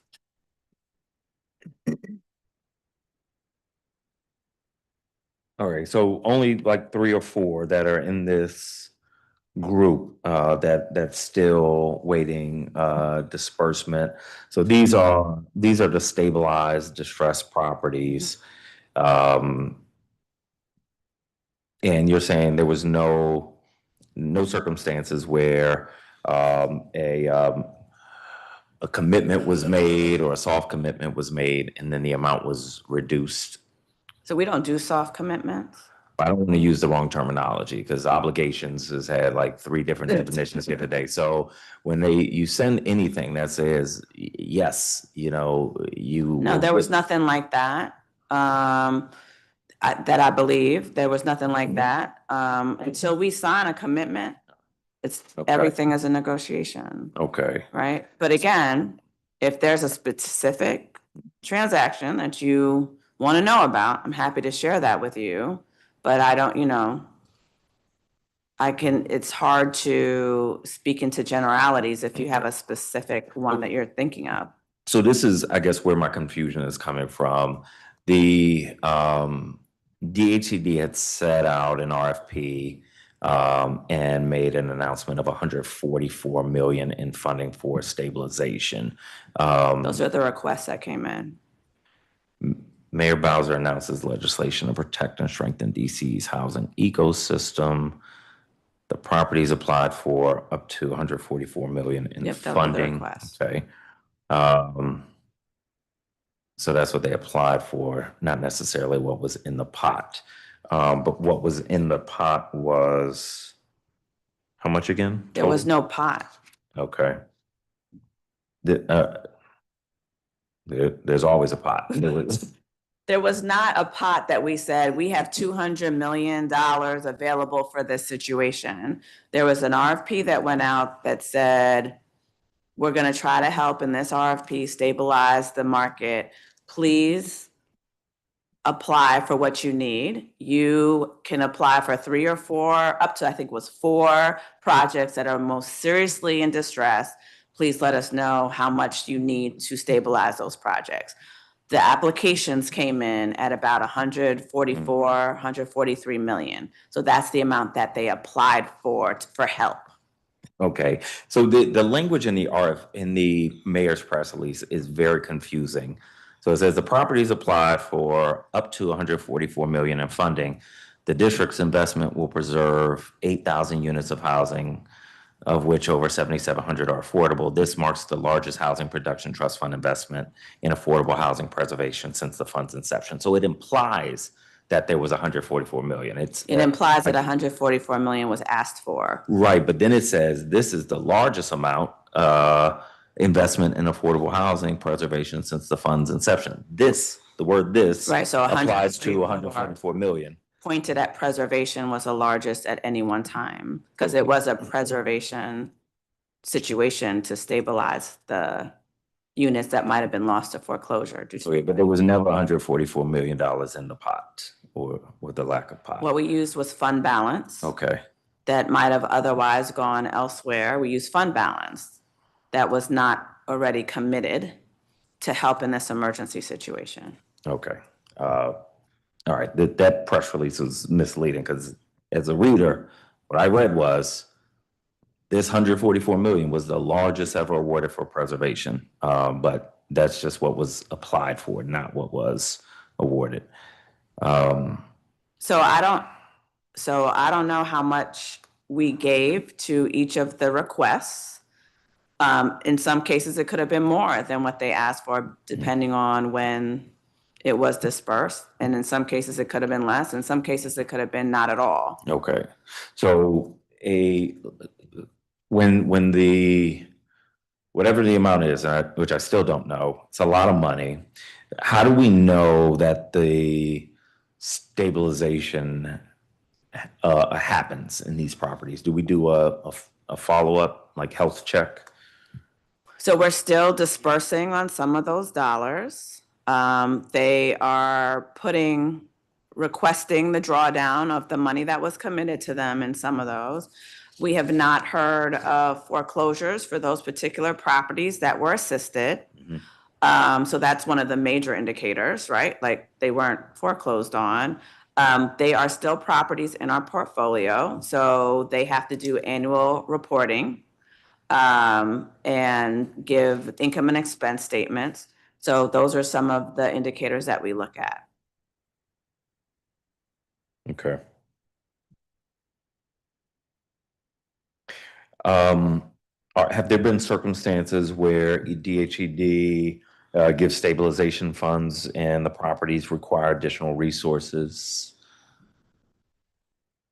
Potentially. They could come back to us and ask for increase. I can't think of which ones did or did not do that, but it's potentially possible. Or if that even happened. What needs to happen going forward so that stabilization funds can move more quickly? So we don't have the stabilization fund situation, the emergency situation that we had previously. I think that the open RFP, if you're applying for HPTF funds, is a way for it to move quickly. Also through the Housing Preservation Fund, right? There is a Housing Preservation Fund with projected almost $50 million in it. And nothing has been there's been no applications to the Housing Preservation Fund that have been lent out in fiscal year 26. That's an interesting indicator to look at. But they can also apply for a Housing Production Trust Fund if there's an urgent need through the open RFP, and that will be another source. And what's great about that is that it doesn't have to go through the timing that was previously when it was included in the consolidated RFP.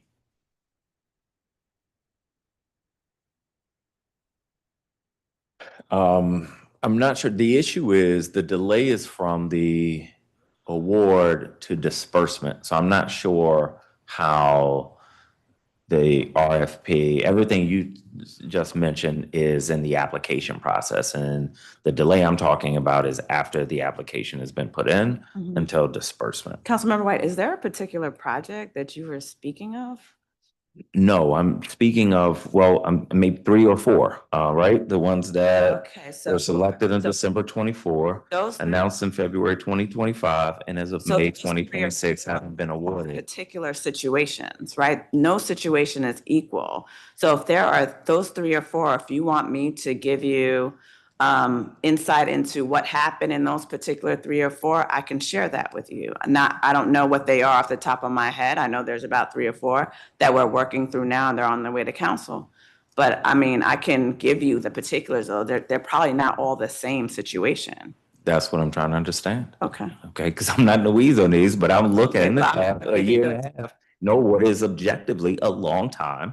So I'm asking questions to help me understand if there are commonalities that we need to address. So the commonality that I will say in those are that they have investors and lenders that have requirements that we may not agree with. And sometimes if an investor and lender can help the projects on their own, we're the gap financer. They should help their project, right? So that's another thing. So how much do you really need?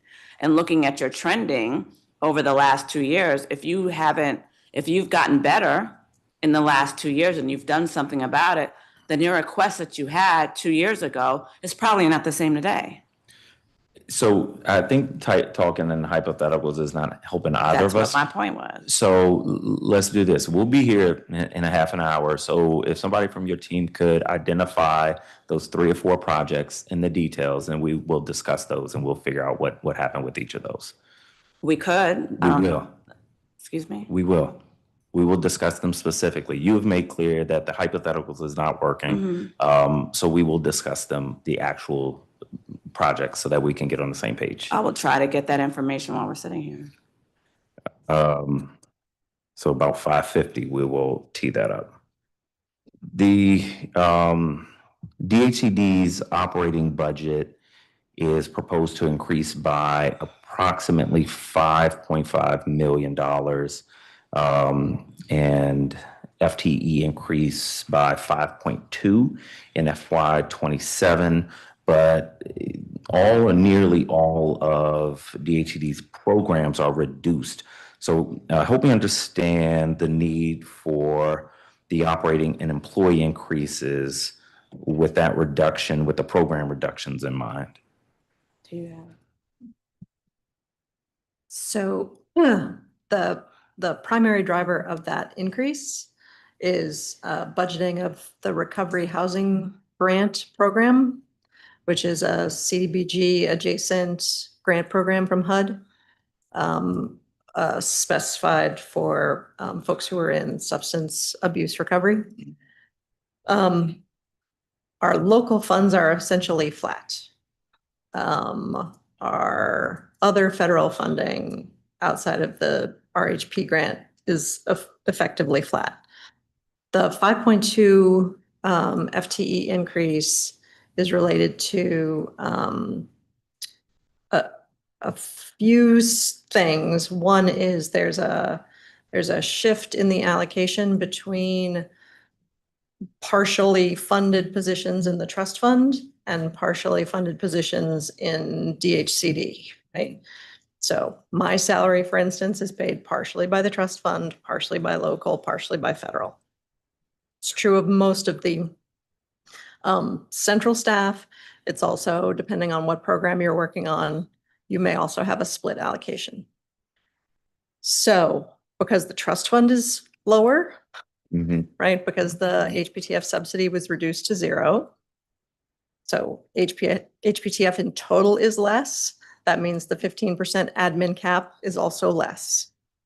So we are shifting fractions of FTEs across the line. So if my HPTF percentage this year was 50%, next year it's 45%, right? In the trust fund, which means it's more, it's 55% in local funds. Okay. So that is part of what's happening. There are other FTE changes that are tied to a policy decision that we made to eliminate a scanning contract and replace them with in-house staff. So we save net $150,000 by doing that. But there are 2 additional FTEs and there is more payroll cost, less contract cost.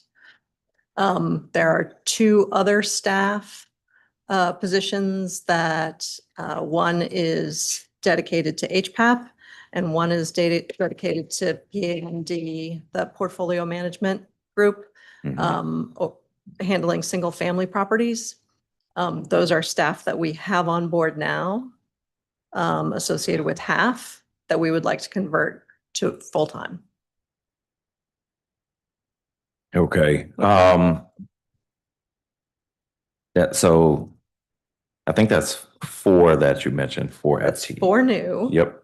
It's a change in allocation. And there was one change that the council made late last year in the cycle, which took funding from a position, but not the FTE. So we had 1 unfunded FTE. That FTE is reduced in this budget. So all of those things net together to that increase of 5. Okay. And then the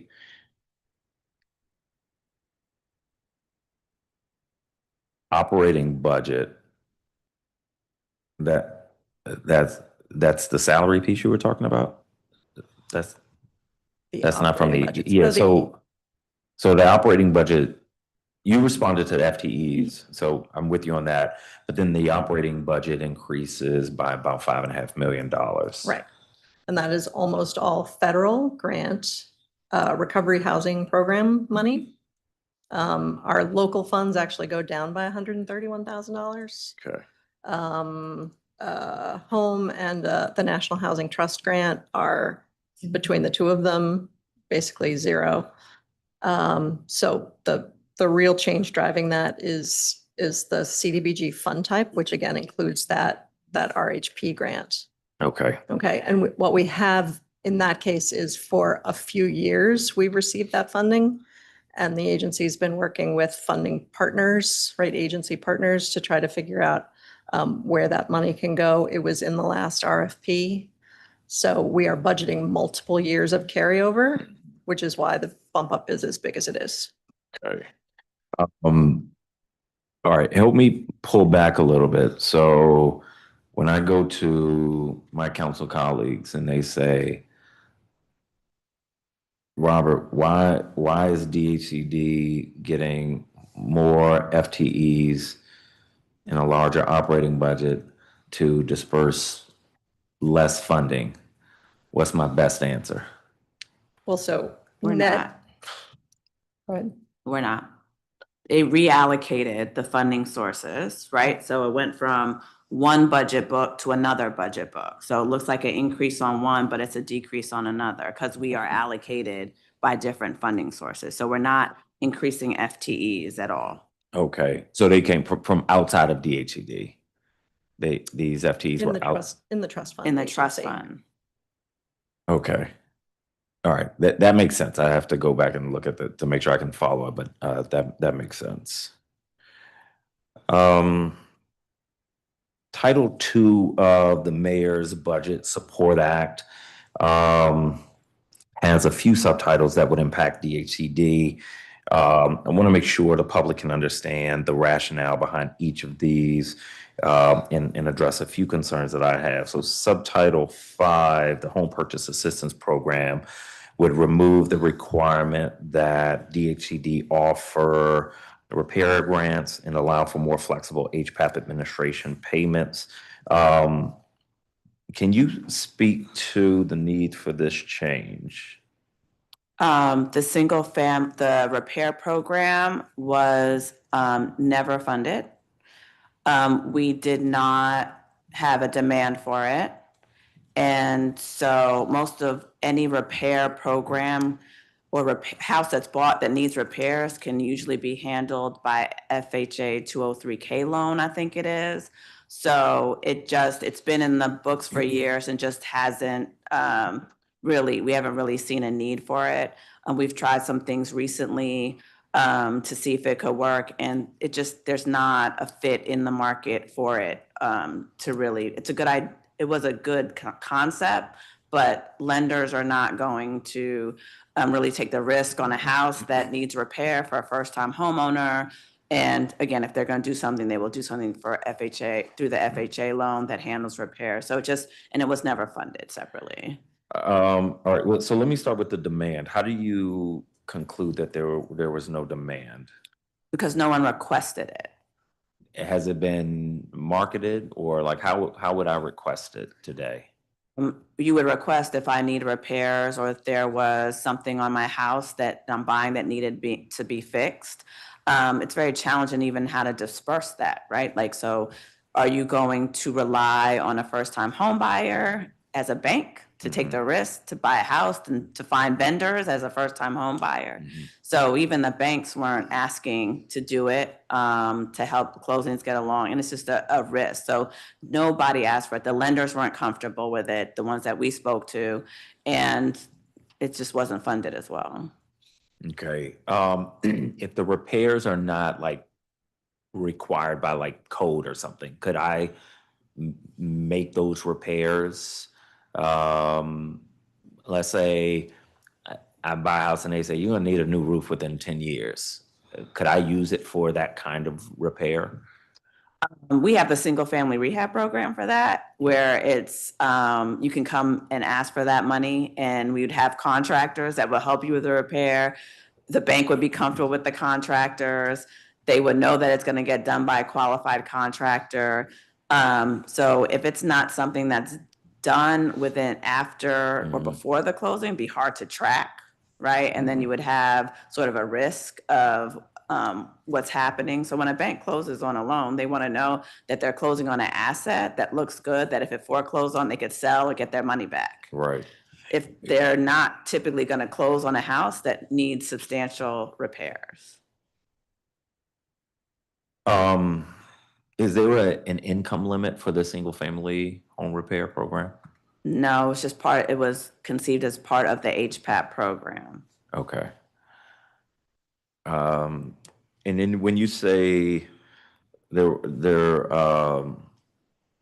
wasn't funded, what do you mean by that? Because my understanding is that people could opt to use part of their HPAP award. It wasn't funded as a separate program, is what I'm saying. Right. If there was a demand for it, then we would figure out how to use some of the HPAP money to additionally give it out, right? But there was not anyone that requested an additional funding to buy a house that needed repairs.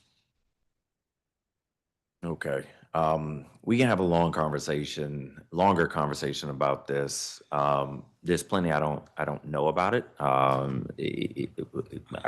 think people are buying a house all the time that could use repairs. They may not be required for the purchase. So I just want to understand this better. But somebody raised the question in one of the testimonies about down payment. Is there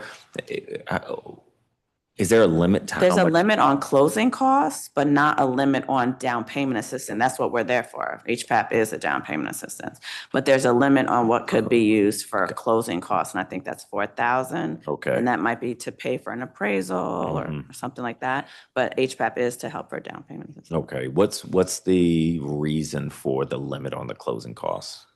I'm not sure. Okay.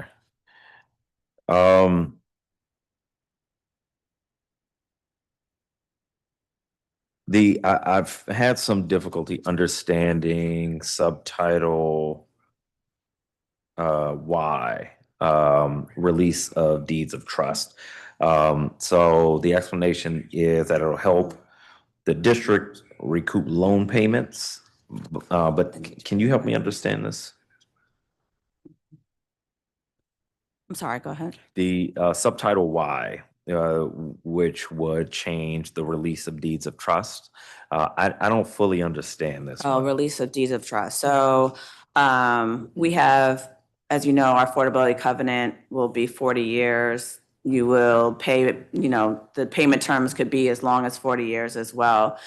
If we don't do an active request for dollars, and this is sort of a legacy situation, there's a lot of paper files, there's a lot of loans that have been made over decades and decades. If no one takes an action from the district side on a loan that is owed, it goes away.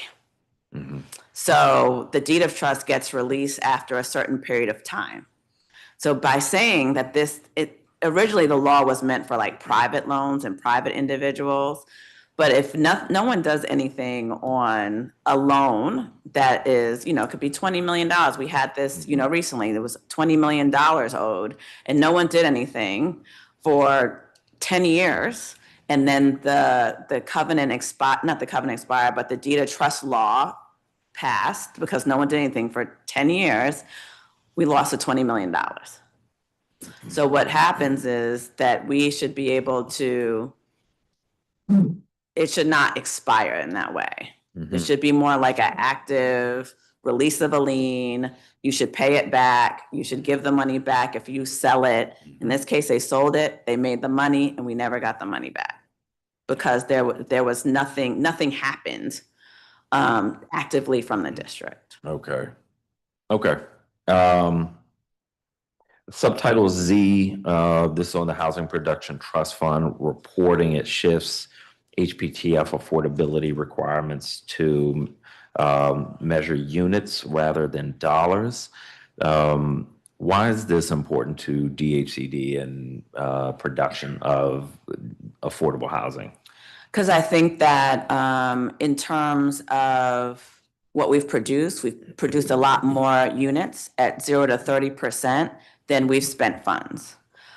So it's not really reflective of the production of the units that have been made, because the expenditures can't keep up because often the expenditures are also combined with other sources of funding, whether it be LRSP or some other funding source to help pay for the 0 to 30 units. We don't want to double spend just to spend the money in that area when we're still creating the unit. Okay. So there's a lot more subsidy available out there for 0 to 30 than there is for the higher subsidy units. So we don't need to put as much in there, or in cases where we do, we have the option of using other funding sources and spreading the Housing Production Trust Fund dollars to other income levels while also creating the same amount of funding or same amount of units. But we currently have the option of utilizing other programs for deeply affordable housing. We do. So I would purposely layer on Housing Production Trust Fund to meet that requirement of spending in order to create that unit when I have other sources of funding to help create that unit. Okay. Makes me a bit nervous, and I know it's going to make other council members nervous. So we'll have to talk a bit more about that. I'm open to it.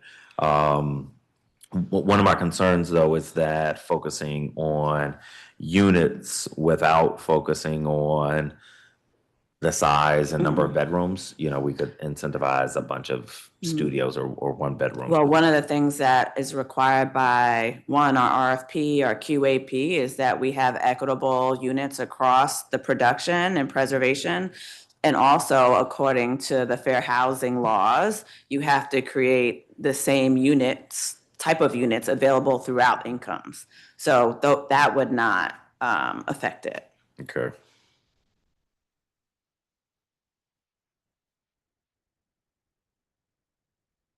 I know my team has discussed with you that I'm working on a subtitle to facilitate lease-ups for the IZ program. Lease-ups for IZ units right now take a lot longer than market rate units at the same properties. So this subtitle would allow the building owners to do income certification and market units just like they do for other housing programs. The private market already manages most of the other affordable housing across the city, including LIHTC. Do you see a difference between the private market administering income certification for LIHTC versus IZ? I do think that one of the things that we saw during this whole stabilization issue and people paying rent challenges and all that is some people did refuse to do income certifications. Like they would ask, the landlords would ask them to come and they just would not do them. So that's one challenge. I think it's a mistake to think that the private sector would be better at it than the government. For one of the things that if you look at DC Housing Search, it's upon the private owners and sponsors to update DC Housing Search to let us know that the units are available. They don't do that. So I don't necessarily think it would work better.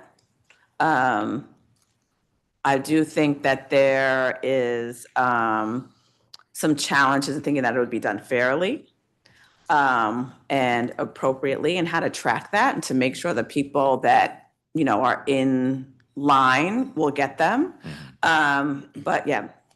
So what about LIHTC then? Should DHED do the same thing for LIHTC? Well, the difference with LIHTC and IZ is that IZ is taking more control. With LIHTC, we are doing the certification, we're doing the monitoring and the enforcement around it. So that if you don't do it, then, there's a penalty to the landlord. They have to pay, they're in default, they have to pay back their investment, things like that. Okay.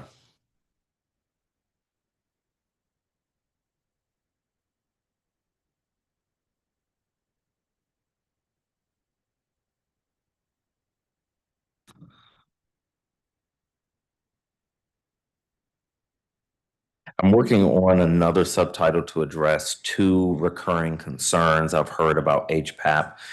First, I've heard from a lot of residents who purchased condo units with HPAP or EHAP and didn't know that the overall building was in bad shape structurally and financially. This subtitle would require HPAP purchasers to provide DHED with the condo association's reserve study before closing. They can ask DHED to waive this requirement. Second, I've heard concerns that the required HPAP class is often only available during traditional work hours or conflict with caregiving responsibilities. So the subtitle would require DHCD to offer essentially on-demand training options so that residents can complete the course on their own schedule. Do you think HPAP applicants fully understand the risks associated with deferred maintenance, underfunded services, or big structural repairs in condos that they may be considering? I think that through the housing counseling that they're supposed to go through, that information is typically provided. I do think that there's some worth in saying that if you are a condo, that you should do financial disclosures and financial statements, and that should be requested and asked for in general in the market. Like realtors should ask that for anybody, and that's something that you should ask as part of the housing counseling you get. You ask that if you have a good realtor, you ask that. I think a requirement that, that we do it is not necessarily the best way, but that it should be maybe part of the sales requirement for condos to provide that to anyone that's buying a condo unit or a co-op unit. I think that's worth it.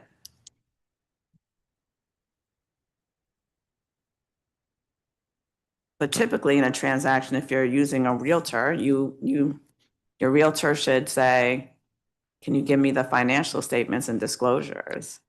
I would think so too, but seems not to be happening based on some of the concerns that are coming to us. But That should be on the transaction side, right? And that realtor should provide that or request that for anyone that's buying, a condo through HPAP. Sure. I don't know that is, we don't have control over that, what the condo's doing or or involved in that sales transaction other than to provide down payment assistance. And I think that would delay transactions for us to even get involved. But that's something that should be disclosed. Okay. And where might it be disclosed in the process, if not? In the purchase process, right? Just like when you're doing an inspection, you're asking for information, you should request the financial disclosures from a condo. That's what I did when I bought mine.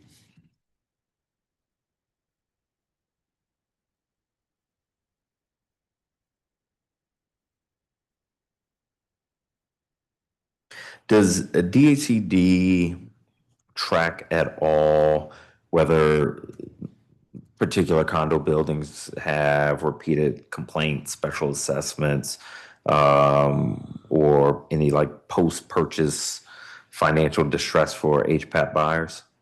Not that I'm aware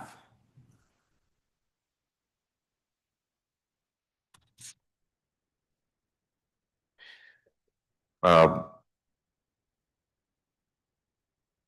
But I think that, as I'm thinking about this, it's when you buy a condo, part of the underwriting should be the condo fee, right? Like, what is the condo fee? Now, once you do the underwriting and affordability is your mortgage plus whatever condo fee is out there, what happens when it goes up, right? Like, that's not something that's in control, that you can control once the purchase has happened.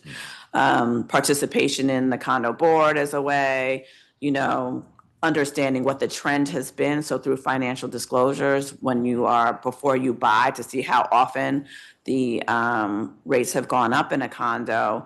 But that is sort of almost like, what is that, truth in information, or, whatever you get for buying a condo, getting the bylaws, like you should do all that as part of buying a condo. And the realtors that is advising someone that's buying a condo should ask that. So maybe making a requirement that if you're buying a condo, that all that information is included in the sales contract is of value. But for DHCD to get involved in the transaction, I don't know that that's beneficial. Okay. All right.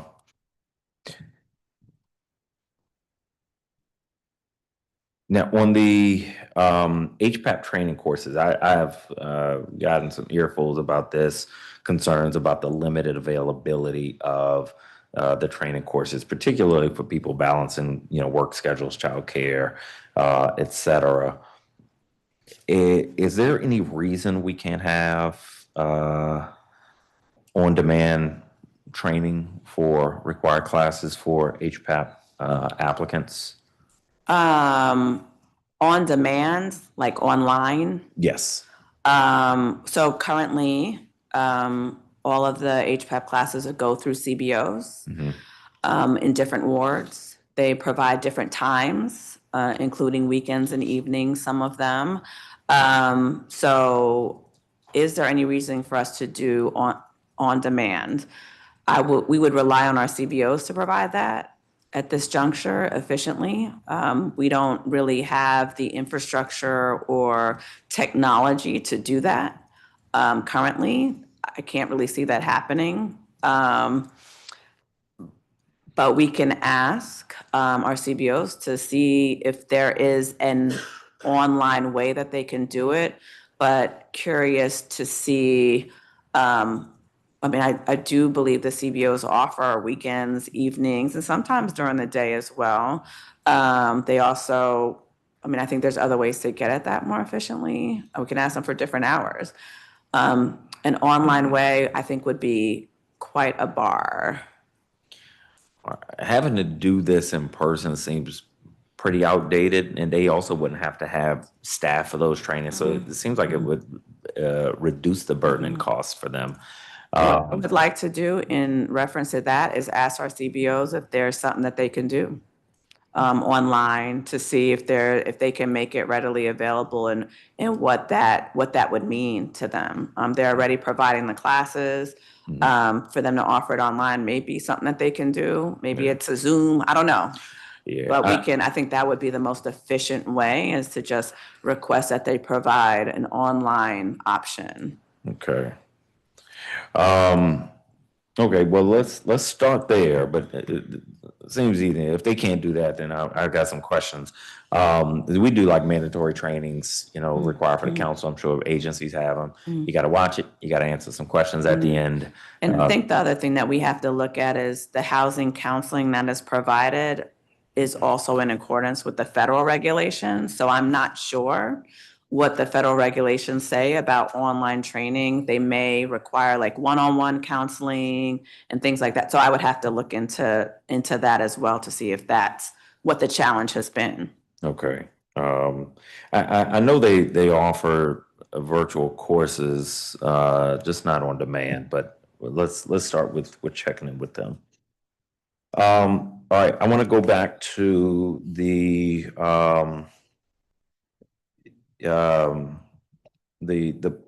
projects that were awarded stabilization funds that were selected in December 2024. I'm gonna be sworn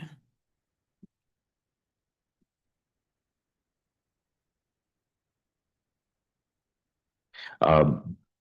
Deputy Director Early, let me swear you in. Do you swear or affirm under penalty of perjury that the testimony you are about to provide to the Committee on Housing is the truth, the whole truth, and nothing but the truth? Yes. Thank you very much.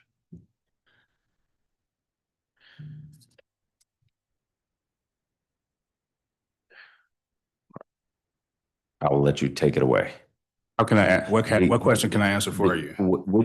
How many projects were selected through the December 24 stabilization RFP that had not yet received funding? So far, we have 14 projects that all have, 12 of those have term sheets executed by both DHCD and the borrower. 2 are under negotiation. That totals approximately $20 million worth of HPTF financing. We expect all of those to close by the end of the fiscal year. Okay, so the 12 that have term sheets, what does that mean with respect to dispersing funds? That means that we memorialize the agreement between DHCD and the developer, the terms of the financing, confirmation that DHCD agrees with what they've requested and vice versa. That then gives those developers the opportunity to go talk to their lenders and investors to confirm that with them that they have this dollar amount from DHCD, still under negotiation, but to the point the director made, not officially committed until we close on the financing. So it empowers that developer to go negotiate with their lenders and investors to make sure that they're operating in a stabilization posture. Okay.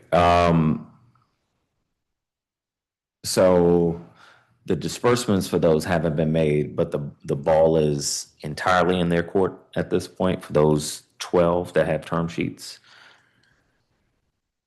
They still have to get their approvals from their lenders and investors. As far as the DHCD documentation, we're responsible for putting our loan/grant agreements together.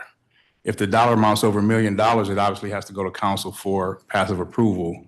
So we're in that process of submitting those packages through that process.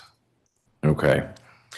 And the 2 that are still under negotiation, what's the holdup? What's the delay on those? One is 1100 Eastern Avenue, where there was some concern about the current ownership structure. So there's some confirmation, some due diligence that we've been doing, confirming what the ownership structure is there. And then the second one is, it's a scatter sites deal called Han-Tiv. A lot of concern about the operations there. Again, negotiating the terms of the term sheet, what we'll agree to versus what the developer will agree to. So We're close on both of them, but they've not been finalized and executed as of yet. Okay. So for all 14, the disbursements haven't been made, but 12 of them have term sheets. They have, these are full commitments, like, or is this like if there's money left at a certain date? So the term sheet is to memorialize the agreement on the terms between DHCD and the project sponsor. Obviously, there's still conditions that the developer will have to meet. We'll put together the loan agreement that will lay out all the specific terms. If the dollar amount's over $1 million, it'll go to council for passive approval. But once we get the loan agreement in place, executed, that's the point at which the dollars will be officially fully committed, obligated, as Beth alluded to, so that they can start spending. Okay. Okay, and so it is for the other two, they wouldn't suggest that the delay is like DHCD, they're waiting for you for something? No. They would just say, you know, we're They negotiating. can say what they want, but the reality is that that's not the case. Okay. Okay. All right, thank you for that. Sure. Director, those are all the questions I have for you. I know a couple things we got to dig into between now and when we mark up the budget. But thank you to you and your team for the work that you're doing, and thank you for being with us today. Thank you. Thank you. All right, we will move to our final public witnesses. Christopher Donald, Director of the DC Housing Finance Agency.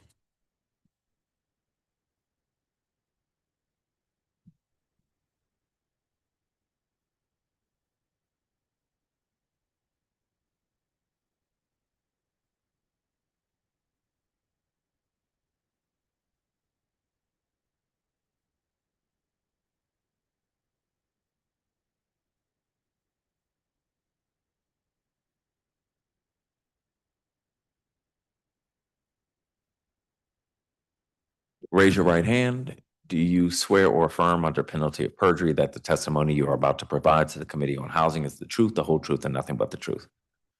Thank you so much. Welcome, and you can begin your testimony. Thanks for being with us.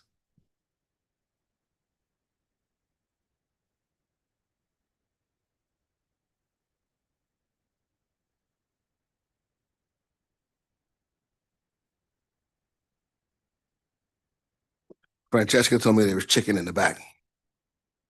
What's that?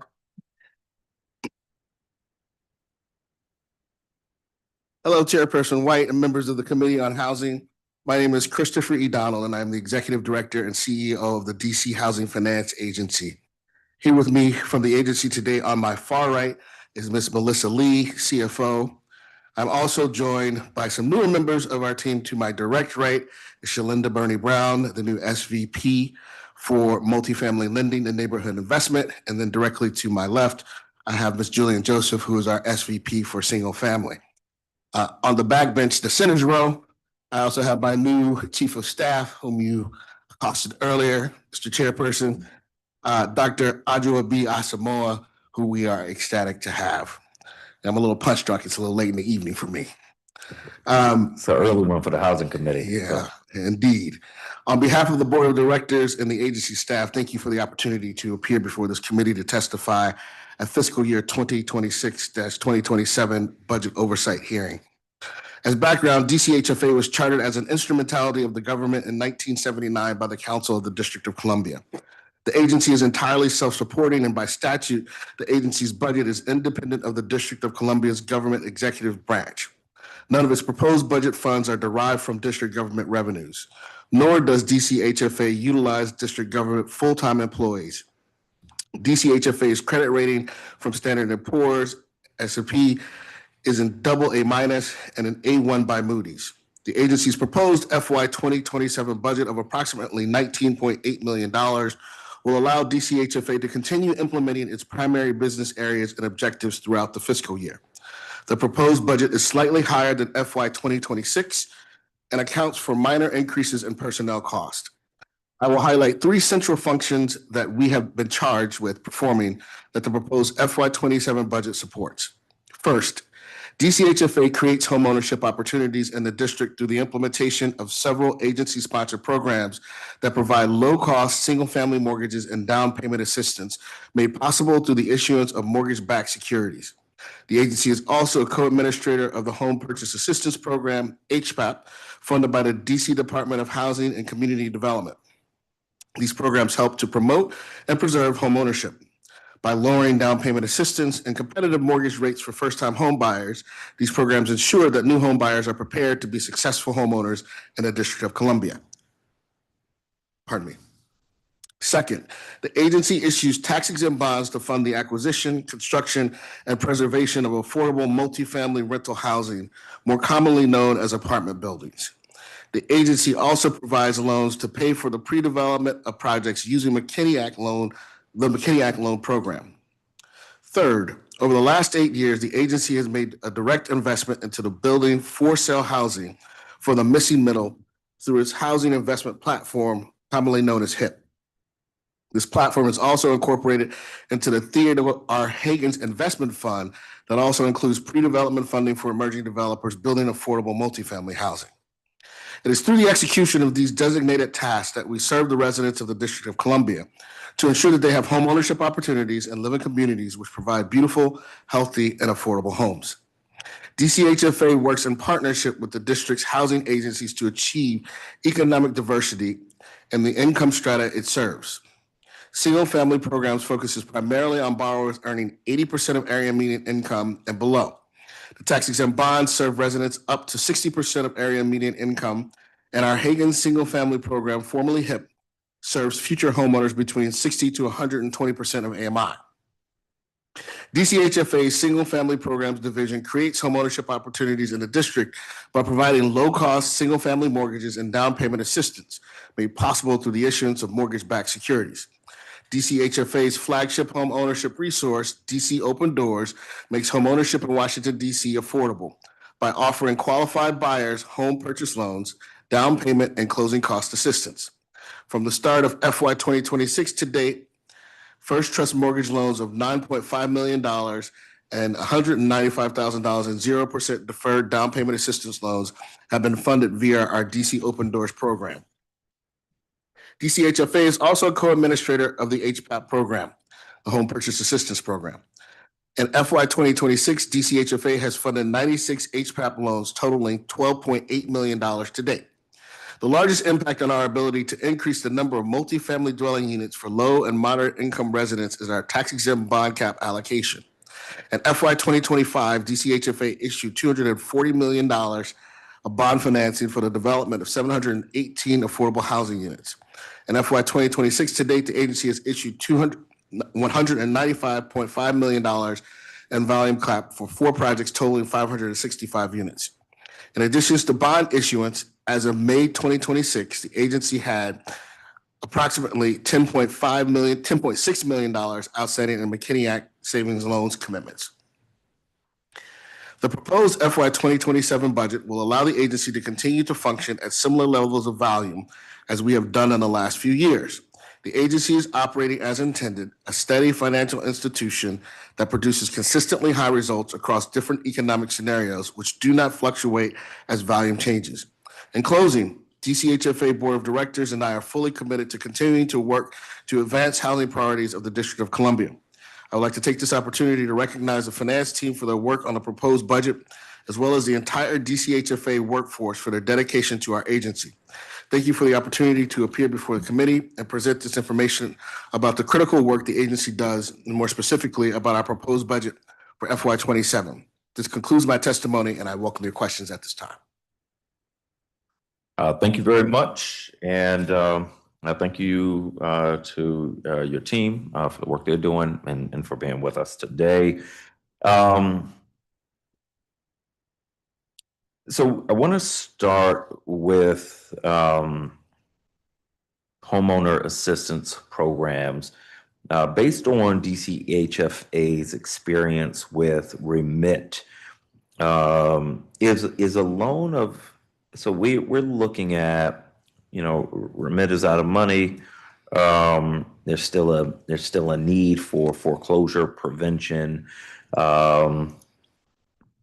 We're looking to see if we can't create something. And if we're able to create something, there has to be an upper limit. Based on your experience with the remit program, do you think that a loan of up to $40,000 is about the right amount to prevent foreclosure for homeowners facing mortgage, tax, or insurance, condo, HOA related delinquencies? I'm going to yield the floor to Ms. Joseph. Good evening, Chairman White. Good to be with you all again today. Thank you. I think that it's very important when we talk about a dollar figure, when we're talking about foreclosure prevention. As the former Deputy Assistant Secretary for Single Family Housing at FHA during COVID, I created the loss mitigation response during the pandemic. I also helped administer the HAF funds and also was the Chief of Staff to former Secretary Marsha Fudge. So this is something that's— You're the right person to be here. So I take this very personally and very seriously. It is very easy to think that a one-size-fits-all can address, foreclosure prevention. But what is imperative is that the issue that got people into delinquency in the first place is addressed. What we learned and what we were creating during the response during COVID with the Homeowners Assistance Fund that was issued through the Treasury was to make sure that it was done in coordination with servicing. Because what will happen is if you just put money towards an issue without addressing the actual cause, what you will find is that people will likely fall back into delinquency shortly thereafter.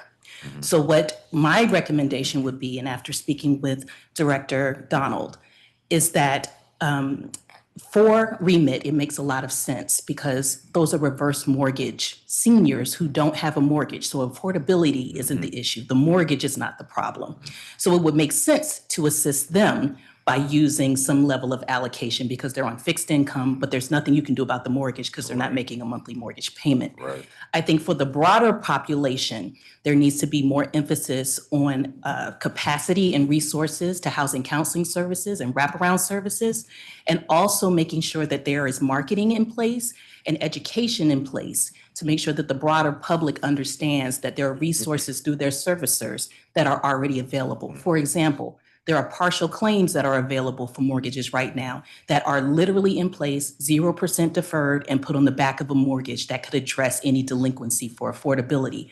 But in addition, they can modify the first mortgage to lower that rate. So not only are you addressing the immediate need of the delinquency, you're also creating a long-term strategy to make sure that they don't fall back into delinquency at that point. But to answer your question, I believe for seniors, $40,000, it depends on how long they've been in delinquency, but I think it should be tailored for seniors in the reverse market. Otherwise, I think you're just putting a Band-Aid on a bullet wound. If you just put money towards the general population, if there's no remedy to address what got them into delinquency in the first place. Okay, I appreciate that. That's tremendous thought. I do need to look because I think there are some counseling services that we may have that that would tie into what you're suggesting. So, okay, I hear you. For reverse mortgages, I know there's no one size fits all. Everyone is different. Roughly 40,000. I think that it depends on what type of delinquency is causing it. If we're seeing that's an inflation or, inflation of real estate taxes or a shortage of escrows, I think probably will be more around the 20,000 ballpark, because anything that would be more excessive, there would likely already be foreclosure proceedings taking place. The majority of mortgage holders or first that are doing for the primary residences have financing. They're typically escrowed through their servicer. So the opportunity for delinquency to go on that long is very unlikely because either the servicer is going to dip into their actual reserves in order to cover it, or they're going to start foreclosure proceedings. They're not going to allow it to go on for 3 years. So I think that the most you would probably see, it wouldn't exceed $20,000 unless you do have a borrower who has paid their mortgage off and they are not making monthly payments through financing to a servicer. Those people may be in a situation, but that would be a very, very small portion of the population. Okay. I had some more questions about this, but may need to sort of go in a different direction based on your feedback. So we will huddle up with you after this hearing. We're happy to help in any way. Thank you.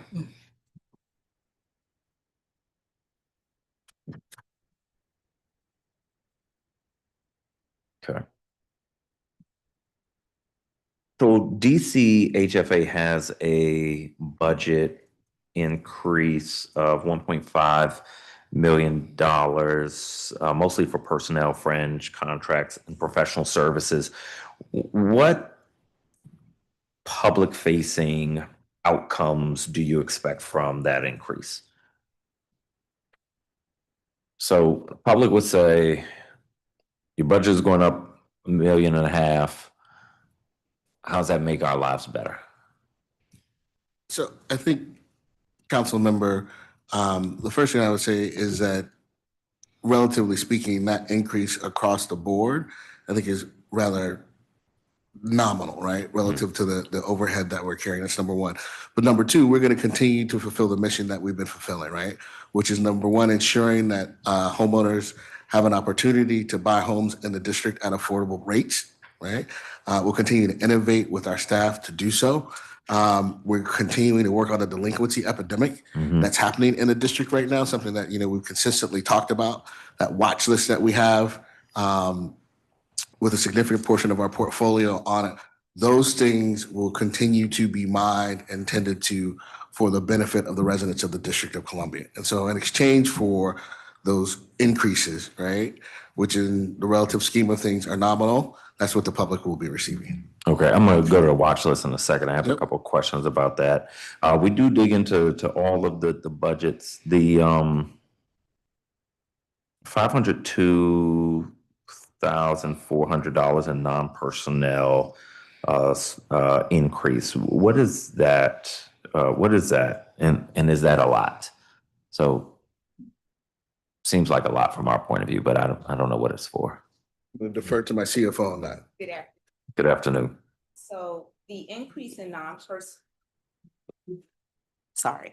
the increase in non-personnel, that includes expenses, utilities, liability insurance, cleaning services, professional services. So all of the activities that essentially material supplies, overhead, what it takes to support the personnel's ability to execute day-to-day activities inside the building. Okay. Is that a big increase?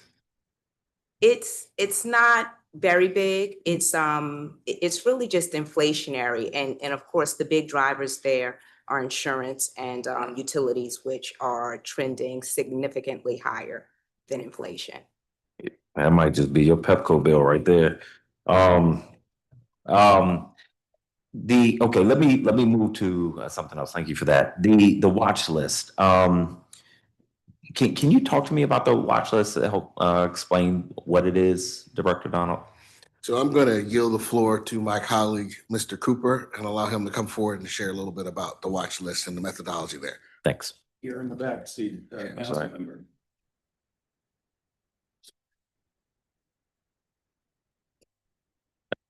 You were sworn in, so just want to make sure everybody knows. Thank you. Good evening. The watch list isn't only specific to the agency, number one. Each financial institution or the capital stack, those partners all have an internal watch list. And specifically that watch list is to monitor the financial viability of a project and the physical ability of the project, the sustainability, and in addition to your borrowers, right? So that's the protocol the agency take on reviewing transactions. We review them on a quarterly basis as well as on an annual basis. We present that information to senior staff as well as to the board. And this is for projects that you all have made loans to? Correct. Okay. And there's there's a pre-watch list, moderate, and Severe. severe. Okay. Yeah. What triggers each of these? Yeah. Some of it is overlapping. A pre-watch list could be deferred maintenance, right? That has not been resolved based on an inspection or a slight decline in the financial performance. A moderate is a 2-year dip in your financial performance, lower than the threshold, the underwriting threshold. And severe is 3 years. Also coupled with, again, the sustainability, the envelope, if you will, the physical care of a project. Okay. In this market, obviously, the financial component of these transactions is the biggest hit, right? The elongated pandemic.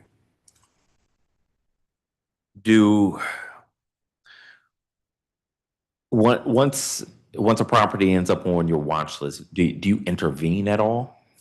We do. One, there's an action plan that we request from the operator and the borrower. And there's some milestones in their action plan. If they don't hit those milestones, obviously, we, on the revenue side of a transaction, there's little to no opportunity there. On the expense side, where we see some opportunities in reducing expenses, we would normally point those things out. Okay. And I think it was you, Director Donald, at the performance oversight hearing noted that there's a concentration of watch list properties in wards 7 and 8. You just mentioned giving them money is not an option. If you see ways to improve spending or something like that, you make the recommendations. Is there anything else that we could do or leverage in this difficult market? There's a lot. One, policy. 2, the judicial system. I have to be very careful here, but the social contract has been broken, right? And I believe last time at the last hearing, I had mentioned that the social contract between the operator and the tenant has been broken, right? So the district, and I've been in investment banking over 25 years throughout the US. The district, for good or bad, is a very tenant-friendly region, which is a good thing for the residents. But what we've experienced in this pandemic, I don't think any financial institution have experienced before. So there should be some adjustments, right, to sort of stabilize and right the ship and change some behavior. But those are things that are out of my control. So part of what we've done, council member, is in the last 2 weeks, we started convening small groups of operators and participants in the ecosystem to try to distill what's been effective in terms of improving rent collections. The issue du jour for us is really about rent collections and delinquency right now. Yeah. What Jeff didn't share is that there are a number of triggers that can get you on the watch list. Some of it is delinquency, which is what we're really focused on. Some of it is non-reporting of information. So if people aren't sending in their audits or their other financials on a timely basis, that will get you on the watch list. You heard him talk about deferred maintenance. He talked about metrics. Those performance metrics are specifically around debt service coverage ratios, right? And the level of expenses. And expenses are catapulting astronomically across the board for everybody. That's everything from utilities to taxes to insurance, right? Some of that our operators don't have control over, or some operators are not positioned as well as others. So if you're a large operator and you oversee 20,000 units, when you go to negotiate your utility rates, you've got a lot more leverage than if you're the small mom and pop operator, you got an extra unit on your property, you're not getting the same rebate, right? Right. So if utilities spike for you, it's much more painful. And that's when you hear from people like Dean Hunter, Mhm. right, and the Small Multifamily Ownership Association talking about those issues that affect those owners. I say all of that to say part of what we're looking at in terms of intervening is how can we distill some of the best practices down so that we can chop it up and share it with everybody, Yeah. right? So that people can turn the system around. Part of what we heard from people was, look, the judicial system is only handling about 30 plus cases a day, right? Mhm. So they're still working on 22, 23, and 24. So the judiciary, even if they beef them up, are not going to be the immediate solution to relieve the problem that we have. The issue becomes how do you reestablish that contract between the owners and the residents so that I deliver healthy, affordable, and beautiful housing and you pay rent. Mhm. We've got to get back to that. And so part of what we're trying to figure out over on our side is what are the best practices to return us back to normal? And it's really going to be that retail operator who has those relationships where there's a sense of obligation, right? And quite frankly, shame, right? I don't want to disappoint you because we've got a relationship and I know that I've got an obligation to you. Mhm. Until that's reestablished, a lot of the challenges that we're facing in this market don't turn around. Yeah. Okay. One of the provisions in the Rental Act was that it is mandatory that tenants pay into the rent registry as soon as eviction is filed. That's one of many things that we've done in law. I don't think changing the law changes everything. We've got to get judges on the bench. That alone isn't going to do it either. So there's more work to be done there.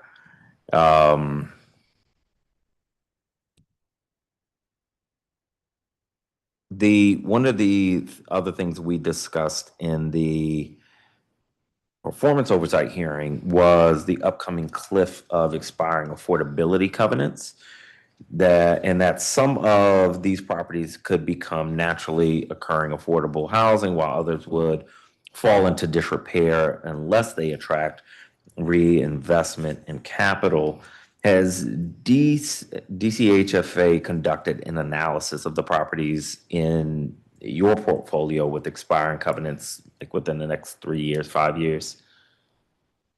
That's not something that We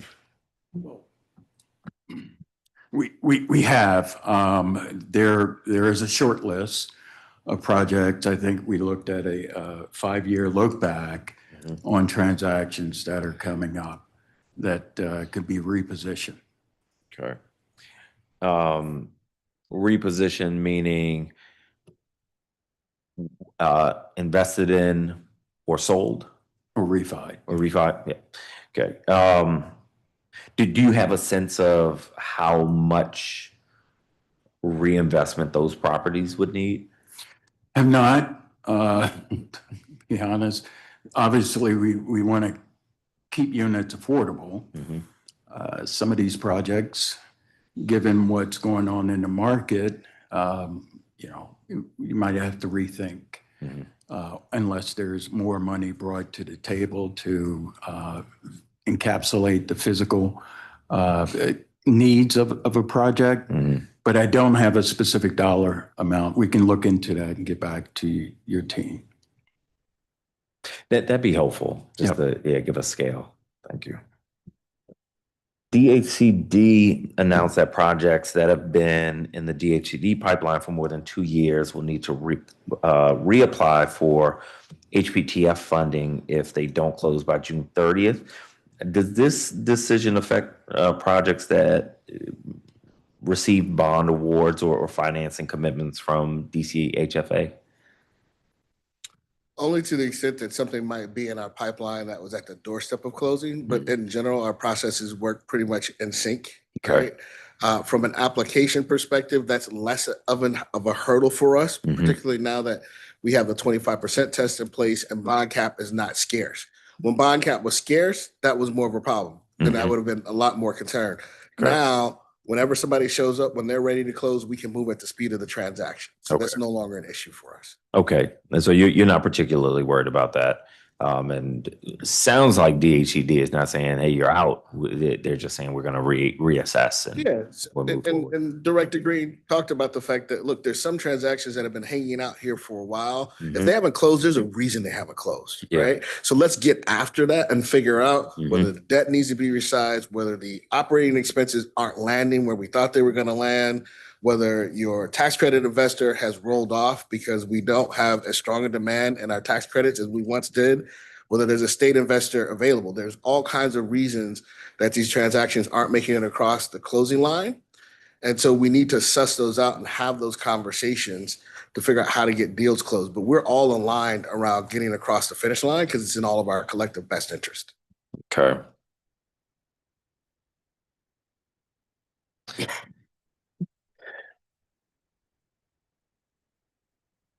The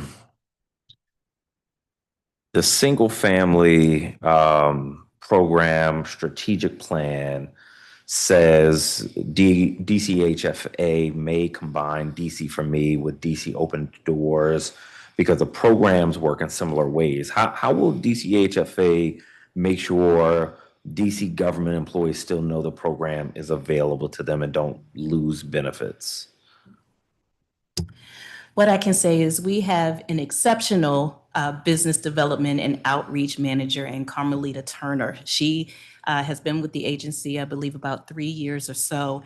And not only does she regularly provide training to lenders and partners and realtors, she is constantly out in the community doing a library series that she did that spanned over, I believe, 2 months every Thursday night for the public so they could come in and learn about not only the home buying process, but also all of the resources that we offer at the agency. So she not only provides that where people come in to learn information, she goes out to, government employees doing lunch and learns. She is probably one of the hardest working women that I know, and not just in the agency. But what I can tell you is that she is our street team president. That's what I told her today. But she is doing that. We also have a wonderful PR team that works with us to make sure that we have constant communications on social media to make people know, to make sure that people understand the programs that we have available.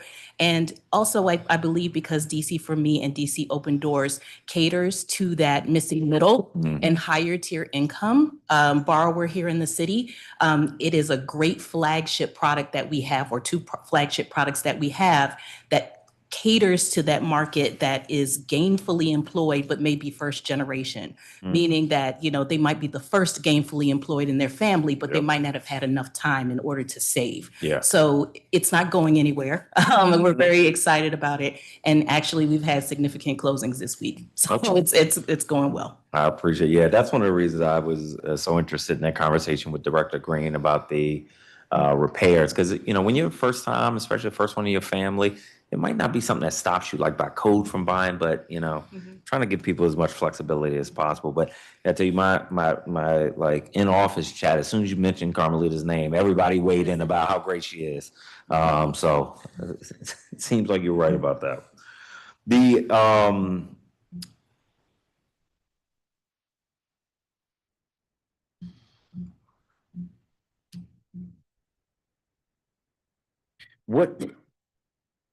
What system do you currently use to track application and loan statuses for like DC for Me or DC Open Doors? Yes, we actually have a platform called Emphasis that allows not only for us to monitor it internally, but it is also coupled with Lender Portal, which allows the lenders to import the information that they use for their first mortgages that they originate for us for the DC for Me. So it's almost as if we are able to pull information from there. It's the meeting hole or the watering hole, if you will, for the lenders as well as for us. So we're able to pull reporting from there, but we're also able to monitor the loan status as lenders provide documentation, packages, et cetera. So we utilize Emphasis for our internal tracking, but it's also married to the Lender Portal where the lenders provide the first mortgage information once it's being approved. And the client can see it as well, so everybody. No, so that's just the Lender Portal, but of course, we're working on that build out with DHCD to set up that interface for not only the external consumer, but also to make sure that the CBOs and the partners are able to pour into that too. And I believe we had a meeting maybe 4 to 6 weeks ago with DHCD to make sure that we keep that process on track, those work streams. Excellent.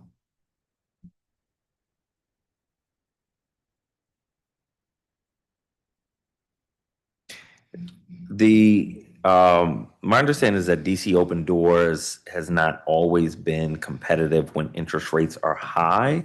What interest rate or market standard does DCHFA use to decide whether DC Open Doors is a good option for buyers?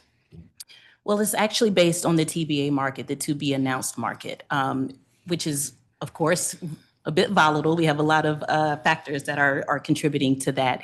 But the market rates, as everybody knows, they're rising a bit over the last 30 days. So that's what it's based upon. What I think makes it so competitive, though, with other products that are on the market is the fact that we are able to couple it with that down payment assistance that is not a monthly payment, that is deferred, 0% deferred on the back end, but also the fact that it's difficult to get down payment assistance right now when you can go up to 170% AMI.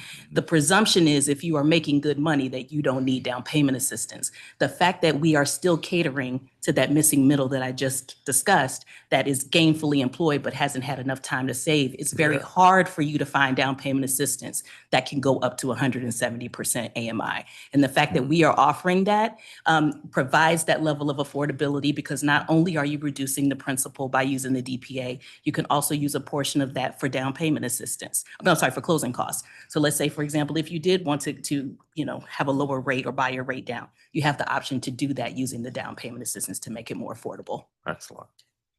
And on HPAP, that's a program that always has more demand than funding. How do you all make sure buyers don't get close to settlement and then find out HPAP is out of funds? So the one thing that we are doing, we actually track, we have tracking that shows what has actually been funded and expended.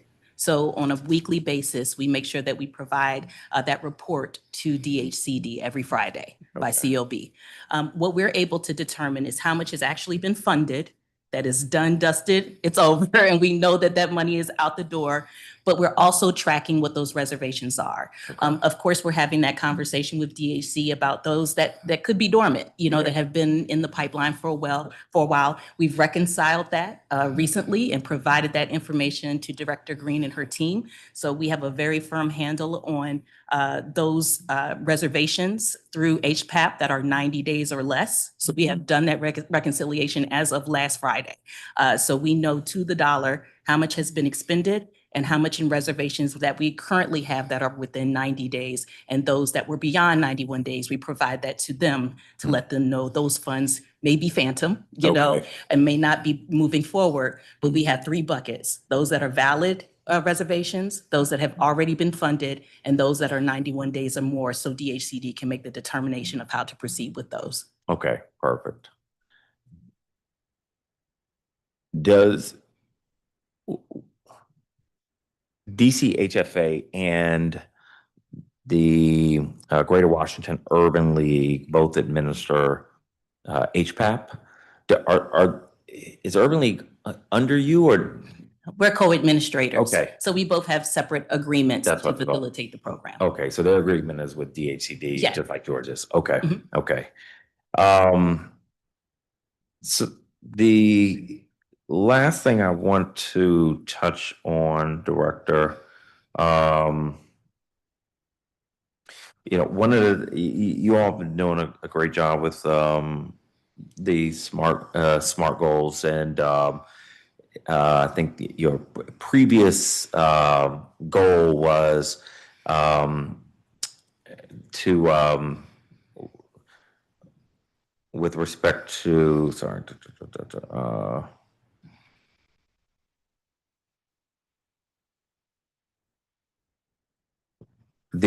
your bond cap goal had been at $200 million. And I believe conversations with my team, you believe that you might be able to exceed that this year. Is that right? Potentially, yes. Okay. So where would you hope to get to? I'd say about 240. Okay, excellent. What's changed to make that within the realm of possibilities? So the multifamily pipeline has always fluctuated, Mhm. right? We've drawn a line in the sand and we look at trends, right? And so while the market was booming, we generally be at about 300 million, right? But now that the market is much more choppy, things get clumpy. Mhm. So, for example, we've got a project that we had talked to the developers about 2 or 3 years ago, but they found another way to finance it. They didn't come to us, right? And it's actually an assisted living deal. That deal's about 50 to 60 million dollars. It's a huge deal. They've actually now circled back because market conditions are much more favorable. We've actually got bond cap available. That deal's going to drop in our bucket, right? So that's actually going to advance our numbers more than we originally thought. It was here, it went away, it's back again. Yeah. So you always have some of those things that are happening in the background because everybody's got a different strategy about how they're going to put their deals together. Yeah. When we were boom, boom, go, go, we were doing 10 to 15 deals a year. Now we're seeing about 3 to 5 deals a year with an asterisk of, hey, somebody's figured something out. That deal actually has legs now. It's going to go, hey, can we put this deal through? 3 and a maybe. Yes. Yes. Possible. Possible. There we go. Okay. What about your other SMART goals? Do you think those are still the right ones, or are there any that you think should change? I think for the most part, those are the right ones. We may be doing some innovation on the single family side that we'll come back to you and talk to you about Okay. in the future. But for now, yeah, I'll be conservative and say we're gonna stay put. But we are constantly looking. One of the questions that you've asked us before is about how we're going to expand home ownership for buyers in the district. Yeah. So we've been thinking really diligently about that, how we can leverage the resources that we have to create a more compelling product. So you're going to see some things from us on the horizon. Appreciate it. I'm Little excited. teaser. I'm excited about it. I'm excited about it. Well, yeah, I'll conclude with this, which isn't a question, but as you are talking to folks in the market, to your borrowers, we heard a couple years ago from the development market, the investment market, hey, you got to make some changes to ERAP, the emergency rental assistance, and that's necessary to shift things. And we did that. Then they said, hey, you got to make some other changes like requiring people to pay rent when eviction is filed, because if eviction takes a long time and people aren't paying rent, then you're out a whole lot of money. So we did that and a bunch of other things. And folks are still saying nobody wants to invest in DC. And some of it's legislative, but we've done the legislative things they've asked. And so now the question is, all right, what else? And also, I don't think they can come back to the council and say, you got to do this. Because at this point, we keep doing the things they're asking, and then they're telling us it's not working. So, No, council member, I would be careful about saying it's not working, right? It's like anything. We're on a battleship, not a speedboat. Yeah. We're dealing with the entire ecosystem. So you're not whipping a U-turn at the light, right? Like you got to go out in the ocean deep and actually turn this thing around. Yeah. We didn't get into this mess overnight. Yeah. And I've said this to you before, we're not going to get out overnight. Yeah. Everything that you're doing is absolutely essential, but we've got to return the system back to normalcy. And when I talk to people around the country, they look at me like I have two heads. Like most people are like, what? That's still happening, right? To the extent that it's happening, we're not unique, but we have extreme circumstances on the ground. And so when people are asking for further relief, it's not unwarranted or unfair or unreasonable. I appreciate what you're saying, which is, hey, the development community can be very demanding. That is true. But in this particular instance, the relief that they're asking for is not unreasonable to be asked for. And we have a dilemma.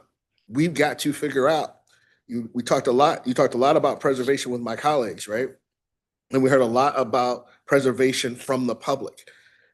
If we can't stabilize the assets, then we've got a bucket with no bottom, right? Because we're going to lose all of those assets that we have right now that we poured billions of dollars into over the last 20 to 30 years, right? We've got to save the patient and stabilize the system, but we can't stop looking forward either. But if the fundamental business model of I give you affordable, beautiful, and healthy housing, and you pay rent on time doesn't work, nobody's coming. Yeah. Nobody's coming to save us. Like, who's gonna finance that kind of deal? All right. Right? Like, I wouldn't go to my board and ask them to finance a deal if I knew that at the end of the day, when that deal got leased up, we weren't gonna be able to pay that mortgage. Right. Right? And so part of what we've all got to be working on collectively is what are the strategies that we're going to deploy out into the marketplace? Like, I love the district, and I don't think that there's any place better in the world to do what I'm doing than right here. Right? Yeah. I go long on the district. I've never seen anything like this. Now, I'm not the oldest cat in the room. I don't have the most gray hairs, right? But I've been around a couple of cycles now, and this is different. Mm-hmm. So there's not an easy off-the-shelf solution. We do one, we do two, and boom, we're done. Yeah. We're gonna have to keep doing more. And so that's why you heard me say, look, we're convening and having these conversations, because some of it is we're gonna have to come up with strategies that are at the ground where we're getting together and we're building coalitions. It's going to have to be the property owners. It's going to have to be the city. It's going to have to be the advocates. It's going to have to be the residents, us all sitting around and going, okay, how do we get back to normal? Because as many people as you had in here today with shirts on, those folks that you saw are usually the folks who are tapped in and doing what they need to be doing. Yeah. And they're suffering because when they're in buildings that aren't being repaired timely because the owner doesn't have the money because rents aren't being paid, that's a problem for them. Yeah. So everybody's interests are aligned, right? I think sometimes we get sideways with each other when we get frustrated, but at the end of the day, like, we got to get back to this is how it works, right? Yeah. I appreciate it. I'm on the page you're on. Like, it's not just going to be legislative. It's not like it's going to be a combination of things that get us back on track. And we've got to talk about it differently. I usually correct folks for saying DC is a bad place to invest. I'm like, well, nobody's going to invest here if the people here are saying it's a bad place to invest. So you're right. Language matters, but we've also got to be straight with one another, right? And we got a problem. And until we address that problem and we fix that problem, people are not going to want to be here. Right? Like, I had an investor basically look at me. He's like, look, until this changes, I'm not doing anything. I've got major money centers that haven't quoted debt or equity for 6 years. I've got some banks that are hiding in the bushes like Homer Simpson, right? So that's the universe that we're looking at. And then you've got a couple of banks that it's absolutely imperative because of their CRA requirements that they continue to be active. And so they're doing that, but they're only going to consume so much. Yeah. And people aren't going to buy so much. And oh, by the way, if they're still active, we used to get pricing on our tax credits in the 90s. Now we're lucky if it's 70s, right? So the value of the investments have deteriorated as well. So that is our reality. What I think is really important is that everybody realize that we haven't done enough and we're not anywhere near to this being over. So we're going to have to keep doing more. Yeah. And that doesn't just mean you are the legislative branch. It doesn't mean just the judicial branch. It doesn't mean just the residents. It's everybody's going to have to keep working at this thing so that we can get back to being the place that everybody wants to be. Yep. We have to.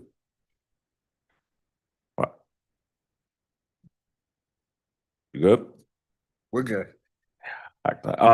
Well, thank you for being with us today, Director Donald. I want to thank our public witnesses and DHCD as well.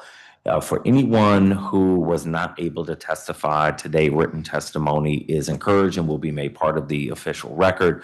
The record for this hearing will remain open until the close of business 2 weeks from today on Wednesday, May 26th. Anyone who's interested may submit written testimony through the dedicated webpage for this hearing on the council's online hearing management system.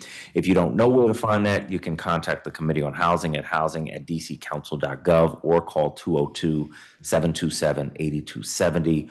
If anyone listening is interested in learning more about the work of this committee or my office, please sign up to hear from us at robertwhiteatlarge.com. This concludes the committee's business for today. The time is 6:39 p.m. and this hearing is adjourned.